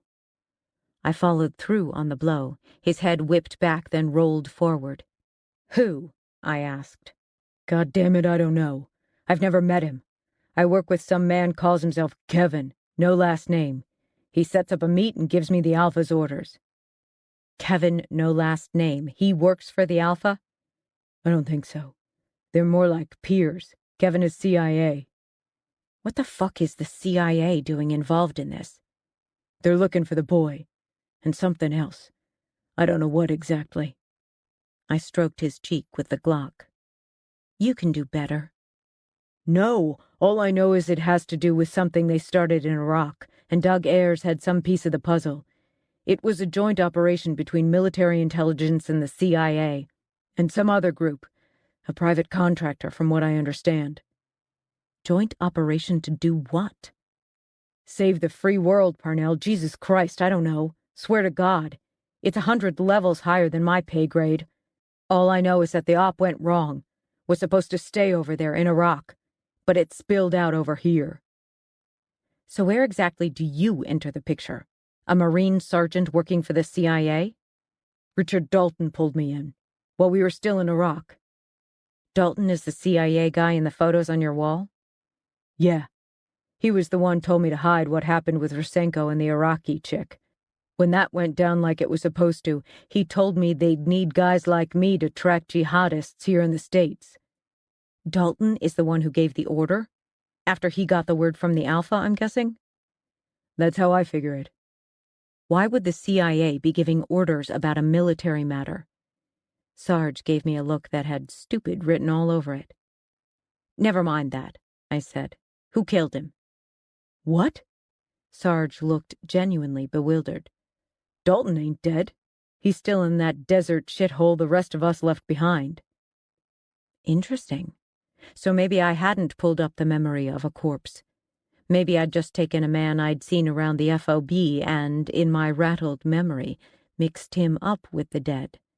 Or maybe I really had seen him dead, and Hal and the Alpha hadn't gotten the word. Why are they trying to find Malik? What could either the CIA or the Alpha care about an Iraqi orphan? Nobody filled me in. But I'm thinking they wanted that kid for the op that went south.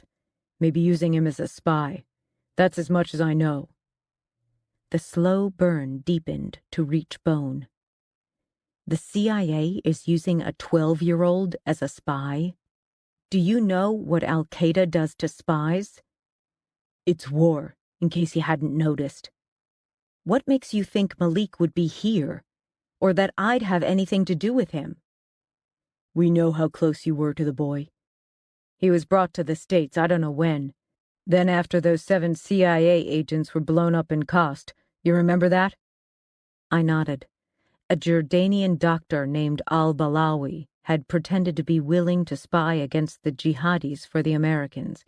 Instead, he'd triggered a suicide vest and blown himself up along with the CIA officers, a Jordanian intelligence officer, and an Afghan working for the CIA. After that, Sarge went on, using the boy became critical. Losing al-Balawi meant we didn't have anyone on the inside. But when Malik went missing, we figured he'd show up on your doorstep. You sons of bitches. War, Parnell, war. Fuck you. When I hit him again, it was really more of a love tap. Inside, my heart was almost singing. Malik was alive, and he'd made it to the States after all. Sarge regarded me through swollen eyes. You gonna kill me? Depends. Tell me about Doug Ayers. What is it the CIA thinks he gave me? I told you. Kevin wasn't too specific on that. I got the sense he was fishing, like he doesn't really know. Is it Kevin who wants it, or the Alpha? Both, as far as I know. If I let you live, and that's a big if, you tell those sons of bitches that Dougie gave me nothing. You understand? Nothing. No papers, no pictures, not so much as an STD. Nothing. To my horror, I was crying, with rage and with hatred and with the fact that what Dougie and I had once shared was reduced to this. With Dougie gone, all I'd wanted when I came home was quiet. Clyde and me working together, trying to heal. Working the trains was a bonus, a way to flee into wide, empty spaces and feel in touch with my long-gone father. It was all I'd wanted. And now, this. Nick was right. What happened in Iraq should damn well stay there. What does Kevin look like? White guy. Over 6 foot, maybe 220. Early 40s. Soft-looking. Dresses in nylon pants and polar fleece. Like he works for one of those fancy gear outfitters. How does he arrange a meet? Sends an email with the date and time and location. I had Sarge give me the email address, and I jotted it down. What does all of this, Malik and Doug Ayers and this special operation, have to do with Habbaniyah? Nothing. Habbaniyah isn't Kevin's deal. The Alpha's just cleaning house.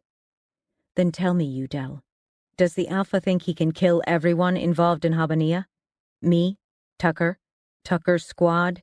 Anyone else in the platoon who might have figured it out? Does he plan to kill everyone? You're the only lucky one, because he had to get nosy and start asking questions. The others are too smart to talk. They got too much to lose. And I don't? Where'd he get that idea? I think he just needs me to explain it to him. What I'm wondering is if you could explain things better alive or as a corpse. You kill me, it's just going to piss him off. So then he's going to, what, order me tortured and killed? How much worse can I make it for myself? You kill me, you'll spend every minute looking over your shoulder for the next guy. Only you won't know what he looks like. And there's a cop, too, don't forget.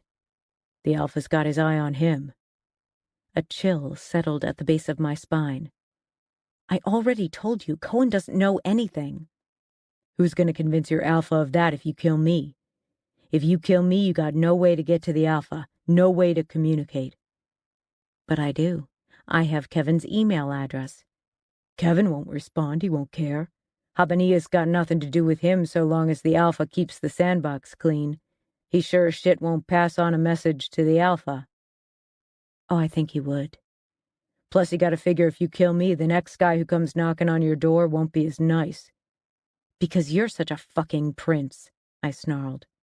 But Sarge was right about a lot of things.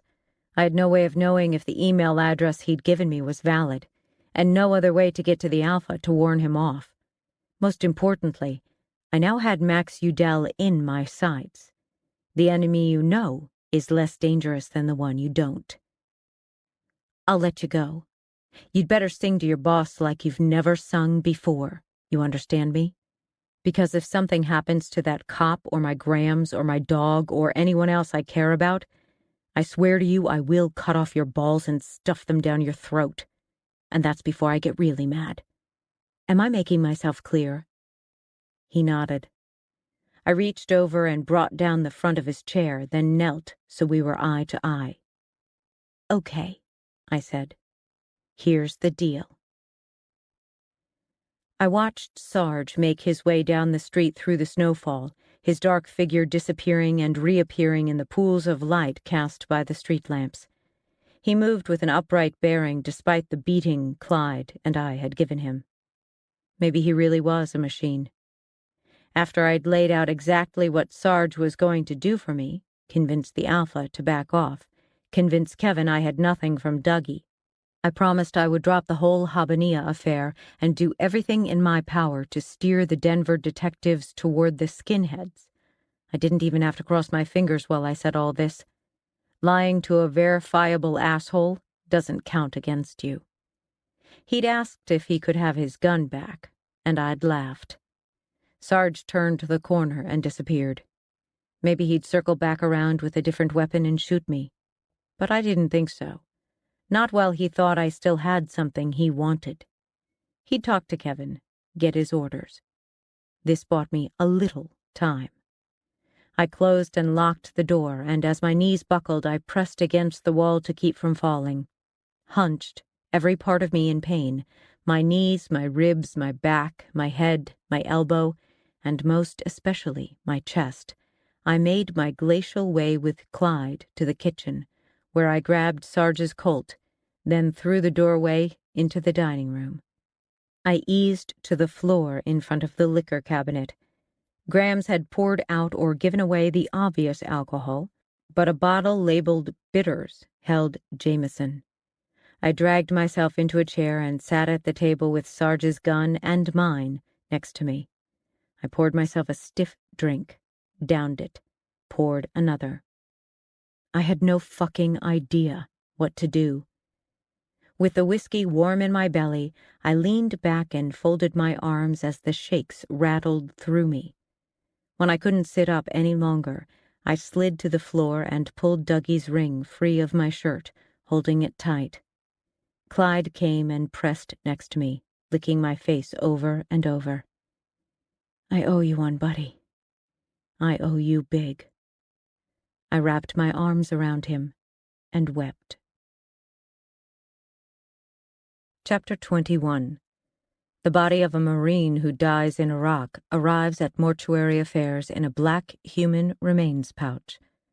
The Marine's body is placed on the concrete floor, and then one of our crew uses a metal detector to check for shrapnel. We take turns using the metal detector, because it isn't just shrapnel we're looking for. It's unexploded bombs. Sydney Parnell, Personal Journal. Cohen called before I was ready for the world again. I let it go to voicemail, but waited only a few minutes before I picked up my phone and listened to the message. I wanted to hear his voice. "Call me as soon as you can," he said quietly.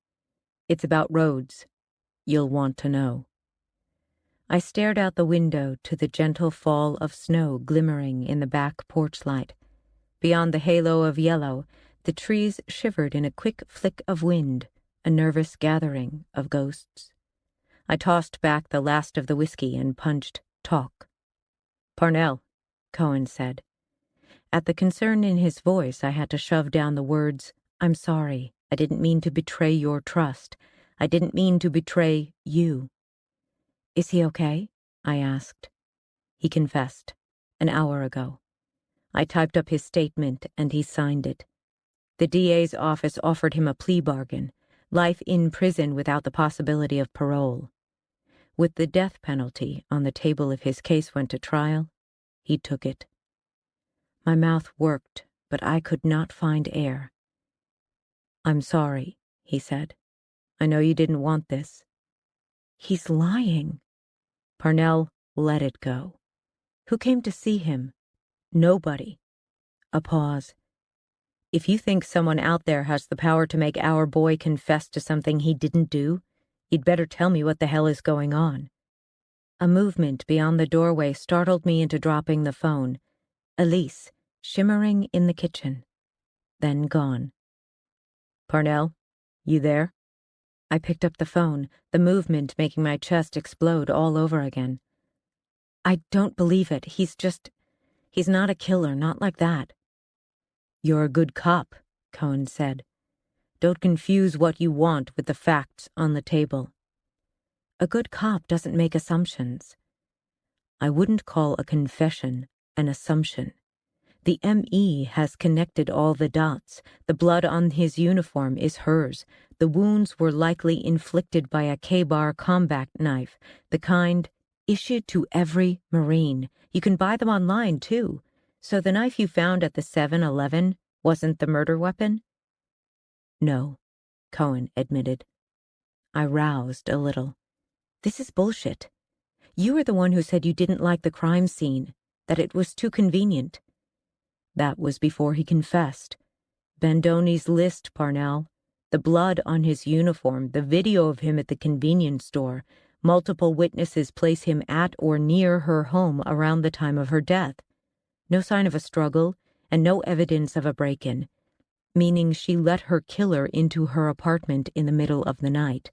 That says to me it was someone she trusted, or that the killer used the key under her mat. The alleged key under her mat. Rhodes never denied being there. That doesn't make him her killer. What about his stolen hobo beads? What about Alfred Merkel? Merkel will have his own day in court, Cohen said, but not for Elise's death. Rhodes now says he made up the story about his beads being stolen. He made up this story before he got to Denver? All the way back to when he talked to Roald Hofreiter? It just makes it, I know. Wait, settled. Premeditated. I still don't believe it. And we have the confession. Cohen talked as if he had weight, too. We're still waiting on Trace, and if that comes back with something different, I'll have another go at it. But right now we don't have anything that points to anyone but Rhodes. You were going to try to find me something else, remember? What about fingerprints? You checked those glasses of milk? No hits on any of the prints. The only ones we could match were Elise's. I gave that some thought.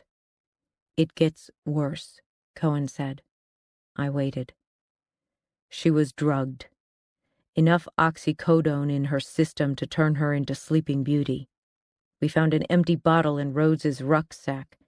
Tests show positive for oxycodone, so that, along with his story to Hofreiter, moves it from a crime of passion to premeditated. Rhodes is in constant pain. Of course he'd have something. I looked through the doorway to the pill bottle on the counter. Everyone has something. Short of capturing it on video, Cohen went on, things are about as clear-cut as they get, unless Trace put someone else there at the time of her death. He paused as if waiting. When I said nothing, he went on. Or unless you know some reason why Rhodes would give up his life for Merkel. What he said to me was, and I quote, "Elise told me I need to come clean. So I am." The weight in my chest grew until I felt my heart would plummet to my feet. I still did not believe Tucker had killed his beauty, but a grand jury would look at the evidence and indict him. If he persisted in his claim of guilt and entered a guilty plea to the court, the judge would decide his sentence, minus the death penalty, and there would be no trial. No trial, no habanilla. Maybe he'd decided to sacrifice his life and honor for his fellow Marines.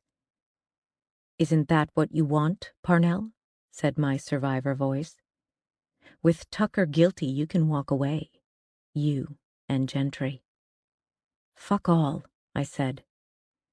We were silent for a moment, listening to each other breathe. I wanted to get up and find some cigarettes, but it hurt too much to move.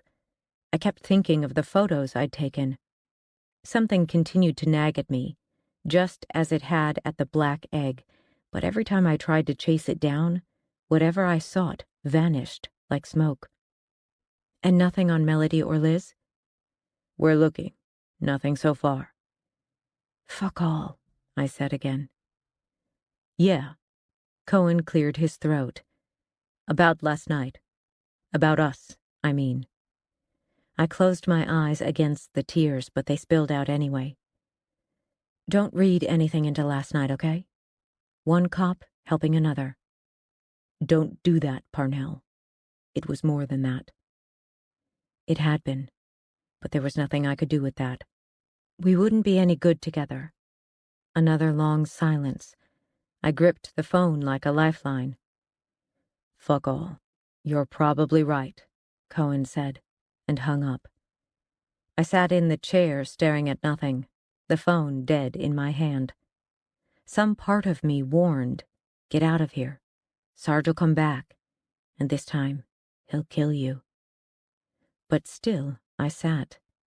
After a while, Clyde stood and nudged me until he, and the thought of Liz Weber out there somewhere, got me to my feet.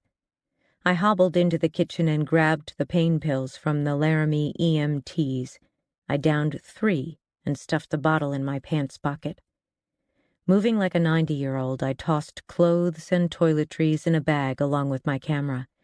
I placed Clyde's bowls and food into another bag. I watered Grams's plants, put a hold on the newspaper, and set the living room light on a timer. Just as if I were a normal person, with a normal life, going away for a few days. In the kitchen, I mopped up Sarge's blood and the worst of the mess that had spilled out of the refrigerator, tossing the dirty water in the backyard. I strapped on my belt and added Sarge's Colt to my bag. Finally, I pulled my DPC coat on over my filthy clothing. Cohen's blood still spattered the front of the jacket, a weeping of red tears across the DPC logo. At the front door, I paused. I looked around the worn-out living room, at the ancient furniture, the faded walls, the hardwood floor rubbed to dullness by passing feet. I took in Grams's sampler on the wall and the framed picture of my parents that Grams hadn't let me shove in a drawer. I stared at my textbooks piled on the coffee table, my spiral notebook still open where I'd been jotting notes next to a stack of books. The Iliad, In Search of the Trojan War, and The Art of the Essay. I took it all in as if I'd never see it again. Then I tugged on gloves, and Clyde and I walked out the door into the icy dawn. At Nick's, I parked on the street. The snow had stopped, and I stared out the window. It had been less than 48 hours since I'd come to give Nick the news about Elise. The house looked deserted, curtains drawn, lights off, Harvey quiet somewhere, in the yard or maybe the house. The porch light still burned, and a couple of newspapers lay in the snow on the uncleared driveway. No one had shoveled the path or the stairs. Just beyond the feeble reach of the porch light, a tiny amber flare came and went like a warning signal. Someone smoking. I slid painfully out of the truck. Clyde hopped out beside me, and we made our slow, limping way up the drive, then up the porch steps toward the cigarette's glow. A low growl came from the porch. Harvey. Clyde stiffened, but made no sound. "Sydney Rose," Nick said from the darkness. "Come sit with me."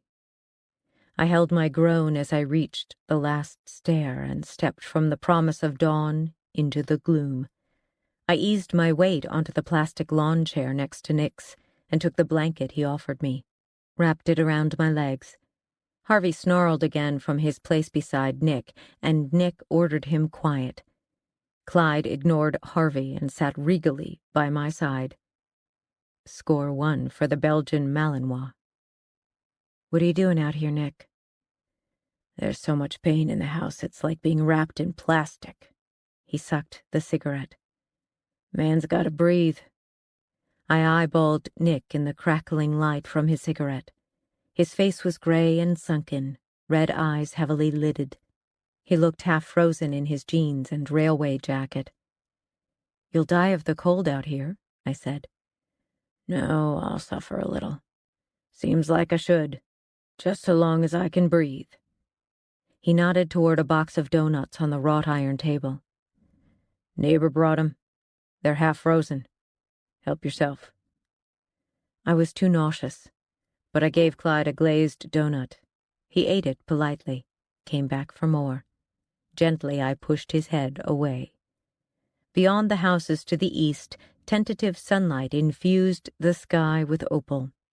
A splash of light splayed across the snow-filled yards. The air burned with cold. Nick handed me a bottle of whiskey. I drank, handed it back. The warmth crept into my stomach like an animal curling up in its burrow. "You're hurt," Nick said.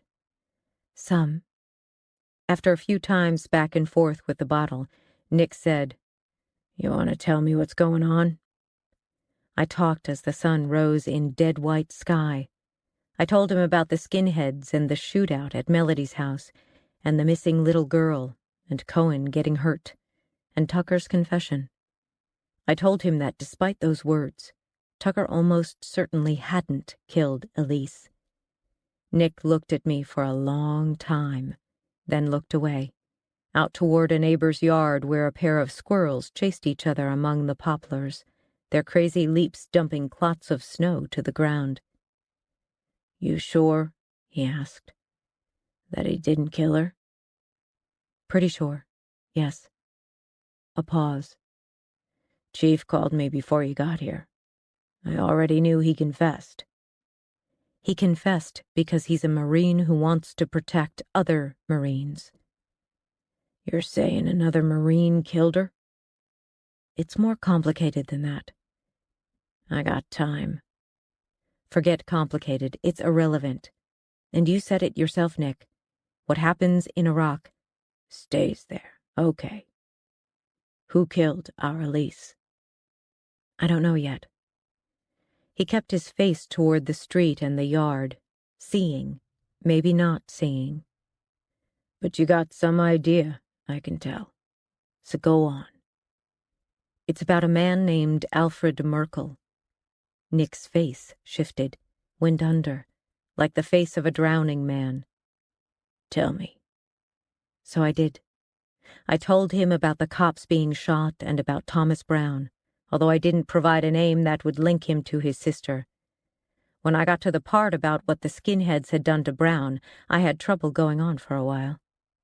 After I found my voice again, I told Nick about Cohen's home, a place the size of a small village, and even though it had nothing to do with the investigation, I wondered aloud what drove a man to have so much and yet turn around to risk his life for so little.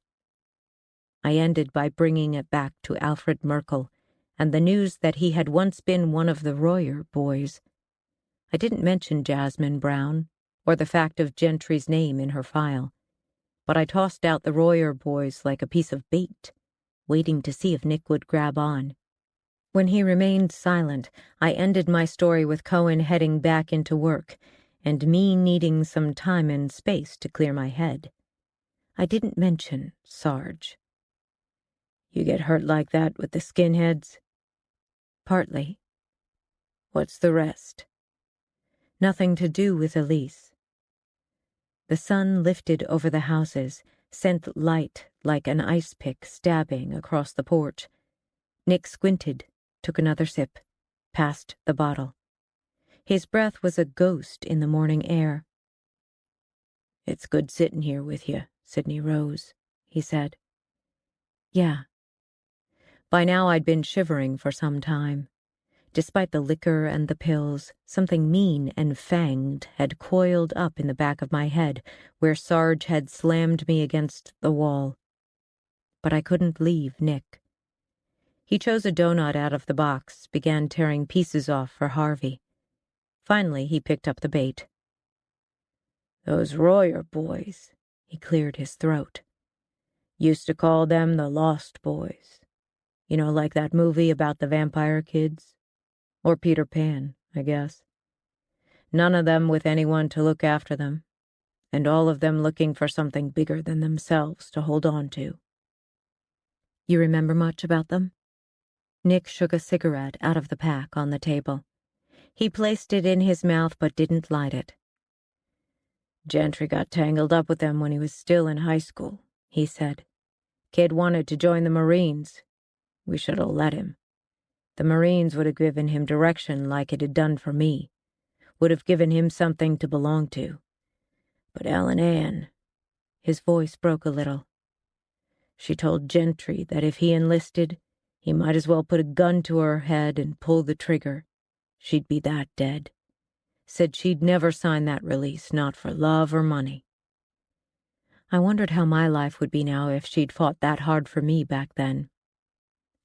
"So instead, he hooked up with the Royer boys?" "Kid just wanted to be part of something. The Marines were his first choice, but he didn't have it in him to break his mother's heart. And he was 17. Needed both our signatures to enlist. So he took to hanging out with those asshole punks down at the hole." "My dad always thought they were trouble." Nick scooted his chair out of the dawning light. "Could be the one time your dad got something right."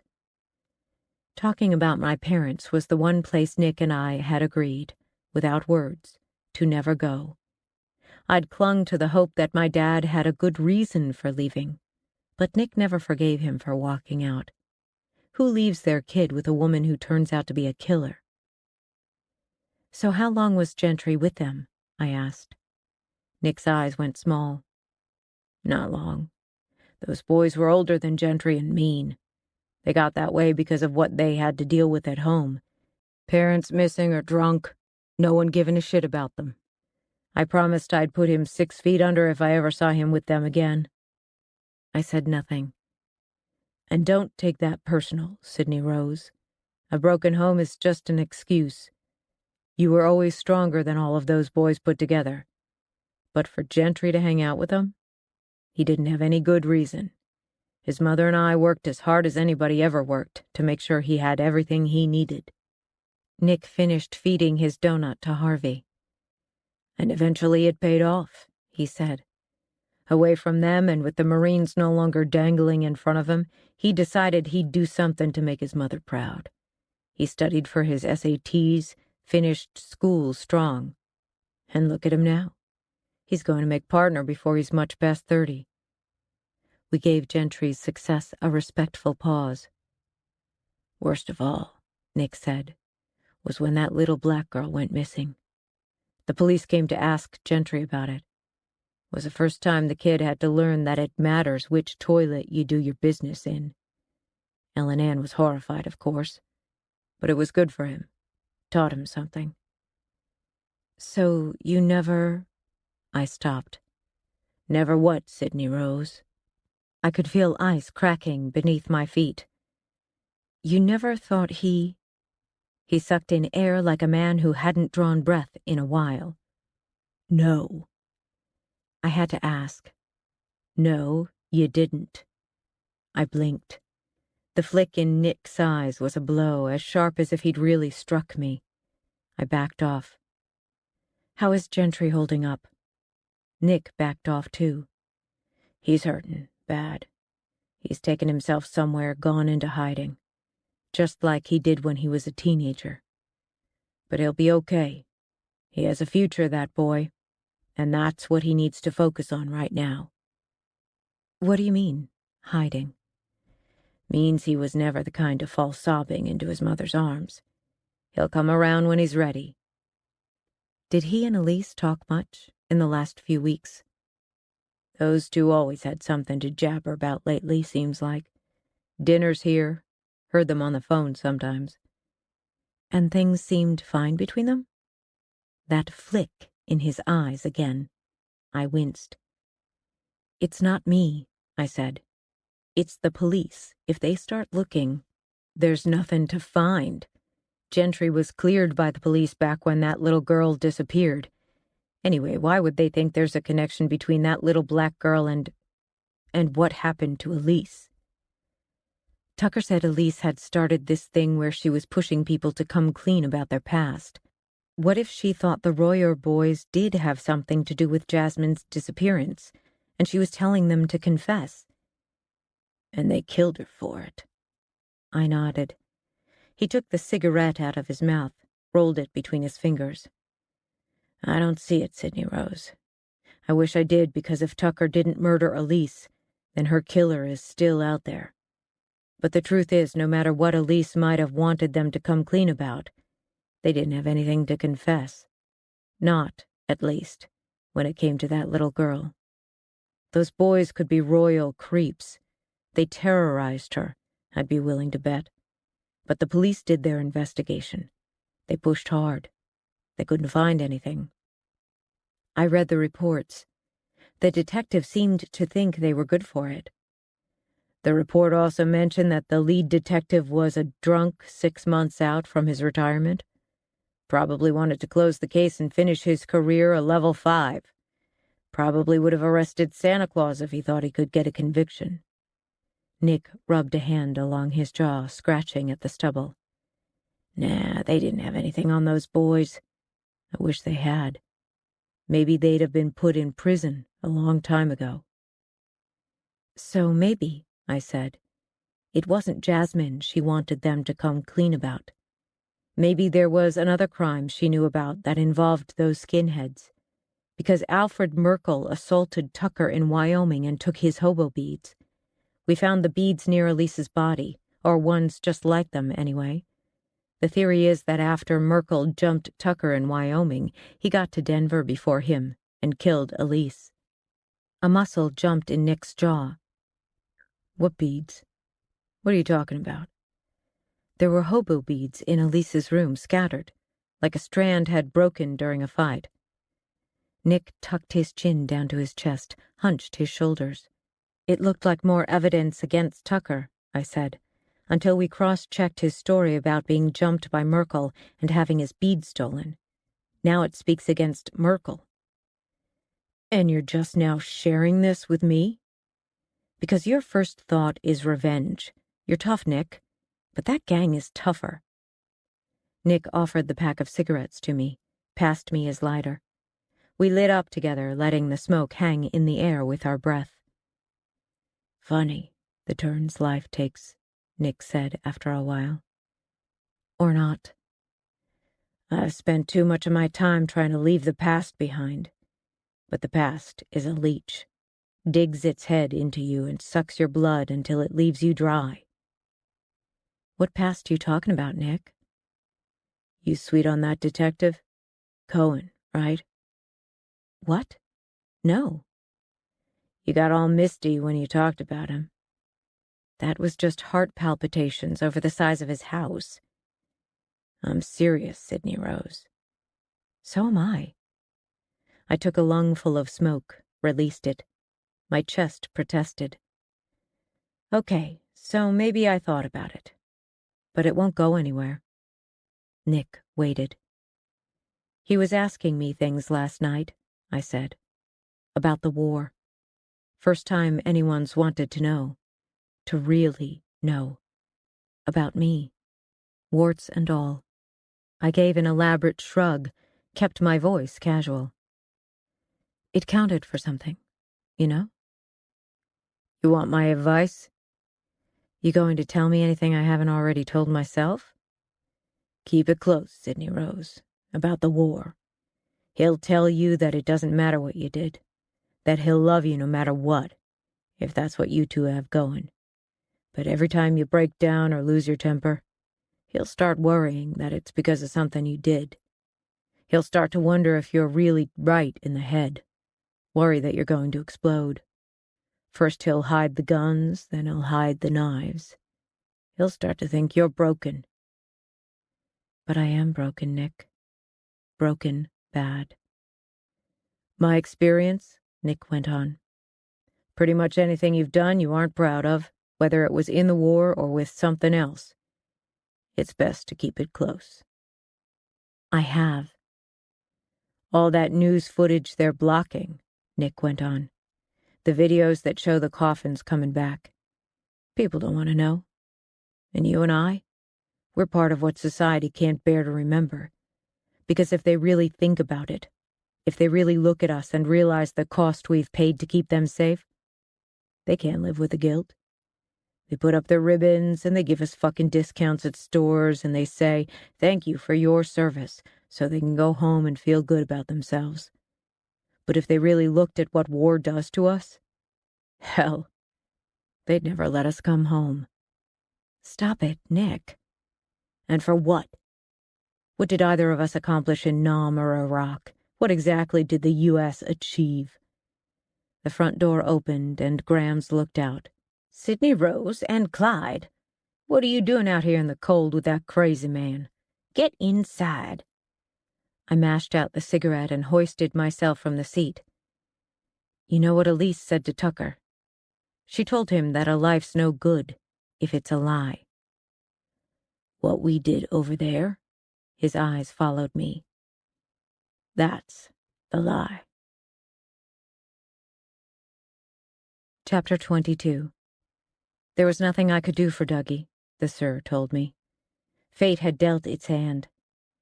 But later, many hours later, after they'd taken him away, I went back in.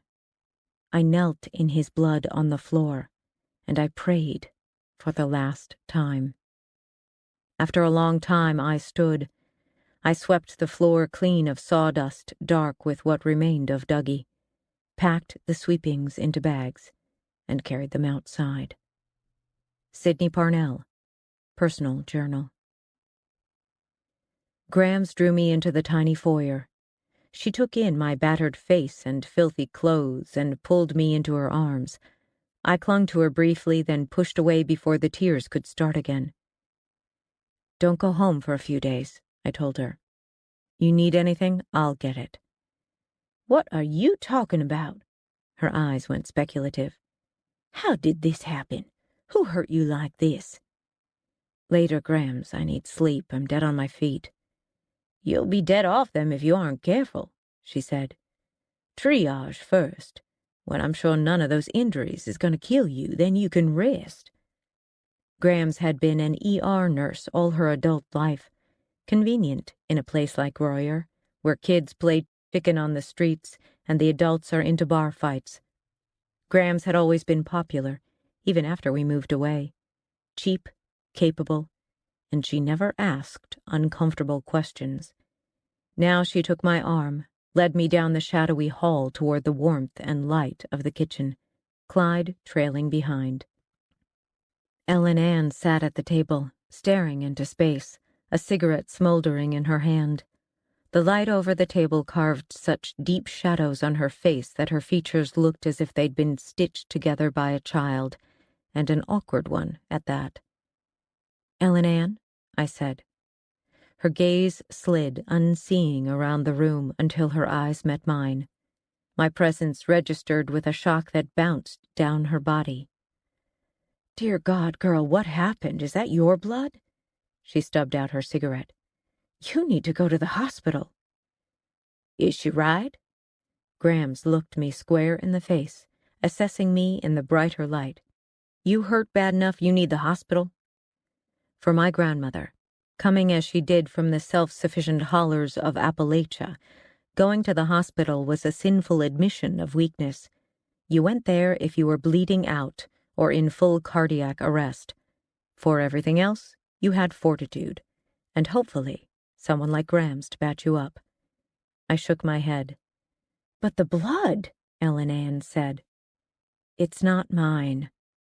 Both women took that in, then let it go. "Get a pan and some clean rags," Grams said to Ellen Ann. "Sydney Rose, go to the bathroom and strip."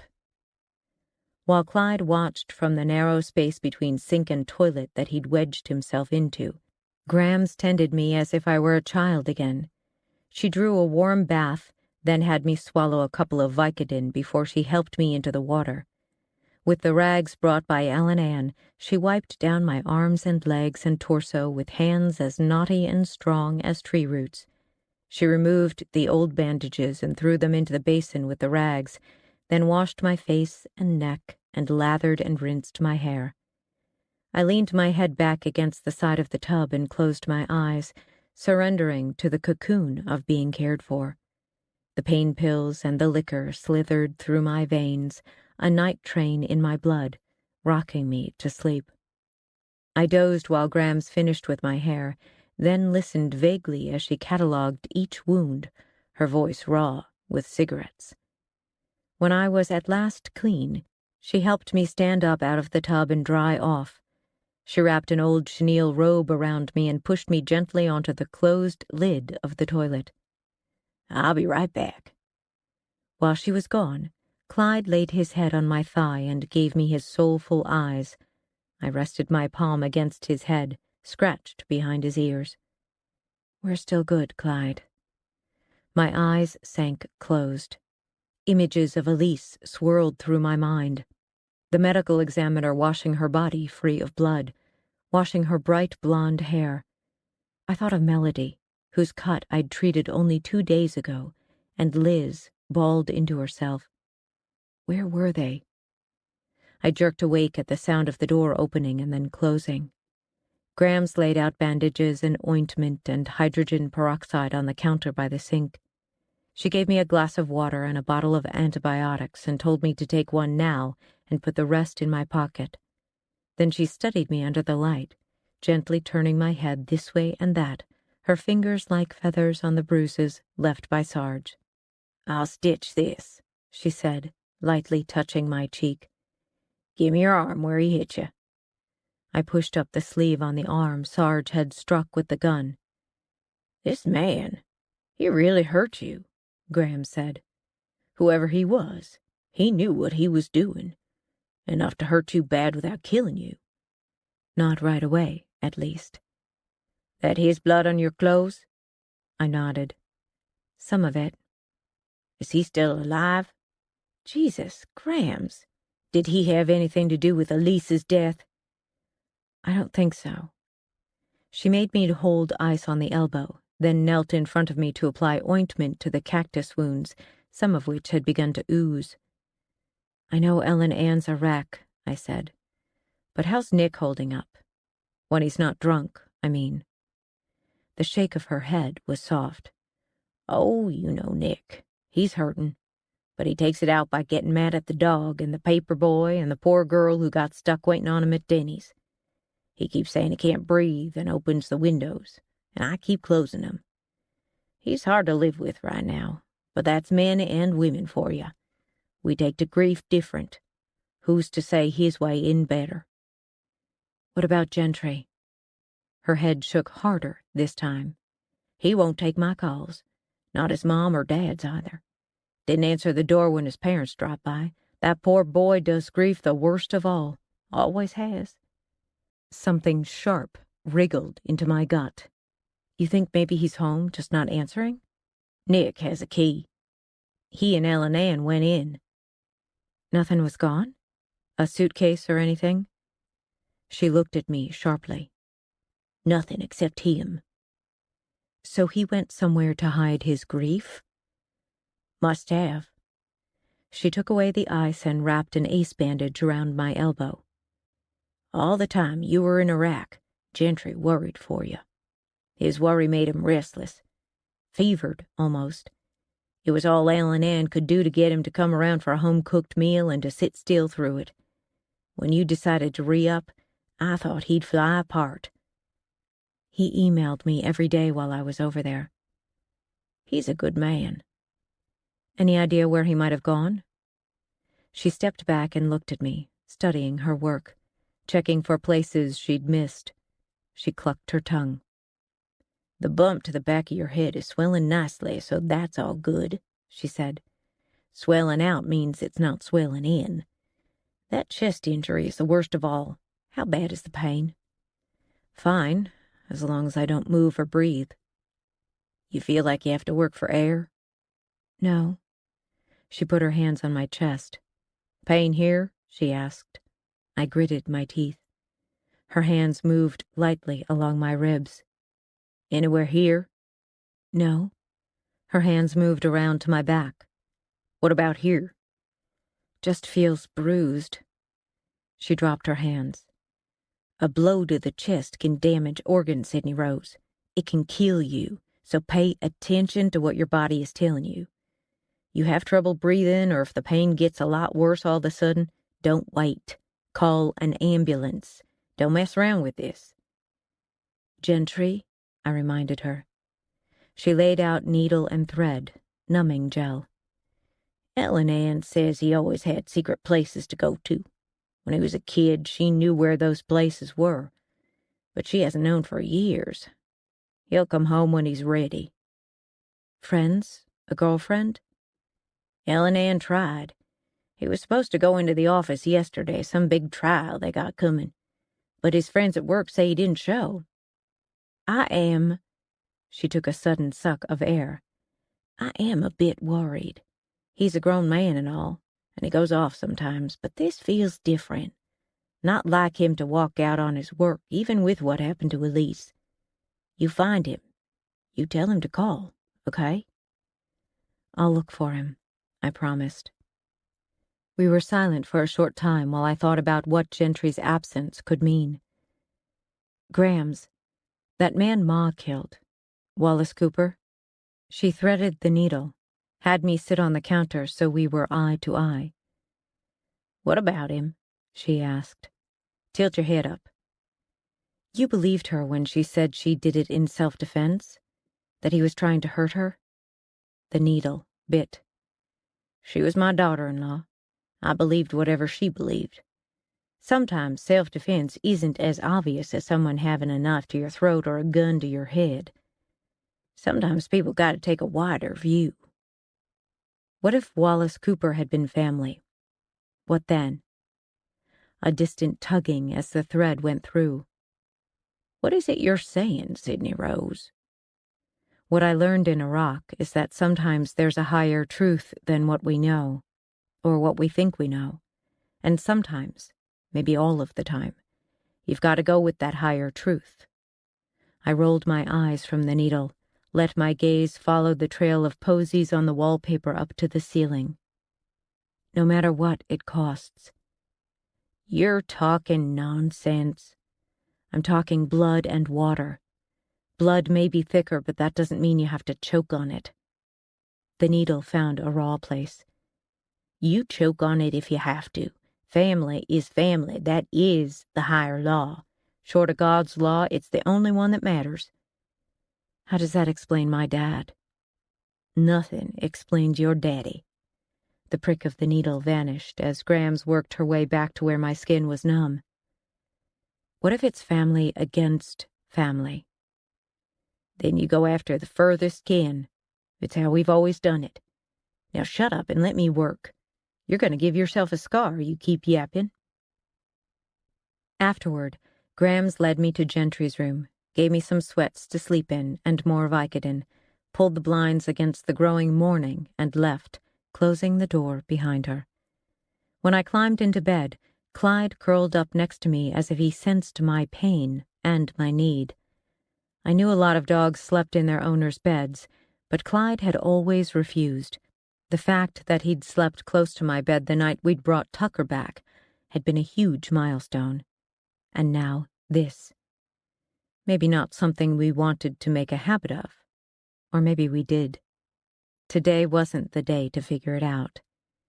Deeply grateful, I rubbed his face and his ears and gave him long strokes, head to tail, the way he loved. He licked my face.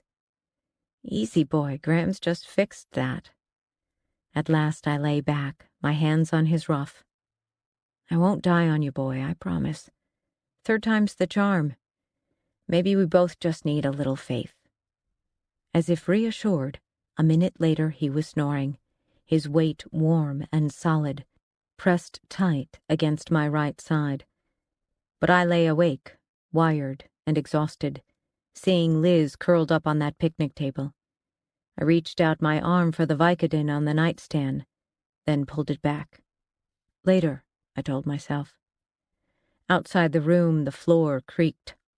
Clyde lifted his head.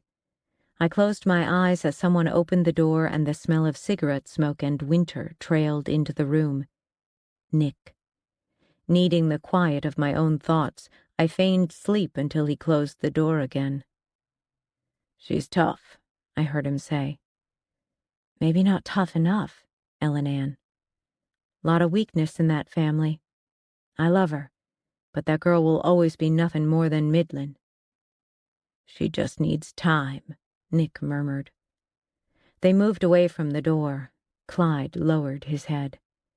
But I opened my eyes, stared into the gray dimness. Nothing more than middlin'. Was Ellen Ann right? Were my parents and I the weak ones? My father abandoned his wife and daughter. Shortly after that, my mother threw me away when she murdered Wallace Cooper. At age 13, after a long period of furious, wounded rebellion, I'd buried my demons and set out to prove I was nothing like them. I became the good girl, in school, in sports, good friend, good granddaughter, good worker, trustworthy, reliable, obedient. But I always stopped short of testing myself in full. I never earned straight A's, never took first place in anything. I refused to push myself because pushing myself and failing would be unforgivable. If I failed, as my parents had failed, I'd have nothing. I'd be nothing. I'd be like them. Meanwhile, buried inside, that wounded child lurked. I hadn't joined the Marines and the railway police out of courage. I'd joined out of a desire for security and stability. I'd wanted someone else to order and organize my life, to think for me and plan for me and tell me when I needed to be brave and when I could relax. I was the obedient soldier who did whatever she was told and never crossed the line until the Sir asked for my help. The men and women around me, the patriotic, high-energy, sometimes fearless Marines and police I worked with every day, proved to me that I was no warrior. But I played the part well. They never knew that inside I was still a 13-year-old girl filled with sound and fury. Then Elise's murder landed in my lap. Painfully, I rolled onto my side. Clyde groaned but didn't waken. At the Black Egg, I'd been determined to find a way to prove that Gentry was innocent, determined to find Elise's killer. But Sarge's arrival in my home had shattered me all over again. Now I was at a crossroads. I had to choose between breaking the rules or guarding them, between playing it safe and maybe playing it wrong. The hours with Cohen had made me ask how long I could keep running from what lay in my heart, keep hiding from the dark things that played in my head, keep holding myself back. I felt like Jekyll and Hyde, simultaneously the person who always colored inside the lines and the monster who tore them apart. Which one was I now? I wrapped an arm around Clyde, buried my face in his warm fur.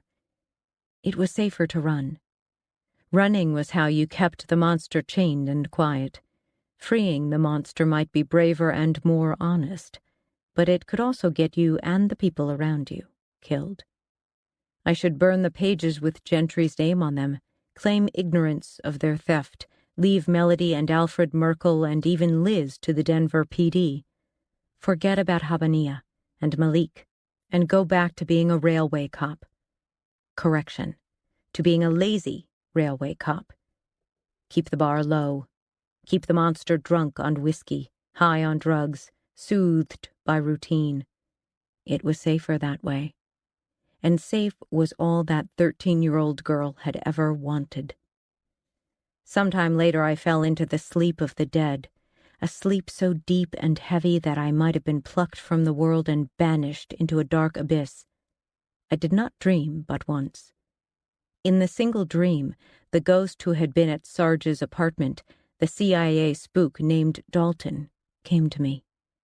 With him was a young black girl, her clothes torn and bloodied, her body battered. Dalton took her hand and drew her forward until she stood in front of him. He gave her a gentle push in my direction, nodded at me, and vanished. There would be time for him later, he seemed to say. First, this. The dream Jasmine studied my face, her expression grievous, her brow tight, as if she'd hoped to find that I measured up but instead had been disappointed.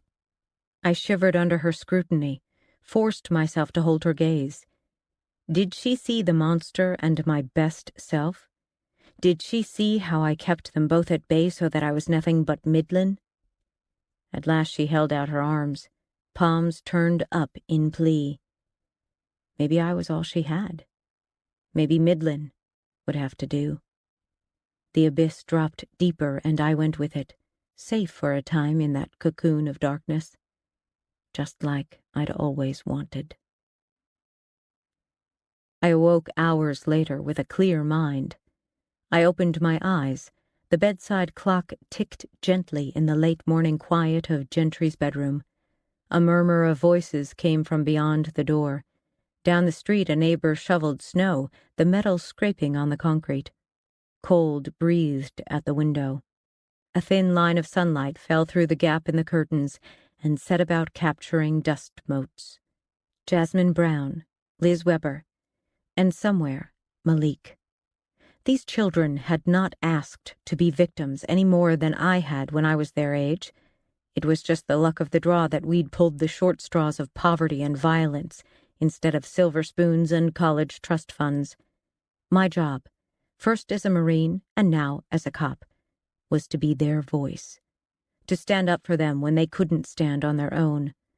Whether that took my best self or my worst didn't really matter, just so long as I got the job done. Tentatively, I stretched one leg, got one hell of a zinger back in return, stretched the other. My body was a thrumming piano wire of pain. Made the job a little harder, but Marines love harder. I relaxed my legs and groaned. Clyde lifted his head and regarded me with solemn eyes. I forced myself onto my elbows. "Time to move out, Marine," I told him. He hopped off the bed and went to stand by the door. I slid out of bed and found my jeans and sweater cleaned and folded on a chair. I dressed as quickly as I could, given there wasn't an inch of flesh that hadn't been punched, jabbed, or scraped. I strapped on my duty belt and thigh holster, then braided my hair and snugged it under my railway cap. Just as I finished, a knock came, and Ellen Ann opened the door. "Nap do you good, Sydney Rose?" "It did," I said. "I'm feeling stronger." A little light came into her eyes. Maybe she'd meant for me to hear her earlier words, hoped that calling me Midland would piss me off enough to light a fire. No one had ever called Ellen Ann a fool. "That's good," she said. "There's a woman here. Says she has something for you." Chapter 23. "Do you believe in God, Corporal Parnell?" "Sure. I just don't like him much. And I don't trust him at all." Kuwait. Conversation with the Marine chaplain. Sherry Kane, Jeremy Kane's pretty, pregnant wife, was not who I'd expected or hoped for, but I had to give her credit for finding me. Dressed in a navy and white striped sweater, maternity jeans, and fur-topped snow boots, she sat in the wing-back chair in Ellen Ann's living room, knees and ankles together, legs tucked gracefully to one side. Her face was fresh and clean. Her hair, loosed from its ponytail, fell in a shining wave over her shoulder. As Clyde and I entered the room, Sherry took in my wounded face and faltering gait. An unreadable expression flitted across her features. Satisfaction? Maybe I was too harsh. "Get you anything?" Ellen Ann asked me. She'd already brought tea for Sherry. "I'm good." She patted my shoulder, probably figuring I needed bolstering in the face of my visitor's wholesome beauty. After she left, I turned to Sherry. "What can I do for you?" She set down her tea. "I am sorry to just show up at your uncle's house," she said, "but I have Tuck's beads. I tried calling the number on the card you gave me, but you didn't answer." I didn't bother correcting her on my relationship with Nick. I pulled out my phone. 3 calls from an unknown number. I really had been in the abyss. "I called the railroad," Sherry went on. "Told the man who picked up that I needed to see you. They gave me your uncle's name and number, and I figured out the address. When no one answered, I decided to drive over. I've made the beads, like Tuck asked. Now I want them off my hands." Efficient, I remembered. I lowered myself onto the chair, catty-corner to Sherry's, next to a recently closed window where a chill still hung. Clyde stood next to me, tail straight. Probably he'd inhaled a snoutful of ogre's scent. I wondered if he felt about Sherry's dog the way I felt about Sherry. "Would you like me to take the beads to him?" I asked. "Yes." Her voice was crisp. She rummaged through the purse in her lap. "You can do that, can't you?" "Did you know he's in the hospital? He collapsed in his cell." Her hand paused. "Is he going to be all right?" "Too soon to tell. But I'll make sure he knows about the beads once he's awake. I'm sure he'll be grateful to know you care." She pulled out a drawstring bag. Wooden beads clicked inside. "You must think I just want to put all of this behind me." "Never crossed my mind." Her eyes narrowed, but she handed over the bag. "Please tell him we're thinking about him." "I will." She snapped her purse closed. I should get going. I need to pick up Haley. For a moment, I considered Sherry as a killer. She hated Elise, who had replaced her as the golden girl. A woman's choice of weapons is often poison, and Elise had been drugged before she died. Maybe the knife work was to mislead. But I just as quickly dismissed the idea. The knife was too hands-on and messy for someone like Sherry, no matter how clever a cover-up it might have seemed. In Sherry's world, anger amounted to a door slam, or maybe a burnt chicken, not murder. Just one more thing, Mrs. Kane, I said. When I was at your house, you mentioned that Elise was digging up dirt.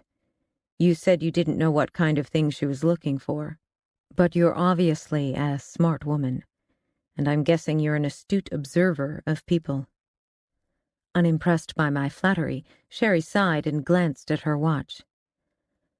So I'm a little surprised, I went on, that you have no inkling what Elise might have been looking into. Surely she said something. Maybe you even asked her about it.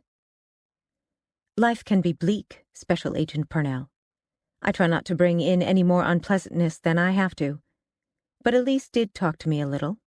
If you think it will help, she said something to me at dinner one night, that she was dealing with a gang of skinheads. If I was hoping for a new angle to pursue, I was disappointed. What about them? Elise was upset because they were coming around again, hurting her people, she said. There was one in particular she talked about. Blade, I think. Or whip. Pistol, maybe, I don't remember. I rose. Can you wait just a moment? I have something to show you. I'll be right back. To encourage Sherry to wait, I gave Clyde the stay command. I found my bag near the front door and pulled out the sketch of Alfred Merkel. I handed the paper over as I resumed my seat. You ever see this man around? She took the sketch, gave a startled little, "Oh." I waited. "Oh, my heavens, is he a criminal?" He's a neo-Nazi. You can decide if that makes him a criminal. Do you recognize him? I made hobo beads for him last summer. I had a booth at a craft fair at Globeville Landing Park. He came up and admired the beads I had on display, but he didn't want any of those. What did he want? The expression on her face was a mixture of bemusement and disgust. He wanted love beads, hearts, doves, the word always. As a gift, he said. I remember because it was so odd. This terrifying man wanting love beads. Did he say who they were for? She shook her head. I took down his order and he told me where to send them. Then he threw the money on the table and ran off. I saw him later with a woman and a group of men with tattoos like his. He was carrying a little girl. What did the woman look like? Heavy-set, but pretty. Dirty blonde hair. Tattoos? No. She shook her head, remembering. I figured he took off so quickly because he didn't want his buddies to know about the beads. Was this why Melody stayed with him? Because after he beat her, he tried to make up for it by giving her gifts? Where did he want you to send them? I asked. It was a house, or I guess it was. I can't remember the street. I told her Melody's address, but Sherry shook her head. I don't think so. I don't think it was in Denver. Mrs. Kane, I need that address. It's important. The woman and the little girl you saw might be in danger. From whoever killed Elise? Her eyes went wide. You mean he's Elise's killer? That's why you have a sketch of him? You're saying that I made beads for a murderer? I let my silence speak for itself. She went white beneath her delicate sprinkling of freckles. The address definitely wasn't in Denver. It was one of those little towns out east. Wiggins, maybe. Yes, I think it was Wiggins. I remember wondering why anyone would live in a place like that where there's just nothing. She stared at me with huge eyes. Oh my God. Roald Hofreiter had seen Alfred Merkel in a biker bar in a little town east of Denver. Wiggins was 66 miles out of Denver, right on a line run by Denver Pacific. "Did I help?" Sherry asked. "You helped a lot, Mrs. Kane." After Sherry left, I used Nick's computer to search for an address belonging to any Merkles in Wiggins, Colorado. Nothing. I scanned the records of other small towns in case Sherry was wrong about the location. Brush, Fort Morgan, points further east. Nothing. I looked at Clyde. "You're a tracker dog. Where does that son of a bitch go to ground?" Clyde pricked his ears but had nothing to offer. Today was February 21st. 10 years to the day that Jasmine had gone missing. I stared out the window for a few minutes, thinking about Gentry and where he might be. For the heck of it, I looked online for milestones relating to the rise of Nazism. 2 things popped out. In February 1920, the German Workers' Party became the Nationalist Socialist German Workers' Party, otherwise known as the Nazi Party. Then, in February of 1933, civil rights in Germany were suspended, and the Nazi Party was given emergency powers. The long, slow roll to genocide began. For the first time, I wondered if Jasmine's disappearance hadn't been a simple act of opportunity. Maybe the timing had been more significant. I flashed to the swastika I'd seen on Nick's porch when I brought the news about Elise, the vandalized welcome mat. Had Alfred Merkel and the Royer boys been sending Gentry a warning to keep silent? Had Gentry, with the anniversary approaching, given Merkel a reason to think he was going to go to the police with what he knew? Had he, along with Thomas Brown, been working with Elise? Those 2 always had something to jabber about lately, seems like, Nick had told me. Had the Royer boys taken Gentry to silence him, just as they'd silenced Elise? I jumped to my feet and ran into the hallway. "Nick!" Grams looked out from the kitchen. "What are you hollering about, Sydney Rose?" "Where's Nick?" "He's gone." "What do you mean?" I followed her back into the kitchen. "Where?" "You think he'd be bothered to tell us?" She picked up a knife and continued to chop beets. "Walked out like he had the devil on his back. Left his phone, too. Said he doesn't want to talk to anyone." "Damn it. He's gone after the Royer boys. He's going to get himself killed." Grams lowered the knife and turned to me. "What are you talking about, Sydney Rose?" Elise was trying to get those boys to come clean about something they'd done. I think Gentry was helping her. That's why someone spray-painted that swastika on Nick and Ellen Ann's porch, as a warning to Gentry to stay quiet. "Elise said she was working with skinheads," she said, "and Gentry was helping her. I thought she was teaching them scripture, taking Gentry along as a bodyguard." "Does Nick know how to find them?" "The Royer boys? It's been years, Sydney Rose. Those boys are long gone from these parts." She narrowed her eyes in sudden understanding. "You're saying they're back? Is this about that little girl disappeared all those years ago?" I spun on my heel, headed toward the front door. "Nick calls or comes home," I said over my shoulder, "you tell him I've gone to Wiggins." Grams followed me to the front door. Outside, flurries spit from a leaden sky. Across the street, a neighbor worked a snowblower. I pushed my feet into my boots. "We couldn't get your coat clean." Grams opened the closet door and pulled out a black wool coat, a hat, and a pair of gloves. "Ellen Ann says for you to use these." I removed my railway hat, hung it on a hook near the door, and pulled on the stocking cap, took the gloves and tucked them in the coat pocket. "Tell her thanks. Find her killer, Sydney Rose. Do what you have to do. And find Gentry and Nick. Bring those fools home." "I will." Thinking of what Ellen Ann had said outside the bedroom door earlier, I blurted, "I'm not weak, Grams." She squinted up at me through still bright eyes, her sinewy body as solid and reliable as the oak she resembled. Years ago, when I was a child, she would take me on long walks in the woods. Out there, among the pines and aspens of the higher mountains, her eyes held a leap of wildness in them, as if she carried some elemental magic. I was a little afraid of her. "You have both your father and mother inside you," she said to me now. "And Lord knows they had their share of weakness. But you're different. When the crap they pulled taught you to hold back, I just figured you'd step into yourself when you were ready." She tucked a strand of hair under my cap. "Leastways, that's what I thought, until that damn war came along and took something bright and strong out of you. Maybe it's time to get it back." What if I'm like my ma, Grams? I thought of Sarge's blood in my kitchen. Thought of Wallace Cooper and my mother, arguing by the train before the law said she pushed him. What if something terrible happens when I stop holding back?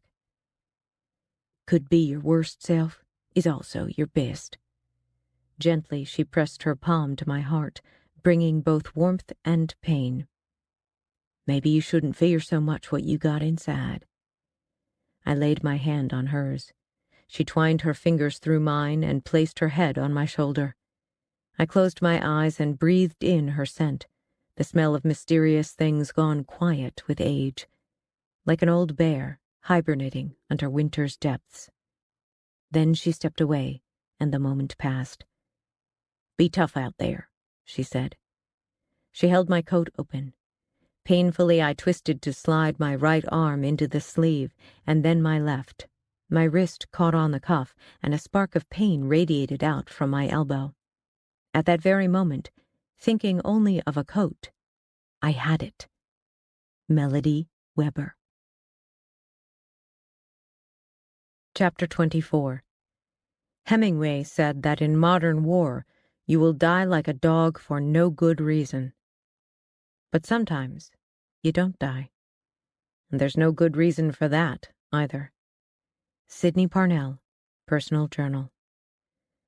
I sat in the car with the engine off while snow feathered the hood. Clyde gnawed on his rawhide as I went through the photos again, looking for things I hadn't known to look for earlier. Elise's bedroom and the wooden bowl of hobo beads. When I zoomed in, I could just make out a painted red heart on one of them. Whip hadn't killed Elise. He'd had a crush on her, and Melody had known about it. I flipped through to the front room.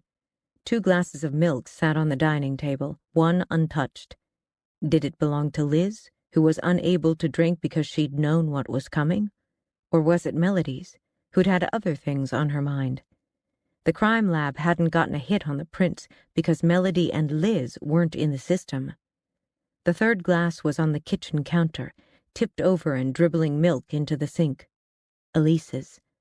I'd missed its importance before, figured it for part of the general messiness in Elise's apartment, but now I had no doubt the crime lab would find traces of oxycodone there to match what they'd found in Elise's blood. Finally, I zoomed in on the coats hanging by the door. I flashed back to my conversation at Hogan's Alley 2 mornings ago with Melody Weber. I'd asked her about the coat I'd given her, and she'd told me it was in the tent. But it had been damn cold at Hogan's Alley that day. Melody's coat hadn't been in the tent. She'd left it at Elise's. Melody Weber and Liz had paid Elise a visit. Elise had offered her guests milk.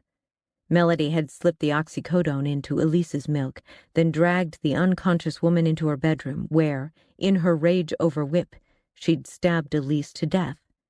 All while her little girl sat in the next room, fingers curled around her phone. Cohen had told me it was someone young who'd called in Elise's death.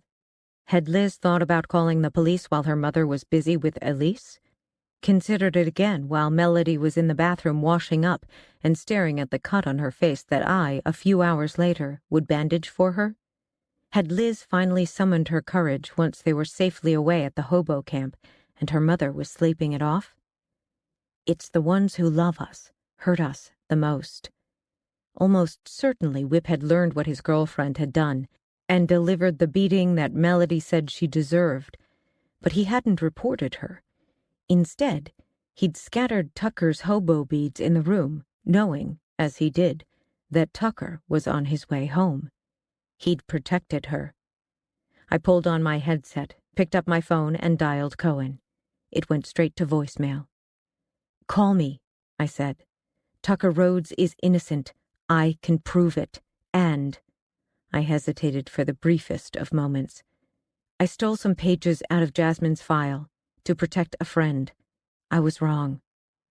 I disconnected, my heart beating as fast as if I'd said the words to Cohen's face. I am a thief. I am without honor. Seemed like I was getting pretty good at hammering nails into the coffin of everything that mattered to me. I turned the ignition and the engine roared to life. A sudden gust bitch-slapped the truck, and down the street a metal hubcap clattered along the curb. Clyde dropped his chew toy and rose fast in the passenger seat, ears and tail up, bumping into the ceiling. Gently, I pressed his rump down. "We're still good, boy," I told him. "You should be happy. Today we're hunting bad guys." Clyde eyeballed me for a minute, then settled back into the seat and watched out the window. After a moment, he retrieved his rawhide. One more phone call, this time to the shelter where Melody and Liz had gone 2 days earlier. "Trish, it's Sydney," I said when she answered. "I need to ask about that backpack left by Liz Weber." "What do you need to know?" Trish asked warily. "What's in there?" I know, I said when she started to protest. "Just accidentally spill it while you're moving it. Liz could be in danger." "What? Sydney, what's going on?" "I can't tell you anything right now. Just do it." "Okay, I've got the backpack. Whoops, oh darn, I dropped everything on the bed." I waited while Trish listed the contents. A t-shirt and jeans, a Barbie doll in a tutu, a little ceramic cat with a broken tail. Let's see, a cell phone, 2 pieces of candy, a feather and some pebbles, a key. That's everything. I stared out at the fresh snow gathering on the grass and thought about the ceramic cats on Elise's bedroom shelf. A tide of ugly rose inside me. "Tell me about the key." "Silver, plain, standard size, a single hole at the top for a keychain. A house key, I'd guess." "Okay, take a look at the phone." "It's a typical flip phone." "I need you to look at the list of calls." "You're sure this might save Liz's life?" "Your name will never come into this, Trish. Take a look." "Hold on. Okay, there." A pause. "Sydney, the last number dialed is 911. "When?" 2 days ago at, let's see, 7:31 a.m. How had that tiny stick of a girl screwed up the courage to call for help? "Who does Liz have in her contact list?" I asked. "Nothing. It's empty. And everything under recent calls has been deleted except that 911 call." "Shit." "Thanks, Trish. You've been a huge help." "Find her, Sydney." "I will." Promises left and right. I hoped I could keep them. I tried Cohen again, and again it went to voicemail. I opened my bag. Sarge's Colt gleamed within the dark confines. I removed it, chambered around, and returned it, cocked and locked, to the bag. "Looks like it's you and me, Marine," I said to Clyde. Picking up on my excitement, Clyde barked. "Game on," I told him, and put the truck in gear. Wind shook the truck. The snow had changed over to sleet as we left Denver behind. Now, ahead of us, the light lay flat and gray. In the rear view, storm clouds massed on a dark horizon. I switched on the radio. "What may be the storm of the century. We're already seeing snow in some areas, sleet further east. Could be a foot or more of new snow on top of what the last 2 storms laid down. It'll be worse for you folks out east. Might be as much as 3 feet in brush and Fort Morgan by the time this storm is done. Finish what you're doing, people, and get home early. We've got snowplows out there, but they won't be able to keep up with Mother Nature. Hold on to your hats." I flicked off the radio and listened to the sweep of the wipers as chunks of ice gathered on the blades. "Who'd we piss off, Clyde?" Clyde let his tongue loll, happy. We headed east on a nearly empty highway toward Wiggins, the sun a rumor through the clouds, the tires whispering on glistening pavement. As I drove, I thought about the timeline for Jasmine's disappearance. If the Royer boys had taken her from the yard at 5:30 and been home by 6:30, there weren't many options if they'd gone by train. Heading either north or south wouldn't have given them time to kill Jasmine, dispose of her body, and catch a train and get home. The Powder River train didn't come through often enough. West went nowhere. Wiggins was the next stop east, but an hour wasn't quite enough time to catch the 5:40 eastbound freight to Wiggins, jump out at the yard with Jasmine, then catch the westbound back. An hour and a half would do it, though. If all the families had been willing to fudge a little about when their sons had returned home, it wasn't unreasonable to assume they'd taken her to Wiggins or somewhere near there. They could have shoved her out in the prairie and let the coyotes take care of the evidence. The police had searched a 5-mile grid from Jasmine's last known location, come up empty. No one had looked at the trains. I tried Gentry's number. It went straight to voicemail. "We'll find him," I said to Clyde. "Don't worry." Clyde glanced at me, then returned his gaze to the window. Definitely not worried. As I drove, the pain in my body returned like a series of light dimmers slowly dialing to bright. My chest was the first thing, then the burn in my cheek and elbow. Nick's whiskey and Grams's pain pills were wearing off. I reached in my pocket for the pills from the EMTs, glad Grams had transferred them to Ellen Ann's coat. I dry swallowed 4, then popped open the glove box for something stronger. But I hesitated, my hand floating above the bottle of Xanax and the baggie filled with dexedrine. 30 skinheads, Roald Hofreiter had said. Maybe more. I closed the glove box and put my hand back on the wheel. The truck slewed a few times on the slick roads before I reached the outskirts of Wiggins. By then, the sleet was changing over to a wet, heavy snow as the temperature dropped and the wind kicked into a fury. Norway spruces, planted as windbreaks a decade or so earlier, shuddered in the gale. Plastic bags and other debris whipped past. Bits of hay pelted the windshield. The snow flew sideways, as if someone had tipped the world. Barns and ranch houses gave over to businesses as I drove into town. A single traffic light swayed forlornly above the empty street. I drove past a dry goods store, a saddle shop, and a single marquee theater, all with "Closed Please Come Again" signs in the windows. Near the end of the block, red neon blinked through the snow. A grinning cowboy became visible, holding aloft a flashing beer stein. The Pint and Pecker, the bar where Roald had seen skinheads and bikers commingling over drinks. I slowed.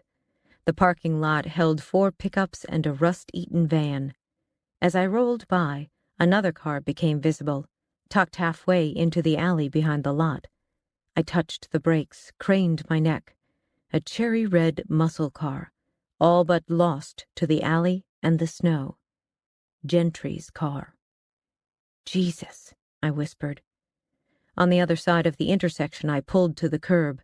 I called Morgan County Dispatch and learned that the lone officer on duty, Officer Markison, was handling a domestic dispute. I identified myself and explained I was in Wiggins hunting a suspect. The dispatcher promised to put Markison in touch with me as soon as he became available. After we hung up, I considered calling the sheriff's office. I had no idea what I might be walking into. But a vision of Thomas Brown's tortured body put aside all thought of calling the cavalry. The kind of help the deputies would provide, the full frontal assault kind, would be just as likely to get Gentry killed as rescued. It was how Merkel and his gang operated. Kill the prisoners before you go down yourself. I tried Cohen once more. When his phone went to voicemail again, I left him another message. I summarized my findings and said I believed Melody Weber was our killer. I told him where I was and what I planned to do in order to find Liz and Gentry and get them out of there. I told him I'd informed Morgan County Dispatch of my presence, but that the Wiggins on-duty officer was unavailable for the moment. Then I hung up, turned the Explorer around, and headed back toward the Pint and Pecker. Coming from this direction, I had a better view of the parking lot. All of the vehicles, save Gentry's and one other, had Confederate flags in their rear windows. The other exception to the Southern supremacy rule was a blue Dodge Ram pickup with a God and Country Will Prevail bumper sticker. Nick's truck. He'd known right where to find the bastards. I pulled into the parking lot, backed into a spot around the corner from the door, and took a quick minute to study the place. The Pint and Pecker looked to be an 1800s holdout from the days when Wiggins was established as a Denver Pacific Railroad depot. One story, built of peeling timber planks, with a pair of dusty windows set on either side of the front door. No other windows that I could see. A fence ran around the back of the property. I slipped Clyde's Kevlar on over his halter, put my own vest on under my coat, and racked around into the chamber of the Glock before returning it to the holster on my belt. I slid Sarge's Colt into my thigh holster. Clyde and I stepped out into the storm's rage. Eyes narrowed against the snow, we moved rapidly along the fence until we came to a gate. It was unlocked, and we slipped into a back patio area of maybe 50 square yards. A door led from the patio into the bar. I gave Clyde the forward signal, and he and I made a dash for the door. Once there, we stopped, and I pressed against the warped wall, listening. From inside came voices, shouting, angry. I reached over and tested the door. The knob turned easily. I peered in at a dimly lit hallway. Empty. Clyde and I slipped inside along with a confetti of snow, and I eased the door shut behind us. Immediately, I dropped to a crouch and downed Clyde next to me. I unholstered the Colt. Voices fell like hammers from the front of the building, rising up and down with the tempo of the argument. Nick's voice carried above the others, deep, reasonable, eerily calm in the way Nick had when the odds were stacked against him. For the moment, he had the upper hand, but I heard what probably no one else could, the thread of panic in his voice. He hadn't found Gentry yet. 30 seconds passed while my eyes adjusted to the gloom. The hallway was 20 feet long, with 2 doors leading to bathrooms and a third that said employees only. I signaled to Clyde and we went quickly down the hall. It took only a few seconds to clear each bathroom. The door marked employees only was locked. Clyde and I reached the doorway into the main room and peered out. Dark walls, dim lights, and a wooden floor dusty with crushed peanut shells. The tinted windows let in only a suggestion of daylight. The bar ran the length of the room to my left. A pool table and a series of 2- and 4-tops filled the remainder of the space. Nick stood in the center of the room, next to an overturned table. He had a semi-automatic rifle aimed at a skinhead in a leather jacket and heavy boots. The man had his hands up and was shouting at Nick. "You are a stupid motherfucker," and "I don't know your son," and "Get the fuck out of my face." Shit like that. He looked like he could keep it up for a while. Behind him stood 3 of his pals, their hands at their sides, quiet. Too quiet. I looked for weapons, didn't see any. Guys probably hadn't figured on being disturbed in their home turf and had left the heavy artillery somewhere. But I was willing to bet they had knives stashed in their boots, maybe handguns. The bartender, judging by his white apron and the towel slung over his shoulder, stood in front of the bar with his arms folded. Well over 6 feet, with a shaved head, a swastika tattoo, and an expression of utter calm. Which got me worried.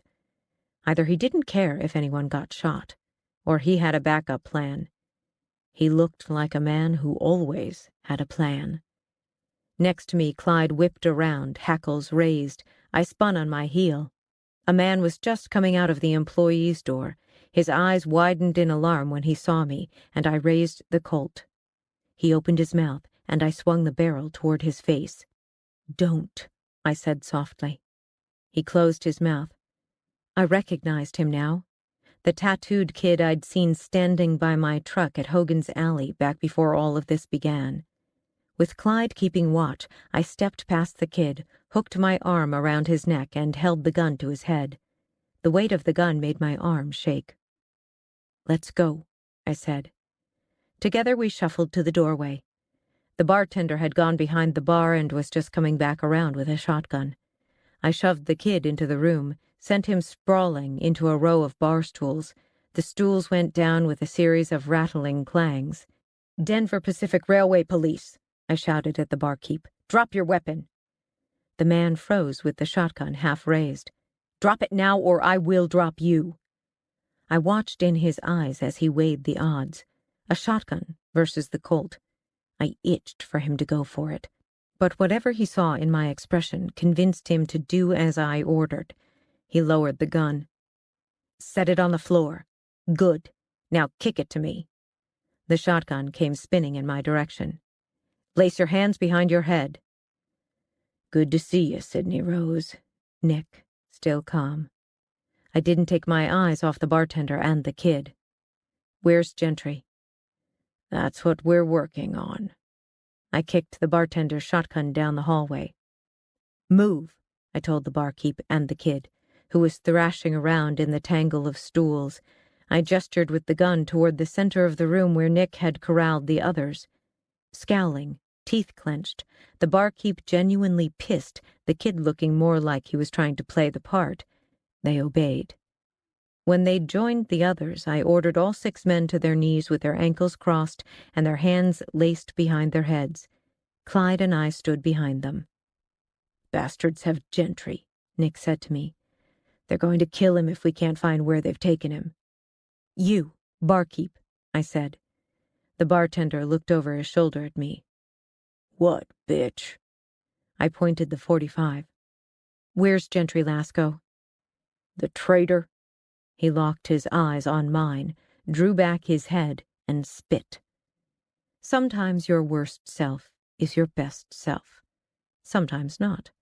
I swung the gun into his jaw. The bone fractured with a loud snap.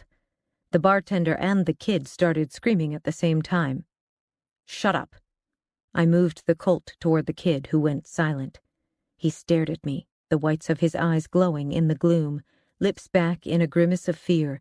Beads of sweat stood at his hairline. He couldn't be past 20 or 21, skinny as a rail. His ears stood out from his shaved head like the handles on a water pitcher. The tattoos made him look like a kid dressed for Halloween. The bartender's sobs filled the silence. "That was me, being nice," I said. "I'm done with nice. Where is Gentry?" "Tell her you're a dead man, Jimmy," one of the skinheads growled. "Don't tell me, and you're still a dead man." I hefted the .45 and peered at Jimmy through the sights. "It'll just happen sooner." "At the camp," Jimmy wailed. "They have him at the old Bodecker homestead near the tracks." "What about Melody and her little girl?" "Yeah," said the kid. "Yeah, they're there, too. I seen 'em." Clyde growled a sudden warning and darted forward. I glimpsed a blur of movement as one of the skinheads unhooked his ankles and yanked a pistol free of his boot. I downed Clyde with a shout, and Nick's shot caught the man in the chest. The skinhead's back erupted in a spray of blood and tissue as the bullet exited. Now the other 3 were coming up, weapons appearing in their hands as if magicked there. I took one man out with a round to the head. Nick fired on the other 2 in rapid succession.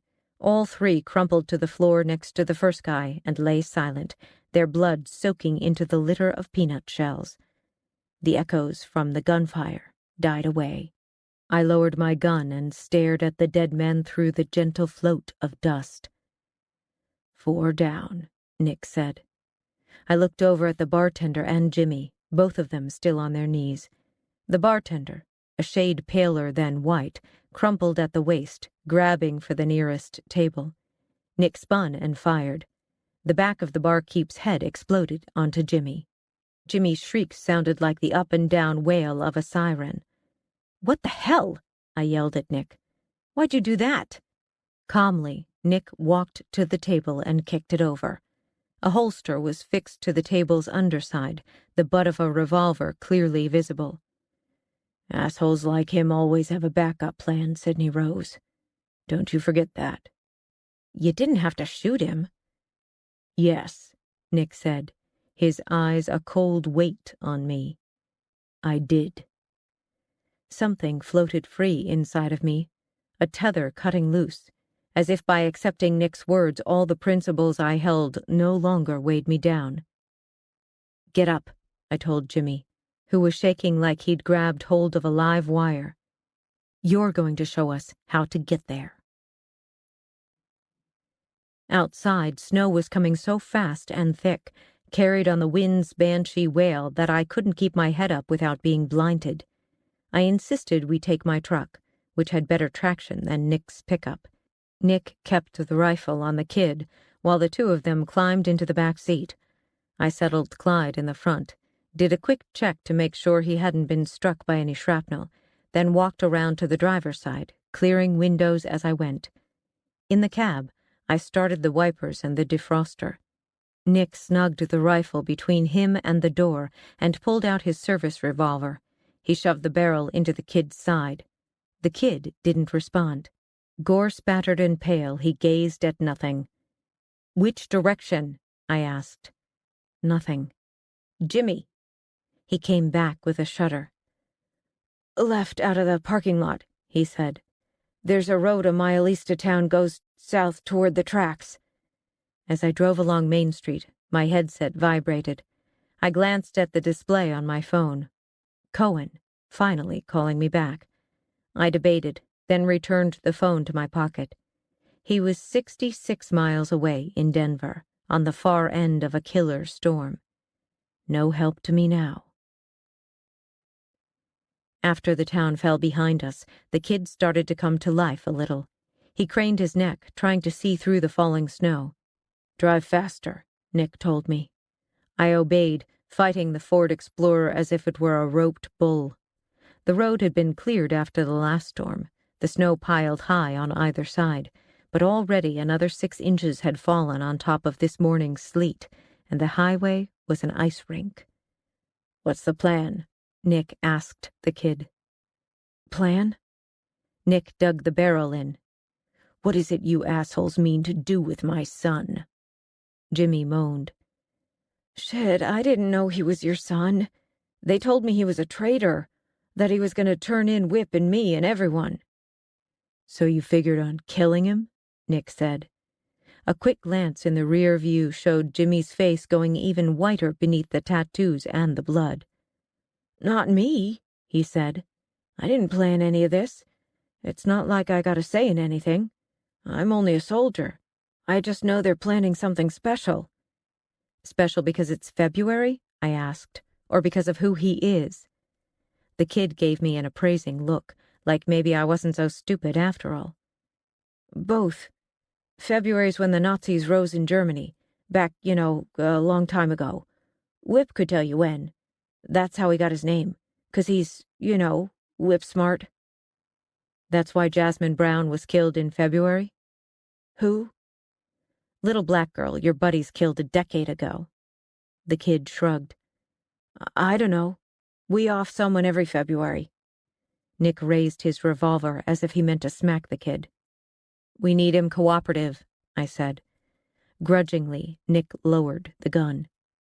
"Every single year?" I said to the kid.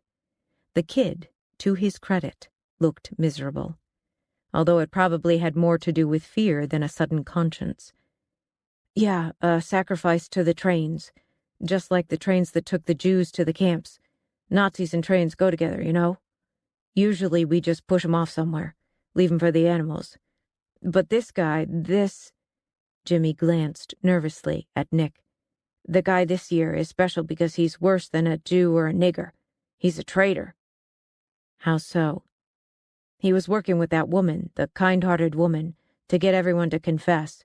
Whip was hot for her, and I think she'd just about convinced him to go to the cops. But then Pete's and Frankie reminded him, you don't betray the Brotherhood, especially not for some bitch." "Isn't Whip the leader?" I asked. "Even Hitler had Goebbels," Jimmy said. He'd obviously heard it a few times. "How do they plan to kill my son?" Nick asked. Jimmy glanced at Nick and hunched his shoulders. His knees jiggled. "They're gonna put him on the bridge over the canyon, chain him to one of the ties. They got a place where after the train hits him, he'll go flying off the tracks, But the chain, see, it'll keep him hanging off the bridge for everyone to see, like a message. You don't betray the Brotherhood. The canyon, Devil's Gulch, a deep crevasse carved out of sandstone.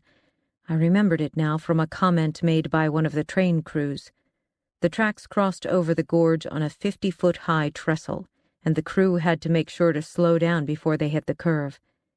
10-1, the ravine was where Jasmine's body lay, a lonely, broken thing at the bottom of the world. After that, Jimmy was saying, we're clearing out. Whip says we're done with this place. He's found somewhere better. When are you putting my son on the tracks? Nick asked. Jimmy's knees jittered like machine gun fire. Tonight. Nick looked like a bull tapped with an electric prod. The kid glanced at him. He won't know anything. They're getting him drunk, on account that, he used to be one of us. We'll find him, Nick, I said. We'll get him out. How? He asked. What was your plan when you walked into the Pint and Pecker? I was winging it. You want to call the sheriff? What can they do? His eyes met mine in the mirror. Leave them for cleanup. Makes more sense to try and stop the train. I pulled out my phone. 1 bar. I tried it anyway, hoping to reach the train dispatch in Fort Worth. Nothing but dead air. I didn't bother yet with trying to raise the crew on my railroad portable. The train wasn't in range. When we were 5 miles east of Wiggins, the kid said, "The place is coming up. There'll be some trees and a fence with a gate." Nick's finger went to the trigger guard. "Better get us there soon." "There it is," the kid yelled at the same time I spotted a clump of naked cottonwoods and a barbed wire fence. I braked, skidded, then eased off the road. Someone had propped the gate open. A heavy-duty combination padlock dangled uselessly off the latch. Beyond the fence, a narrow road curved south, away from the highway, winding upward into a series of low hills. Snow was starting to fill a set of tire tracks on the other side of the fence. "You guys usually leave the gate open?" I asked Jimmy. "Sometimes, when we know we got guys coming." I put the truck in gear. "How far to the camp?" 3 miles or so," Jimmy said. "Camp is right next to the tracks. There's a couple of old houses there from when that pioneer Bodecker used to ranch out here, but we sleep in the trailers." On the other side of the fence, the snow was soft. The explorer fishtailed a moment before finding traction. "How many trailers?"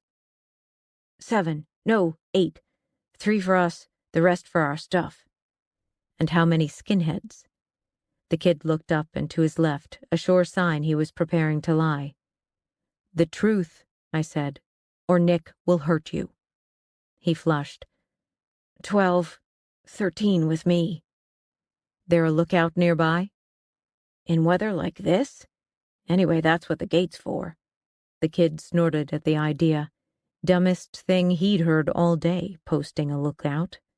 1 point lost by the white supremacist team. I squinted through the windshield. The windows kept fogging and the wipers flailed against the snow. It felt just like the war days, rolling in for the bodies after the bombers had done their work, struggling to see through a sandstorm and praying the insurgents had all gone home, hoping that what you found wouldn't be so god-awful that you'd lose what little breakfast you'd managed to eat. With that memory, sweat beaded under my hat. I white-knuckled the wheel as my gut became a mess of sick energy. In the seat beside me, Clyde sat tense as an electric wire, humming with nerves. I met Jimmy's eyes. "Where are they holding Gentry?" "Trailer closest to the tracks." "Is he tied up?" "They got a manacle on his leg." "Where's the key?" "I don't know. The head guys like Whip carry a whole ring of keys. Must be one of those." After 2 miles, the road narrowed to a track. Another half-mile and it telescoped into a bumpy rut. The explorer bounced and skittered. I looked at my cell phone. No bars. Nick pulled out his railroad portable. "Senior Agent DPC to westbound at Fort Morgan, over." Static. He looked at me. You got the train symbol? I'd checked earlier. It's the Z train, Nick. Fuck me, he said. A Z train is a high-priority run. This one was coming out of Chicago.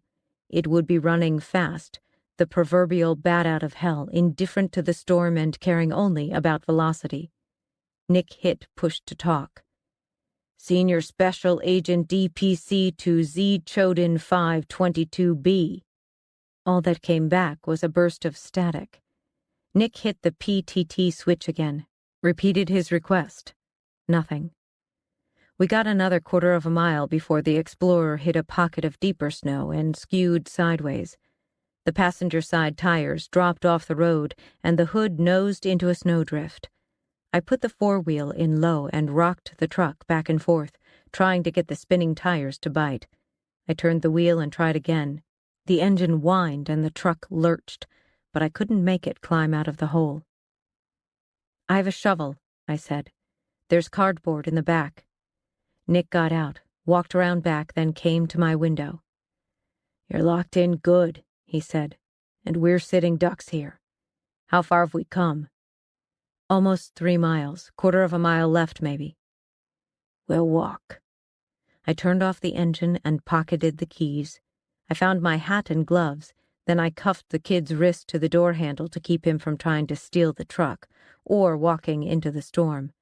I dropped an army blanket over his shoulders. You can't leave me here, he said. I'll freeze to death. Sheriff's men'll be along one of these days. After the snow thaws, maybe. I'll be dead by then. Won't break my heart, I said. He gave me the bird, just like old times. When I stepped out, I sank into snow halfway up my shins. I opened the door for Clyde. He'd picked up on my worry, and now he leapt from the truck like a cannonball before plunging through snow to his stomach. He gave me a look like I could have warned him. Let's check things out, boy. We scrambled away from the truck and back onto the access road where the wind had swept the snow into hard drifts. Nick joined us, and we did a 360 scope of the area. Not much to see. The snow had swallowed the horizon and rendered the hills into two-dimensional cutouts. A nearby clump of trees rattled like bones. The tire tracks we'd been following when we came in had disappeared. Our own tracks were filling fast. 13 with the kid, I said, thinking out loud. Nick and I exchanged glances. Nothing for it, he said. We returned to the truck and loaded up what we needed and could carry. Weapons, radios, extra ammo, a flashlight and binoculars, and a compass. My phone in case we hit a sweet spot. I checked everything on my duty belt to make sure nothing had rattled loose, and we started walking south along the road. Behind us, the kid shouted through the glass, his voice hollow with helpless fury. I gave him the finger. Seemed only right. Chapter 25. On my 3rd day in Iraq, a lieutenant said to me, "If there's no light to be had, immerse yourself in darkness." "What does that mean exactly, sir?" I asked him. "It means to hell with being a hero. To hell with worrying about who's innocent and who isn't. Worrying whether the guy's got a bomb or a bag of plums. It's your job, Marine, to stay alive. If that means getting comfortable with your inner darkness, then that's what you do." Sydney Parnell, Personal Journal. We'd gone only a short way through softening light when Clyde dropped back beside me and pushed my leg. He must have alerted, and I hadn't seen him in the snow. I dropped into a crouch and Nick followed suit. Snow whipped into my eyes, pelted the back of my neck. I tugged up the collar of my coat and tried to see and hear anything more than 10 feet away. Then the wind shifted, and I caught it. The thrum of an engine idling. Accompanying that, a faint ping, like a door alarm. I crab-walked to Nick and told him what I'd heard. He slung his rifle to the front, and we eased around the bend between the hills. Perpendicular across the road so that it blocked both entrance and escape, a Wiggins police SUV idled, its headlights drilling twin holes through the fog of snowfall. Exhaust streamed from the tailpipe, a gray cloud chuffing into the air. A dome light glowed feebly in the cab. On the far side, the driver's door was open, the alarm chiming. There wasn't a soul in sight. I pulled my Glock and told Nick to keep us covered while Clyde and I approached. Clyde let me know with lowered ears and tail that he didn't much care for whatever waited on the far side. He wasn't alarmed, just unhappy. A bad feeling wormed into my gut.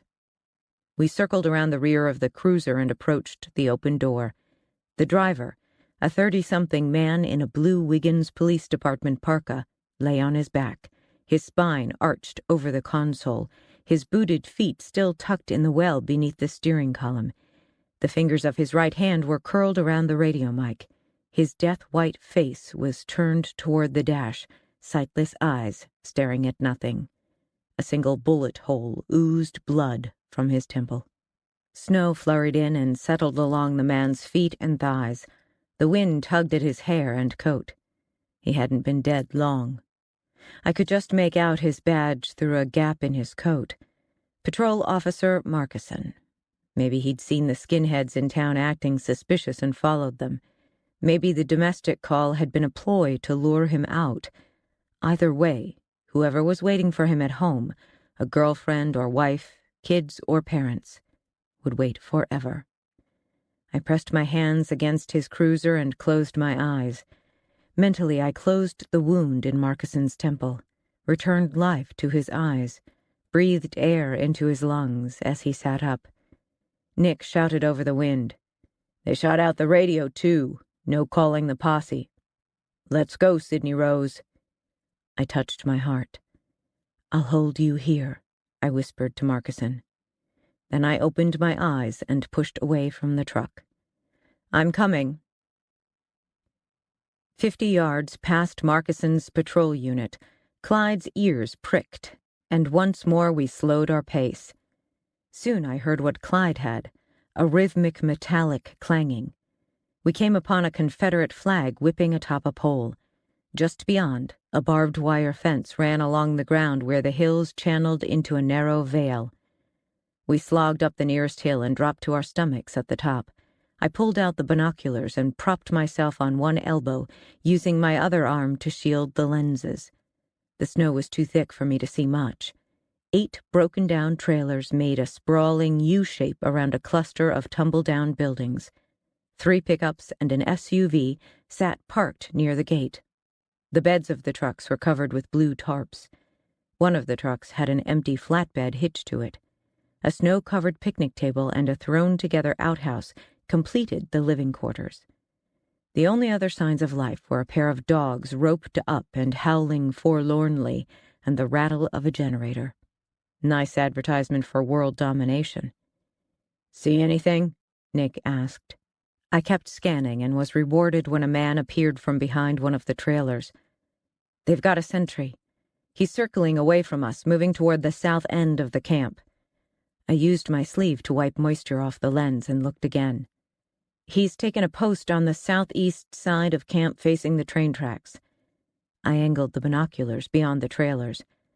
At the top of a rise on the other side of the camp, a wooden trestle hung against the snow-gray sky like the masts of a ghost ship. The bridge spanned a quarter-mile and rode 50 feet over the abyss. The far side of Devil's Gulch winked in and out, a dark slash of rock in the swirling snow.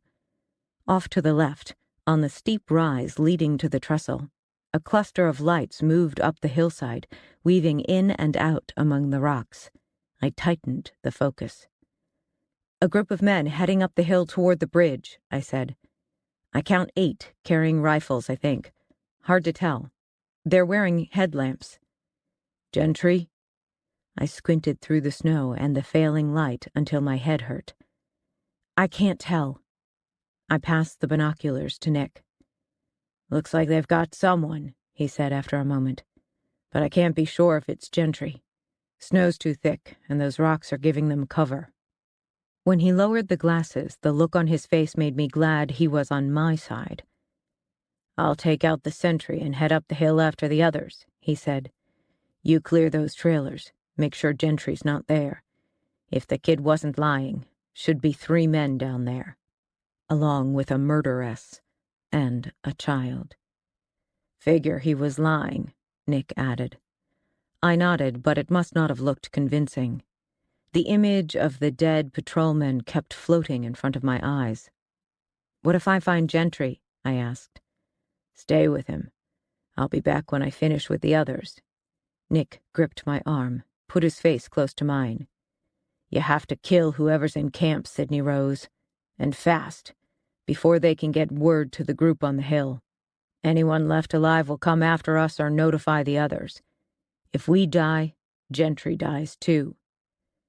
The guys you're following will hear the gunshots. They won't know for sure what's happening. Assholes probably shoot off guns every time they take a shit. If they send someone to investigate, I'll be ready. I nodded, tried to ignore the fist clenching my stomach. It had been like this every time I went outside the wire. A shit-my-pants moment when I was sure I'd curl up in a ball on the ground and refuse to move. In a shimmer of sudden light, Elise appeared behind Nick. Her face was worried, her arms crossed protectively over her breasts, as if she didn't like Nick's plan any better than I did. Nick's voice pulled me back, his fingers digging into my arm. You can't hesitate. You can't be soft. These guys are child killers, cop killers. You understand? The world rushed in with a pop. My heart rate soared and my lungs expanded with an overdose of oxygen. I'm on it, I said. He released my arm. Shoot to kill, he said, and disappeared with a long, loping run down the southern slope of the hill. Clyde and I followed in the failing light, hurrying after Elise's ghost. At the edge of the camp, she vanished. Chapter 26. Bottom line, morality is different in war, and war doesn't always take place on a battlefield. Sydney Parnell, English 0208, Psychology of Combat. We moved fast. The first trailer Clyde and I hit was padlocked shut. A smell like paint thinner oozed from the cracks. A quick shine of my flashlight through the window revealed tables laden with beakers, Corningware, rubber tubing, large plastic tubs, and bottles of ammonia. The next 2 trailers, also padlocked shut, held weapons, 40-pound bags of fertilizer, and gasoline cans. Empty boxes cluttered the floor, and 2 loaded dollies stood near the door, preparations for moving out. We slogged through the snow toward the southernmost trailers and almost tripped over the body of the sentry I'd spotted through the binoculars. Nick had taken his rifle and left him on his back, throat cut. I slowed as I approached the 4th trailer, where a muffled diesel generator hummed. Light shone through partially drawn blinds, and men's voices rose and fell from within. Because of the dogs at the north end, I downed Clyde while I completed a circuit of the camp. The dogs went silent as I approached, then started up again. No one responded. Maybe none of them had read about the boy who cried wolf. My reconnaissance yielded 4 more trailers, dark and empty, and 2 additional generators, both silent. Either the kid had been lying about Melody and Liz, or they were in the 4th trailer with the men. If Gentry was still there, he'd be in that trailer as well. The one closest to the tracks, Jimmy had said. Back with Clyde, I stood in the snowfall and listened. With the howling of the wind, I couldn't make out the men's words, couldn't tell if there were 2 men inside, or 5, or 7. I cocked my head at a sudden silence behind me. The dogs had stopped barking. I pulled the Colt free of its holster and wrapped both hands around the grip as 2 shapes hurtled out of the darkness, trailing leads of rope. The dogs separated when they hit the light spilling from the trailer windows. One launched itself toward Clyde, who leapt silently to meet it. The second came for me. I shot it through the chest and spun for the other dog. It had pulled away from Clyde, its black lips slicked back from long teeth, its haunches coiled for a second attack. Steht noch, I yelled at Clyde. Stand still. My second shot hit the dog in its hip. It yelped and pitched onto its side. A man's voice cut through the ringing echo of gunfire. "What the hell you doing?" I whirled to find the trailer door open and a man standing outside in the snow. He held an AR-15, the butt of the rifle tight against his shoulder as he stared down the barrel at me. A second man stood on the stairs, also holding an assault rifle. "Hold off, Pete's," said the man on the stairs. "Look, it's a woman." Pete's, the escapee from the shootout at Melody's house. "A woman?" Pete's lowered the rifle barrel. "What the hell are you doing out here?" "Them dogs must have broke their ropes," said the man on the stairs. "That's pretty good shooting, lady. Hell, I've been wanting to shoot those fuckers myself. They don't never shut up." I tried to see into Pete's eyes, looking for evil, looking for anything that said it was okay to put him down in cold blood. But he was a cutout against the trailer lights, his eyes a riddle. Nick's voice. "You have to kill them." I raised my gun and shouted. "Special Agent Parnell with Denver Police. We've got your camp surrounded. Drop your weapons." Pete's barrel came swinging back up. "Fuck that," he said. We fired at the same time. My shot punched a hole through his forehead. Pete's folded at the waist and dropped hard, like a man trying to sit without a chair. The second skinhead had his gun partway up when Clyde flew out of the dark and knocked him back. Their combined weight carried them into the trailer's side. A vicious crack sounded as the man's skull hit metal. One glance at his face told me he wouldn't be getting up again. I dashed to the trailer wall and flattened myself against it as a third man appeared in the doorway. He fired wildly into the dark. The Colt blew the side of his head off. His body hit the door frame and tumbled down the stairs. I whistled to Clyde, shoved past the third man's body, and barged hard into the trailer, gun extended, shouting, "Hands up!" Melody Weber stood near a curtained bunk at the far end of the single-room trailer, her hands raised high. When she realized I was the one who'd just shot her pals, her expression changed to relief. She started to lower her hands. "Keep them up," I said, angling myself so I could see both her and the front door. Her hands rose. "They've got Gentry," she said. "Up on the bridge. They're going to kill him." "Like you killed Elise?" Hurt rose in her eyes like floodwater. She shook her head wildly. "I didn't. It wasn't me." "Whoever is behind that curtain," I said. "I've got a .45 aimed right at you. Open the curtain and show me your hands." "It's Liz," Melody said. Hating it, I kept my voice hard. "Open the curtain, now." "I'll do it," Melody said. "Don't move a fucking inch," I told her. "Go ahead, Lizzie," Melody said. "Open the curtain. It's the nice Agent Parnell." I'm sure we both enjoyed the irony of that. A small hand grabbed the end of the curtain and dragged it open. Liz Weber looked out at me with terrified eyes. Her gaze took in first the gun and then the rest of me, no doubt seeing the blood on my face and coat from the men I'd just killed. "I'm sorry, Liz," I whispered. I swung the gun back to Melody. "They took Gentry?" She nodded. "To the bridge." Liz's eyes locked on Clyde. She rolled out of the bunk bed and skirted past me to throw her arms around him. "Agent Parnell," Melody started. "Keep your hands up." I became aware of a deep burn in my left arm. I glanced down and saw a hole in the sleeve. "Mommy didn't do it," Liz said to Clyde. I squatted next to her. "What, sweetie?" "It wasn't Mommy who hurt Elise. It was the bad man." The world went a little sideways. "Whip?" The little girl shook her head. She was crying now, her face buried deep in Clyde's fur, her arms in a stranglehold around his neck. I touched her shoulder, felt her bones like those of a bird's beneath her pale skin. Her hair was a rat's nest. The faint scent of urine rose from her cheap nightgown. I wanted to cry, too. Outside, from far away, a shot rang out. Liz and I both flinched. Nick, I hoped, catching up to the skinheads. "Who told you that, Liz, about the bad man?" "We saw him." I lifted my eyes to Melody, wondering if it could be true. Who, then? I asked her. I don't know, Melody said. We'd just gotten there, was standing on the porch.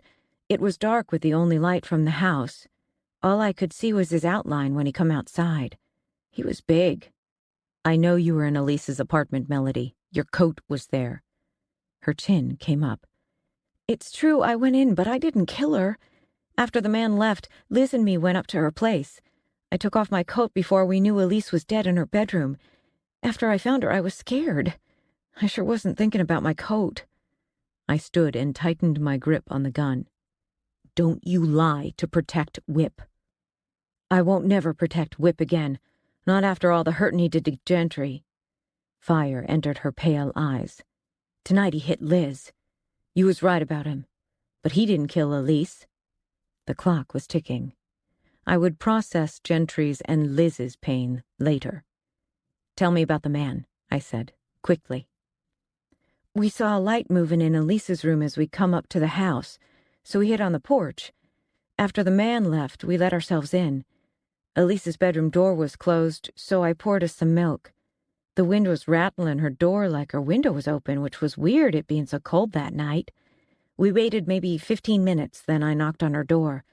Elise was all, you know, I didn't know what to do. I worried the police might think it was me, so I called Whip and he come over. He thought I'd done it, on account of how he felt about her. He was really mad. But he went into her room and put some hobo beads there, said it would protect me, said it would make the police think someone else had been there. Then we left. Which didn't exactly exonerate Whip, and Melody could be lying about all of it. But I would leave that for later, too. For the moment, she had nowhere to go. Not in a blizzard with the road blocked by Markison's cruiser. I holstered the gun. I'm going after Gentry. You and Liz stay inside the trailer. Lock the door and don't let anyone in until the sheriff gets here. She looked like she'd throw up. Whip'll kill you. Then what's going to happen to me and Liz?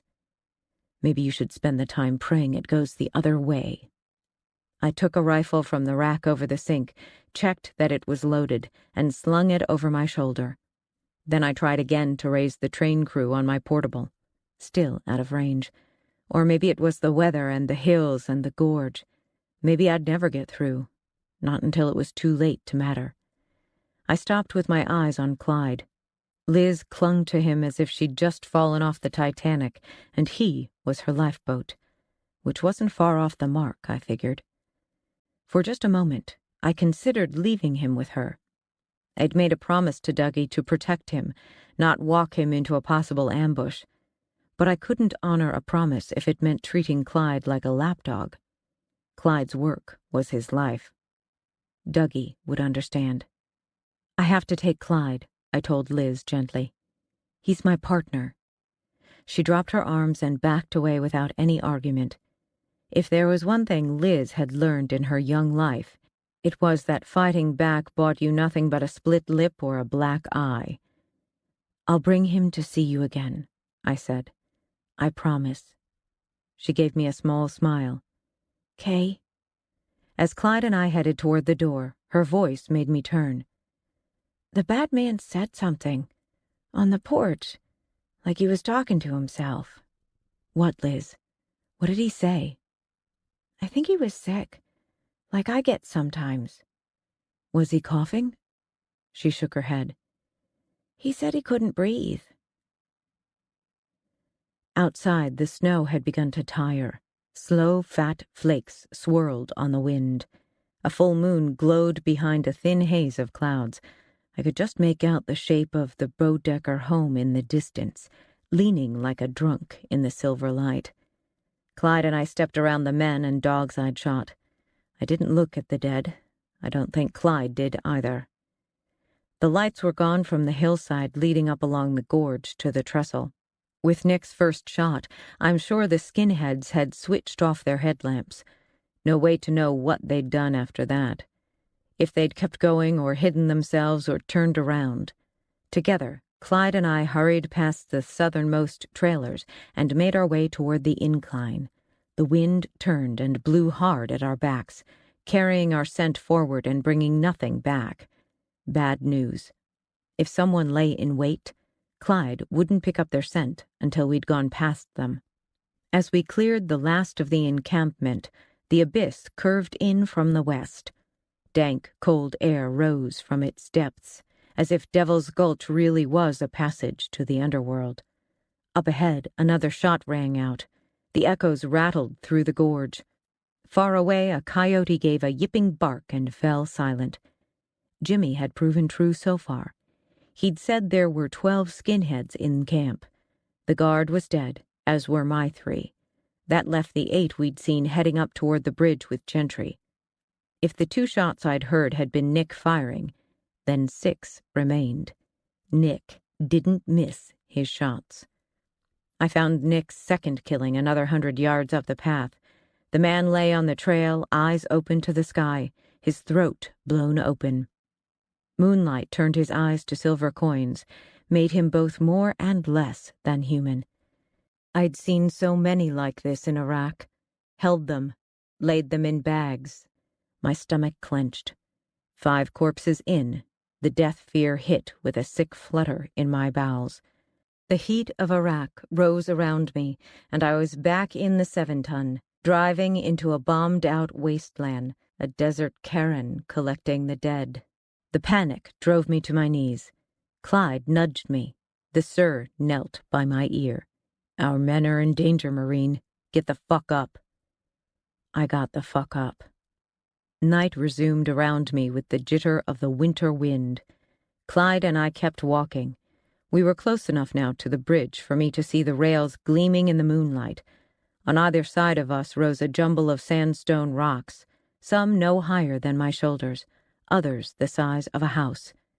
The potential for ambush waited at every bend, but the knowledge of the coming train rode my thoughts like a knife blade.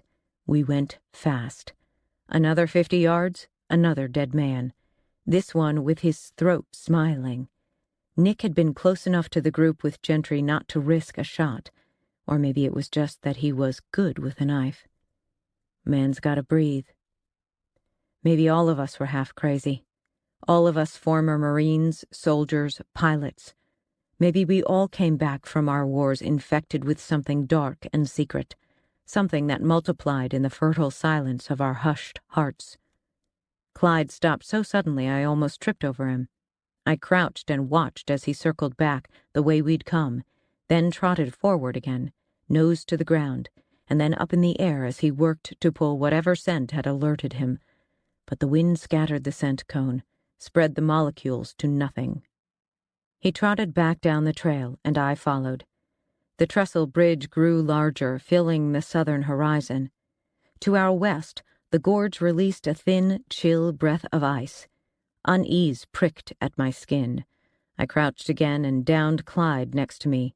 I looked up and down the hillside.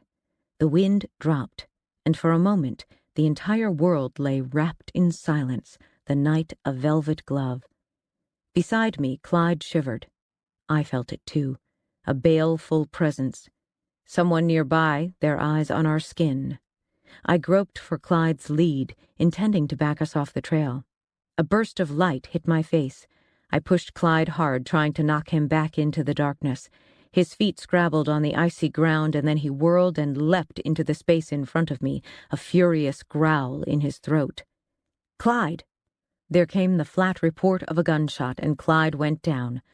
I rose and tried to run to him, but there came another crack, and something slammed into my chest with the heft and speed of a man swinging a baseball bat. My rifle skittered away as I fell, the pain in my chest burning through my lungs until no breath remained. I skidded along the snow-packed slope toward the abyss. My right foot caught on something. The sudden braking spun me around and shoved me against a rocky outcropping. "Clyde," I screamed without a voice. "Clyde." A figure appeared above me, silhouetted against the moon-hazed sky. A man, tall and lean. He flicked a light on my face, then flicked it off again. In the darkness, his breath hit my skin like the scratch of wool. He reached out a hand and felt under my coat, found the vest. "Well, well, well," he said. "You're not breathing, Parnell," said the sir. "I'm goddamn trying, sir." "The lady cop riding to the rescue," the man said. "But who's going to rescue the lady cop?" The sir squatted next to me. "Get up." A trickle of air slid down my windpipe. "Clyde?" "What's that?" asked the man. "You got something to say?" The light returned to my face, panned down my inert body. A headlamp. This time I caught a glimpse of the man behind it. Narrow face, high cheekbones, a domed forehead. The face that had stared at me from a piece of paper until I'd memorized every feature. Alfred Merkel, a.k.a. Whip. In person, he was more imposing than I'd imagined from the artist's sketch. Violence sizzled off him with a chained ferocity. Muscled beneath his camos, his bare head smooth, he sat on his heels and regarded me with the languid confidence of a predator. His gray eyes held glints of amber, like sparks off flint. Score one for the burned man, giving this guy his licks. The light returned to my face. "That your pal up there, picking off my men?" "My dog," I whispered. "That your dog I shot?" He hawked up phlegm, turned his head, and spit. "Looks like the fucker's dead." He swiveled his gaze back to me. "Was supposed to be you." My face and chest grew hot with rage and grief. "I will put you down," I said, "for my dog." "That right." "And for killing Elise." Testing him, testing my own theories. Whip's eyes went to slits. His breath hung in a cloud between us. He seemed to be thinking. Probably not something he was used to doing in a hurry. He reached into his boot, came back with a knife. I pulled my thigh to my chest, then shoved my foot into him with everything I had. He flew backwards. I scrabbled to get my feet under me, thinking I would kill him. Then I would go to Clyde and fix whatever was wrong. Because Clyde couldn't be dead. I made it to a half-crouch before Whip came at me, swinging the knife in an arc. I feinted to the right, and as he followed, made a quick jab to the left. My foot slipped on the snow and went out from under me. Desperately, I threw myself forward, grasping for anything to stop my fall. My hand found Whip's coat, yanked him close. The abyss opened behind us. Chapter 27. Nietzsche said that whoever fights monsters should be careful not to become one. I say, sometimes that's all you've got. Sydney Parnell, Personal Journal. We hit, bounced, caught air, hit, and bounced again. Even as we went, Whip was trying to get the knife into me. The blade was the only thing that caught the light as we hurtled into the dark. I let go of him, tumbling end over end as I descended, careening off snow-covered rock faces and tree trunks in an oddly weightless flight, the heavy snow and gravity carrying me like a wave past anything that could hit me with enough force to stop my downward descent. I heard Sarge's gun go flying. A second later, the radio broke away and smashed against a rock. And then, gravity was done with me. It fetched me up against the trestle's base and left me there, stunned and panting, flung like a doll on my back. With a groan, I lifted my head. A little way north, where the ravine dropped deeper, a small light shone. Whip's headlamp. I watched it long enough to see that it was moving, but I couldn't tell if it was approaching or receding.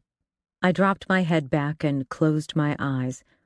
I had not known how much of me belonged to Clyde, how much room he had claimed in my heart. He was the one good thing, the one living thing, that had come back with me from Iraq. Clyde had held me together as we shared our grief over Dougie, our relief at leaving the war zone, and eventually our sense of purpose, muted though it was, when we returned to work.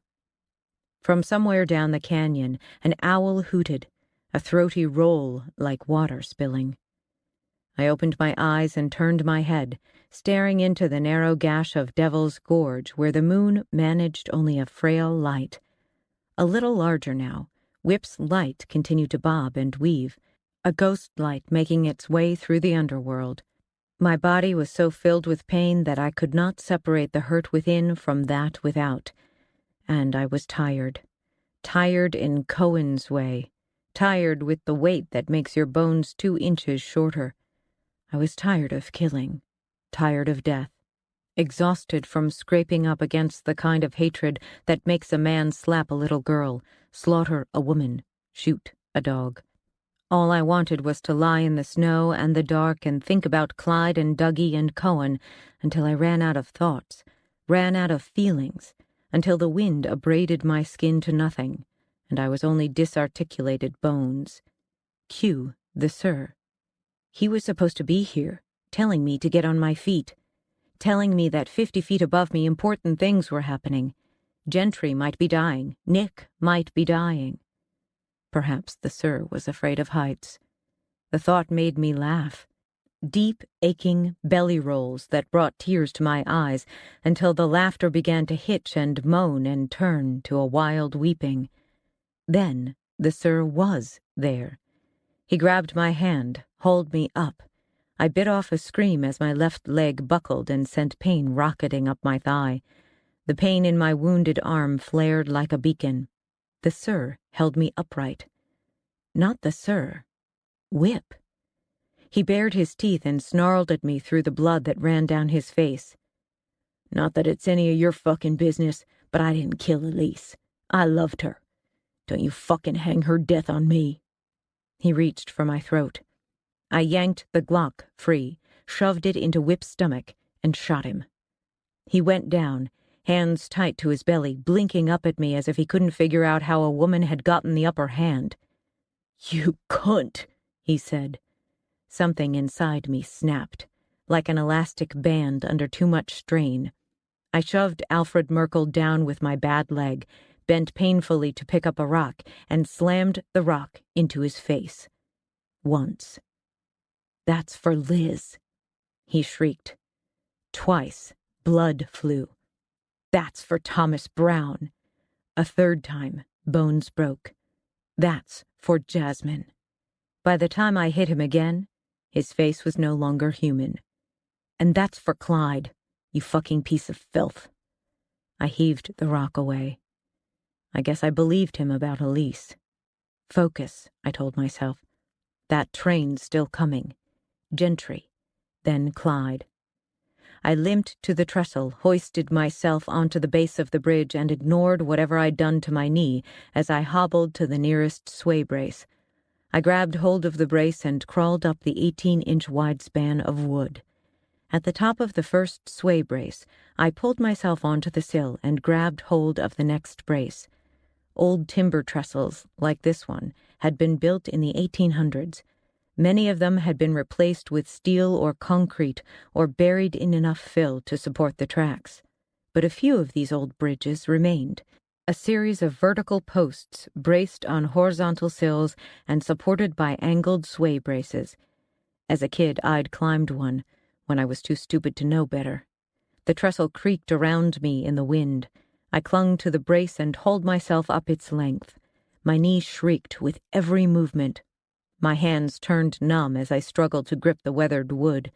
The wind tore my hat free and tossed it into the darkness, sending my hair whipping about my face. But I'd found my rhythm. Reach, pull, drag, reach, pull, drag. Then my bad knee gave. My foot slipped off the brace, swung in the emptiness. Before I could bring it back up, I began sliding back down the timber I'd just climbed, gravity tipping my body toward Devil's Gulch. Markison's ghost nodded at me from one of the sills, his Wiggins police jacket flapping. Panic later, he told me. Panic kills. I grabbed for one of the posts as I went past, dug in my fingers and jerked to a stop. Is that what happened to you? I snarled at him. But he was right. I pulled my foot back onto the brace and kept working my way up as the moon slipped in and out of the clouds like a ship in stormy waves. I didn't look down. When my feet slid, I brought them back. When my hands slipped, I pressed my body against the brace. I didn't think about falling. I thought of Clyde, maybe still alive and waiting for me to fetch him home, of Gentry, hurt, about to die, and of Nick. Liz's voice whispered in my ear. He said he couldn't breathe. Nick, who would do anything for his son. The wind told me when I was near the top, its fury unabated as I cleared the sides of the gorge. Now I could see the actual railway, a latticed span of wooden ties set against an insubstantial sky. A few more feet, then I grabbed one of the ties, hooked a leg up, and peered over the edge of the rails just as the moon went dark. I strained to hear over the roar of the wind and was rewarded with the low rumble of men's voices not too far off. A chain clinked. "Hurry up," said one of the men. "I'm trying, goddammit," came the answer. I hauled myself onto the bridge. I drew my pistol and inched forward on my elbows and knees. A little farther on, the forms of men became visible, shadows hunkered on knees or flat on bellies. Someone coughed, closer than the men I'd spotted, and I froze. Only 10 feet away, 2 men lay propped on their elbows, guns snugged close. The wind had kept them from hearing my approach. I pressed against the ties and listened to the roar of blood in my ears. I could shoot them both where they lay, but I wouldn't get off another shot before one of the other men found me. I had no idea where Nick was, if he was still in the picture, if he was still alive. One of the men near me shifted. "Asshole'll start firing again." "He can't see us, you dumb fuck. Anyway, I think Ty got him." From the east, a mournful whistle floated through the night. The 1740 freight to Denver, approaching a crossroads near Wiggins, which meant it wasn't far off.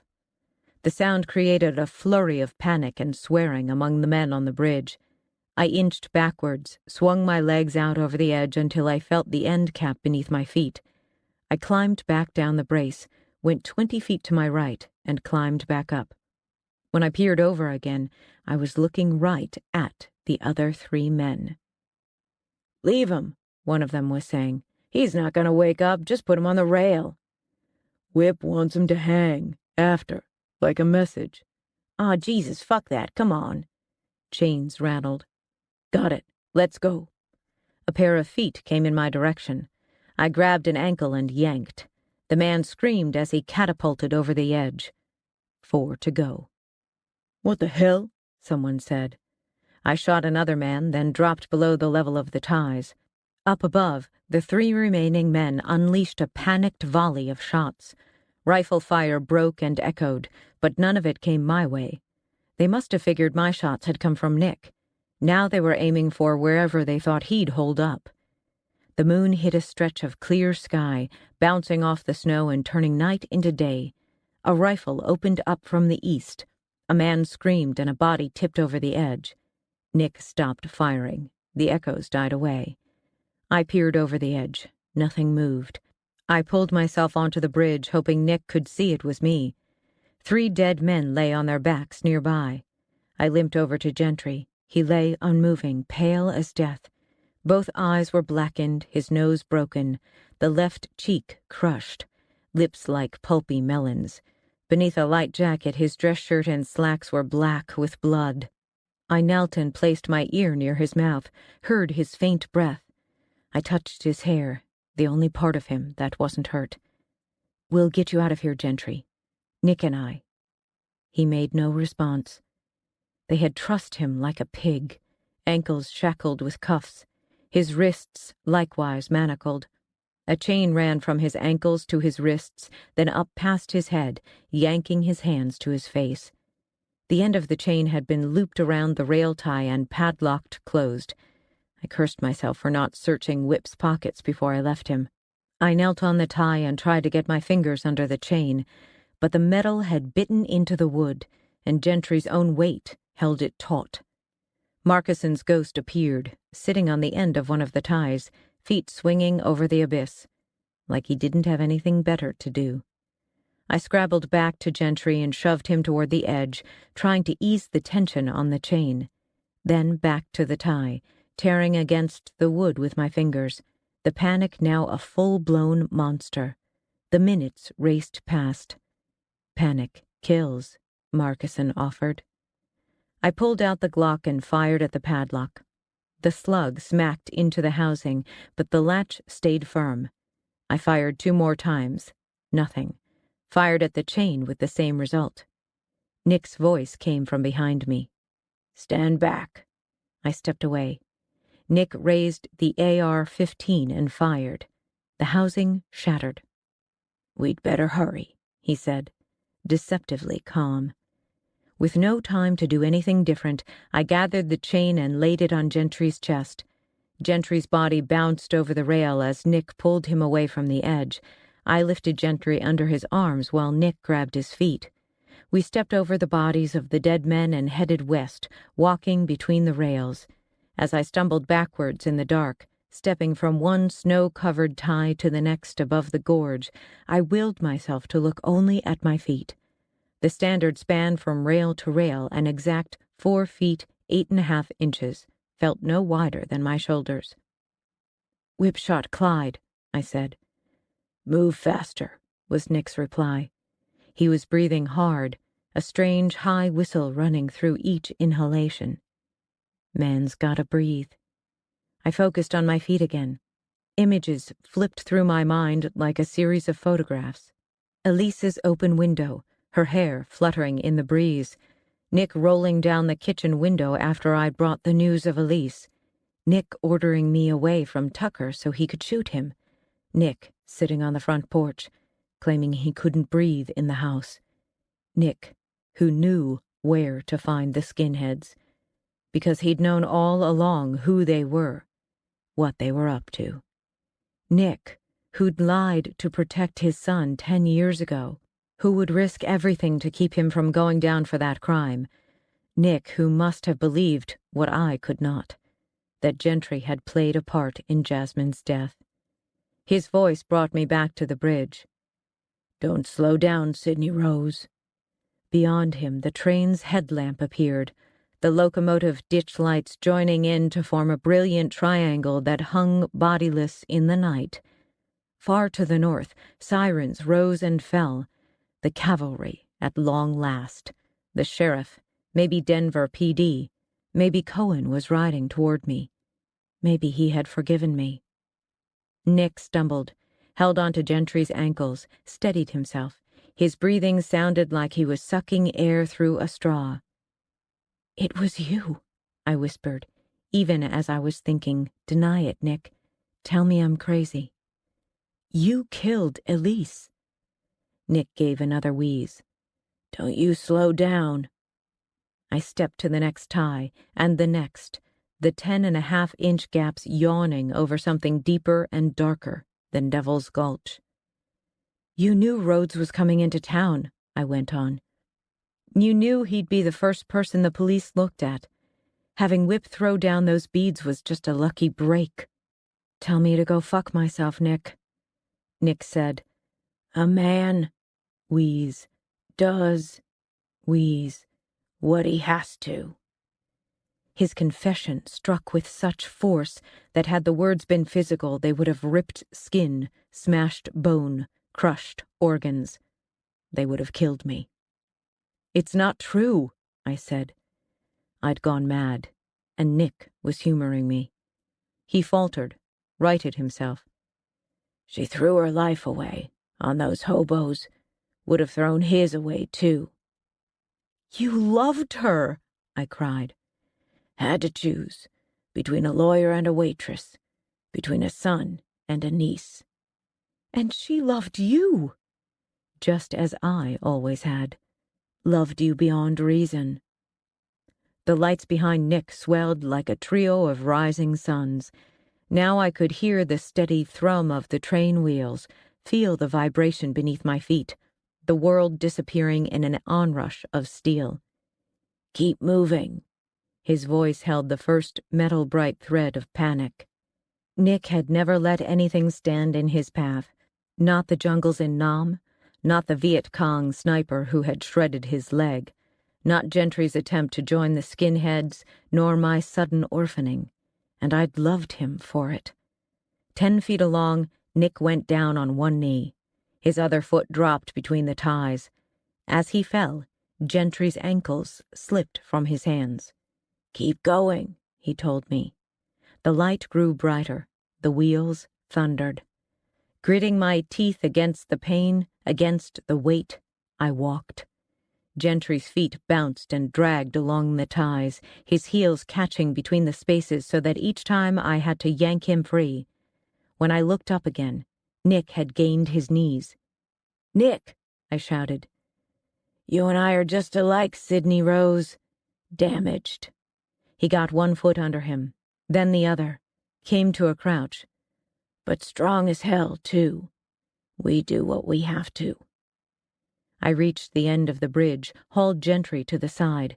When I looked again, Nick was back on his knees, his shadow stretched across the ties. I put everything I had in my voice. "Nick, come on!" The lights of the train formed a supernova, filling the horizon. I stepped back toward the bridge. "You told me, never leave a fallen soldier behind."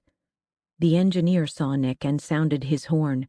The brakes gave a wailing cry, a high drilling sound like 1,000 voices calling in pain. "Unless they've gone bad," Nick said. Or I think that's what he said. Metal shrieked around the curve of the bridge. Sparks boiled under the wheels as if the train was on fire. I threw myself off the tracks and covered Gentry's body with my own, wrapping my arms around him and squeezing my eyes shut as the train hurtled past, tugging at us with its slipstream. The pain in my chest burst into flame, burning everything. The end of the world. Chapter 28. Cops and Soldiers. We have a moral code that is too limited for what we face in the street or on the battlefield. Serve and protect. Defend with honor, courage, and commitment. But the lines aren't clearly drawn. The bad guys don't wear signs. And all of us are only human. Sydney Parnell, Personal Journal. I spent 3 weeks in the hospital. The blows to my chest had caused an arrhythmia in the upper chamber of my heart, which the docs thought would resolve on its own if they could get everything else fixed. I had 2 broken ribs, numerous lacerations, some serious, and a handful of hairline fractures, including one in my skull. My patellar tendon was shredded, my left bicep torn. So while I healed, the docs kept me afloat on a sea of artificial calm. Probably a good thing, since around me the world had erupted in a flurry of investigations, accusations, turf battles, and finger-pointing. Throughout the days and weeks after Cohen pulled Gentry and me off that hill, the sheriff and a team of forensics experts spent long hours sorting through the dead. The last body recovered by the forensics team was the skeleton of Jasmine Brown, her bones sifted so deep into the soil at the bottom of Devil's Gulch that she would likely never have been found if Elise hadn't started the investigation.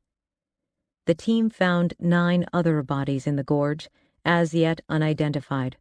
All were disarticulated, gnawed, and scattered by scavengers. One they thought might belong to a hunter, a man who'd stumbled upon the other bodies and been condemned to join them. No one could accuse Whip and his gang of sitting idle. The sheriff counted 12 recently deceased in the camp and on and around the bridge. They added that body count to the men Nick and I had killed at the Pint and Pecker and told me we'd done a good job. A bang-up job, I think the sheriff said, his tongue not obviously in his cheek. As if we'd done nothing more than clean up a rattler den. An internal investigation by Denver Pacific Continental cleared both Nick and me of any wrongdoing. Now it was up to the Colorado Bureau of Investigations and the DA's office to decide my fate. Cohen told me not to worry about it, and I didn't. Whatever the legal system decided about our actions, Nick would never face any sort of earthly trial, and I had done what I had to do. Or at least, that's what I told myself. Killing is never easy to justify. During those drugged-out days, I spent a lot of time staring out my 10th floor window, working hard to keep my mind empty. Some days I was fairly successful. Other days, Nick and the rest of the dead crowded so close it was all I could do to breathe. But the doctors said I was making great progress. By the 15th day, I was off most of the drugs. On the 16th day, I took myself to the bathroom, brushed my own teeth. The morning of the 17th day, I started physical therapy. And on the evening of the 18th day of my stay, I turned on the television and watched for 15 minutes before turning it off again. On the 19th morning, I woke with a clear head, as if someone had finally switched on the light.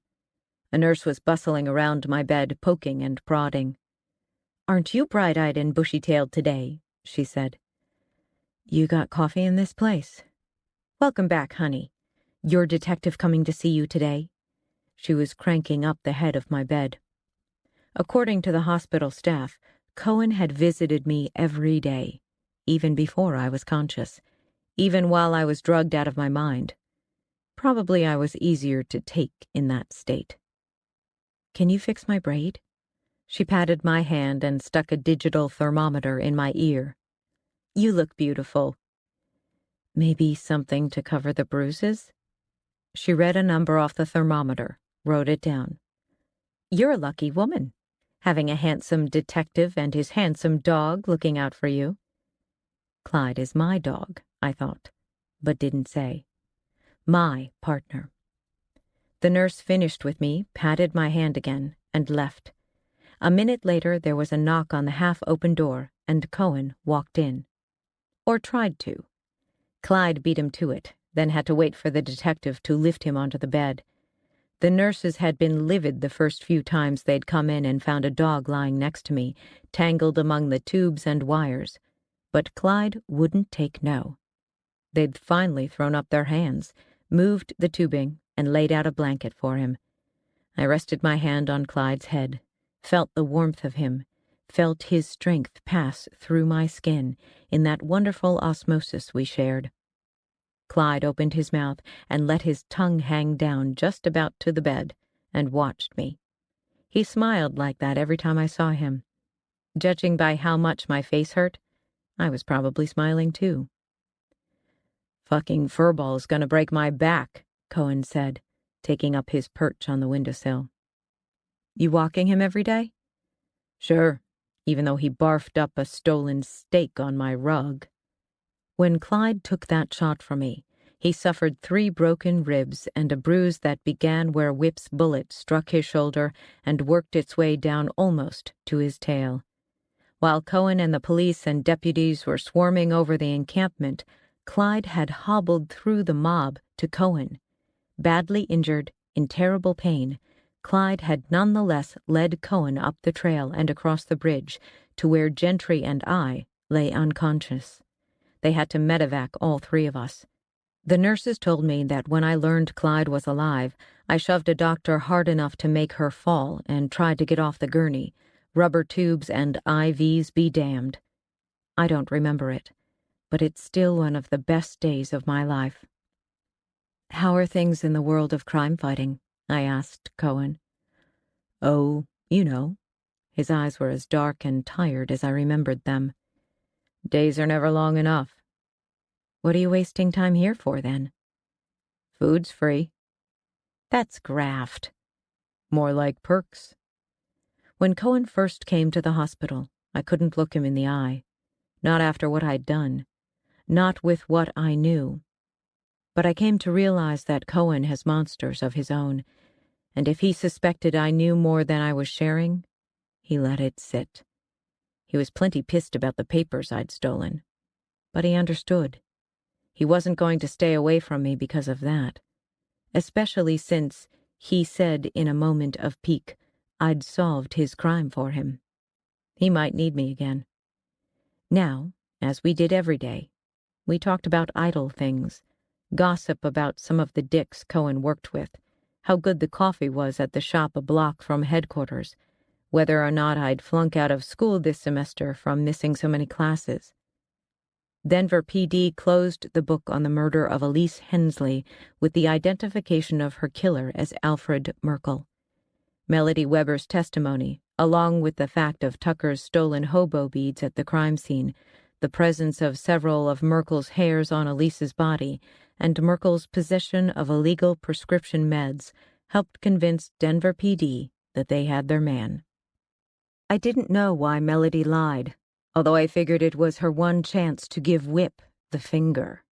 Detective Bandoni kept giving me the evil eye about all of it, but in the end he said justice had been served, one way or another, and he let it drop. I don't think Cohen bought it.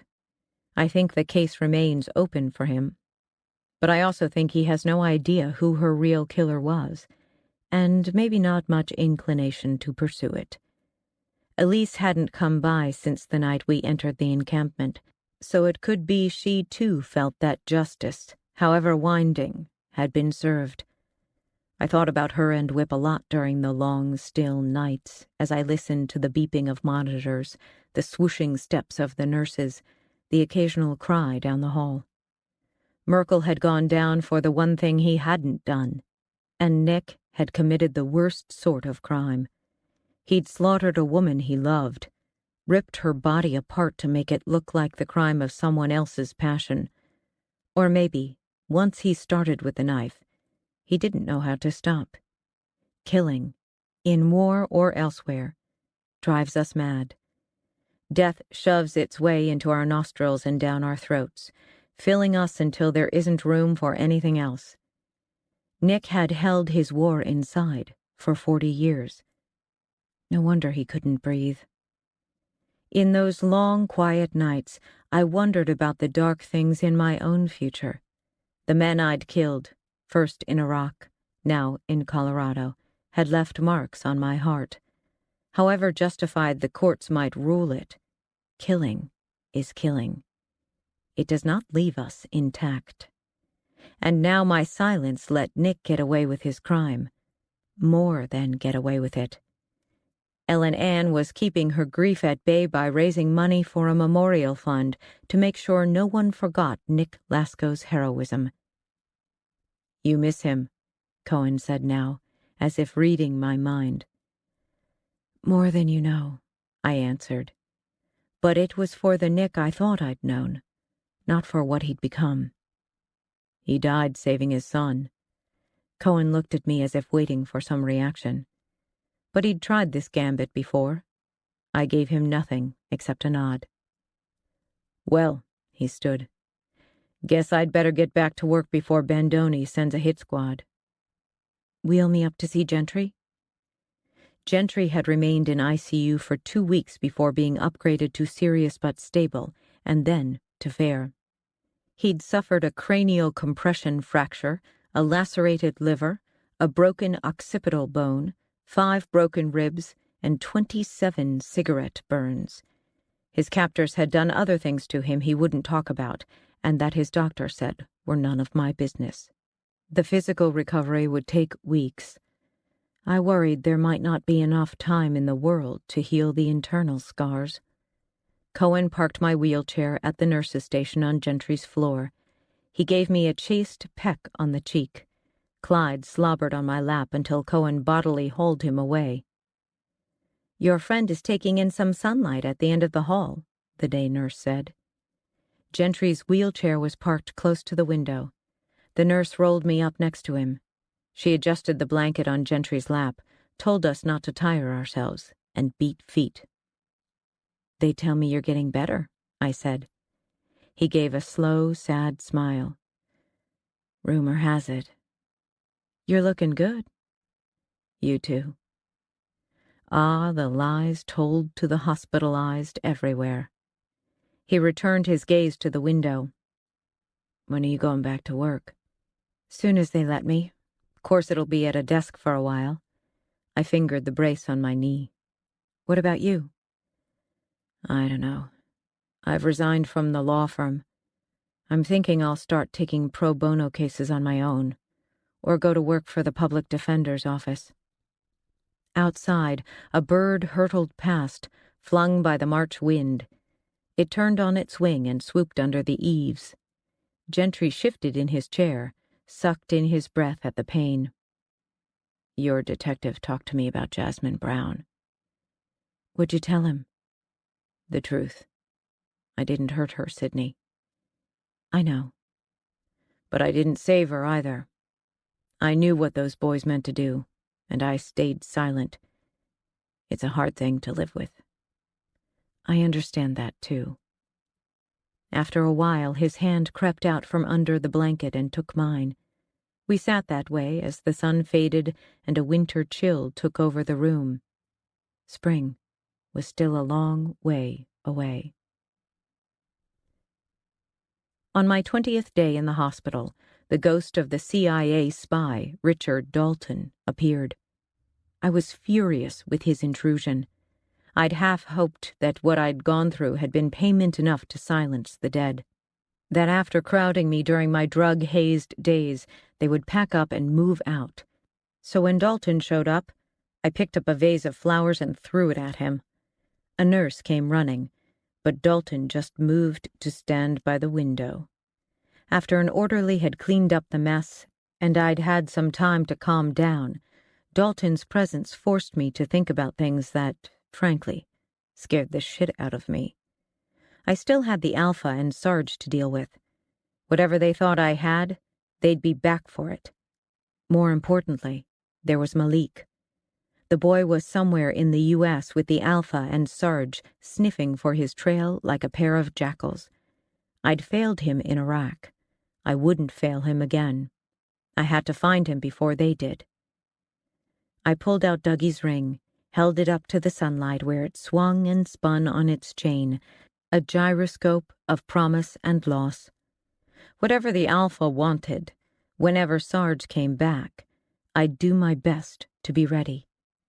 Given the level of alarm around what had happened in Habbaniyah, I figured there was a house of cards somewhere just waiting for a good breath of air. Something that, maybe, Malik and I could do together. On my last day, as I was packing up the flowers and stuffed animals that Grams and Captain Maurer and the railroad folk had brought me, someone rapped on the partially closed door. Clyde lifted his head from his spot in the sun. "Come in," I said, expecting Cohen, even though he'd said he would wait for me out front. He had dropped Clyde off 15 minutes ago and gone to bring the car around. But it was Tucker Rhodes standing in the doorway.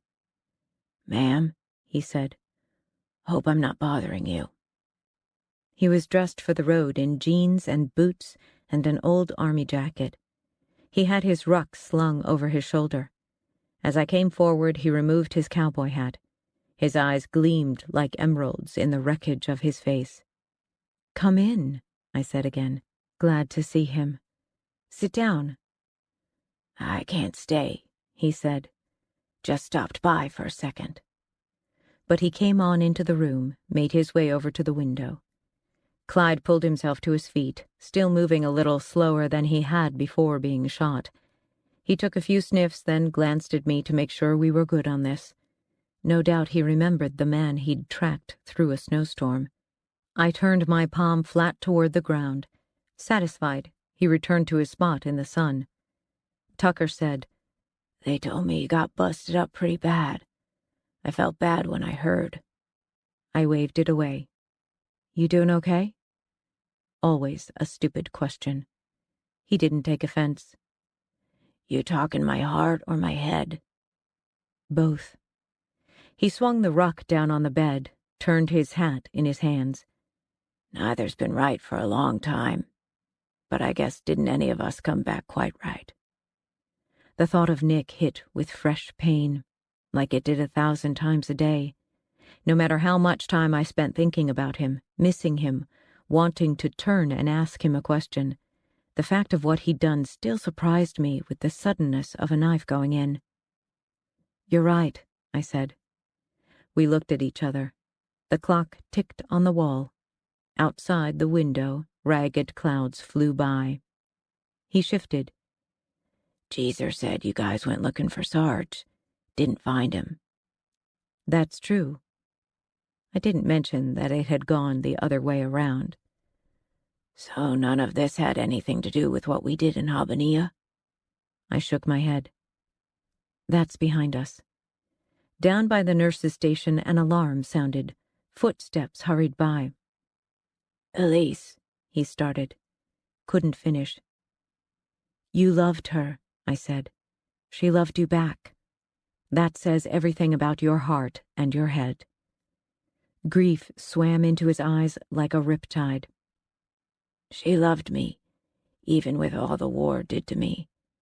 I never could understand why.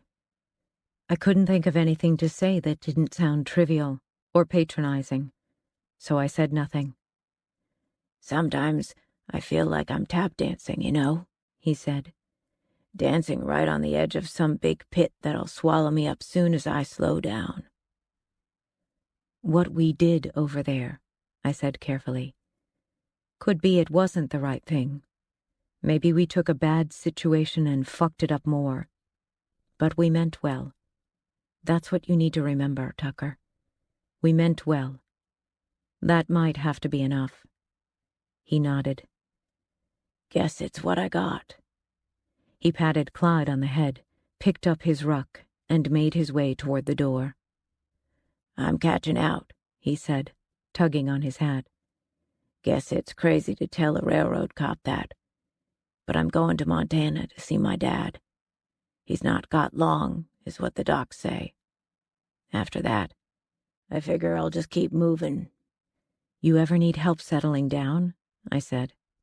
Come talk to me. I will. A nurse appeared at the door with a chair to wheel me out. Hospital policy. I called to Clyde and took his lead in my lap as I sat. Tucker walked alongside us down the hallway. Someone would take the flowers and stuffed animals to the children's ward. Downstairs in the lobby, through the glass of the front doors, I saw Cohen waiting by the curb. He leaned against his car, arms folded, his right ankle hooked over the left. The wind had caught his tie, blown it sideways. His hair still looked like he'd cut it with manicure scissors. Tucker turned to me. Me and Elise, we owe you a lot. I'll send you a bill. I still see her, he said. Elise, does that mean I'm crazy? No, Tucker. I'm pretty sure it means you're sane. He touched my shoulder. Then he put on his hat and pushed the door open. Semper Fi, he said, and walked out of the building. Semper Fi, I murmured. The door swung shut behind him. I returned my gaze to Cohen. He must have felt my eyes on him even through the glass, because he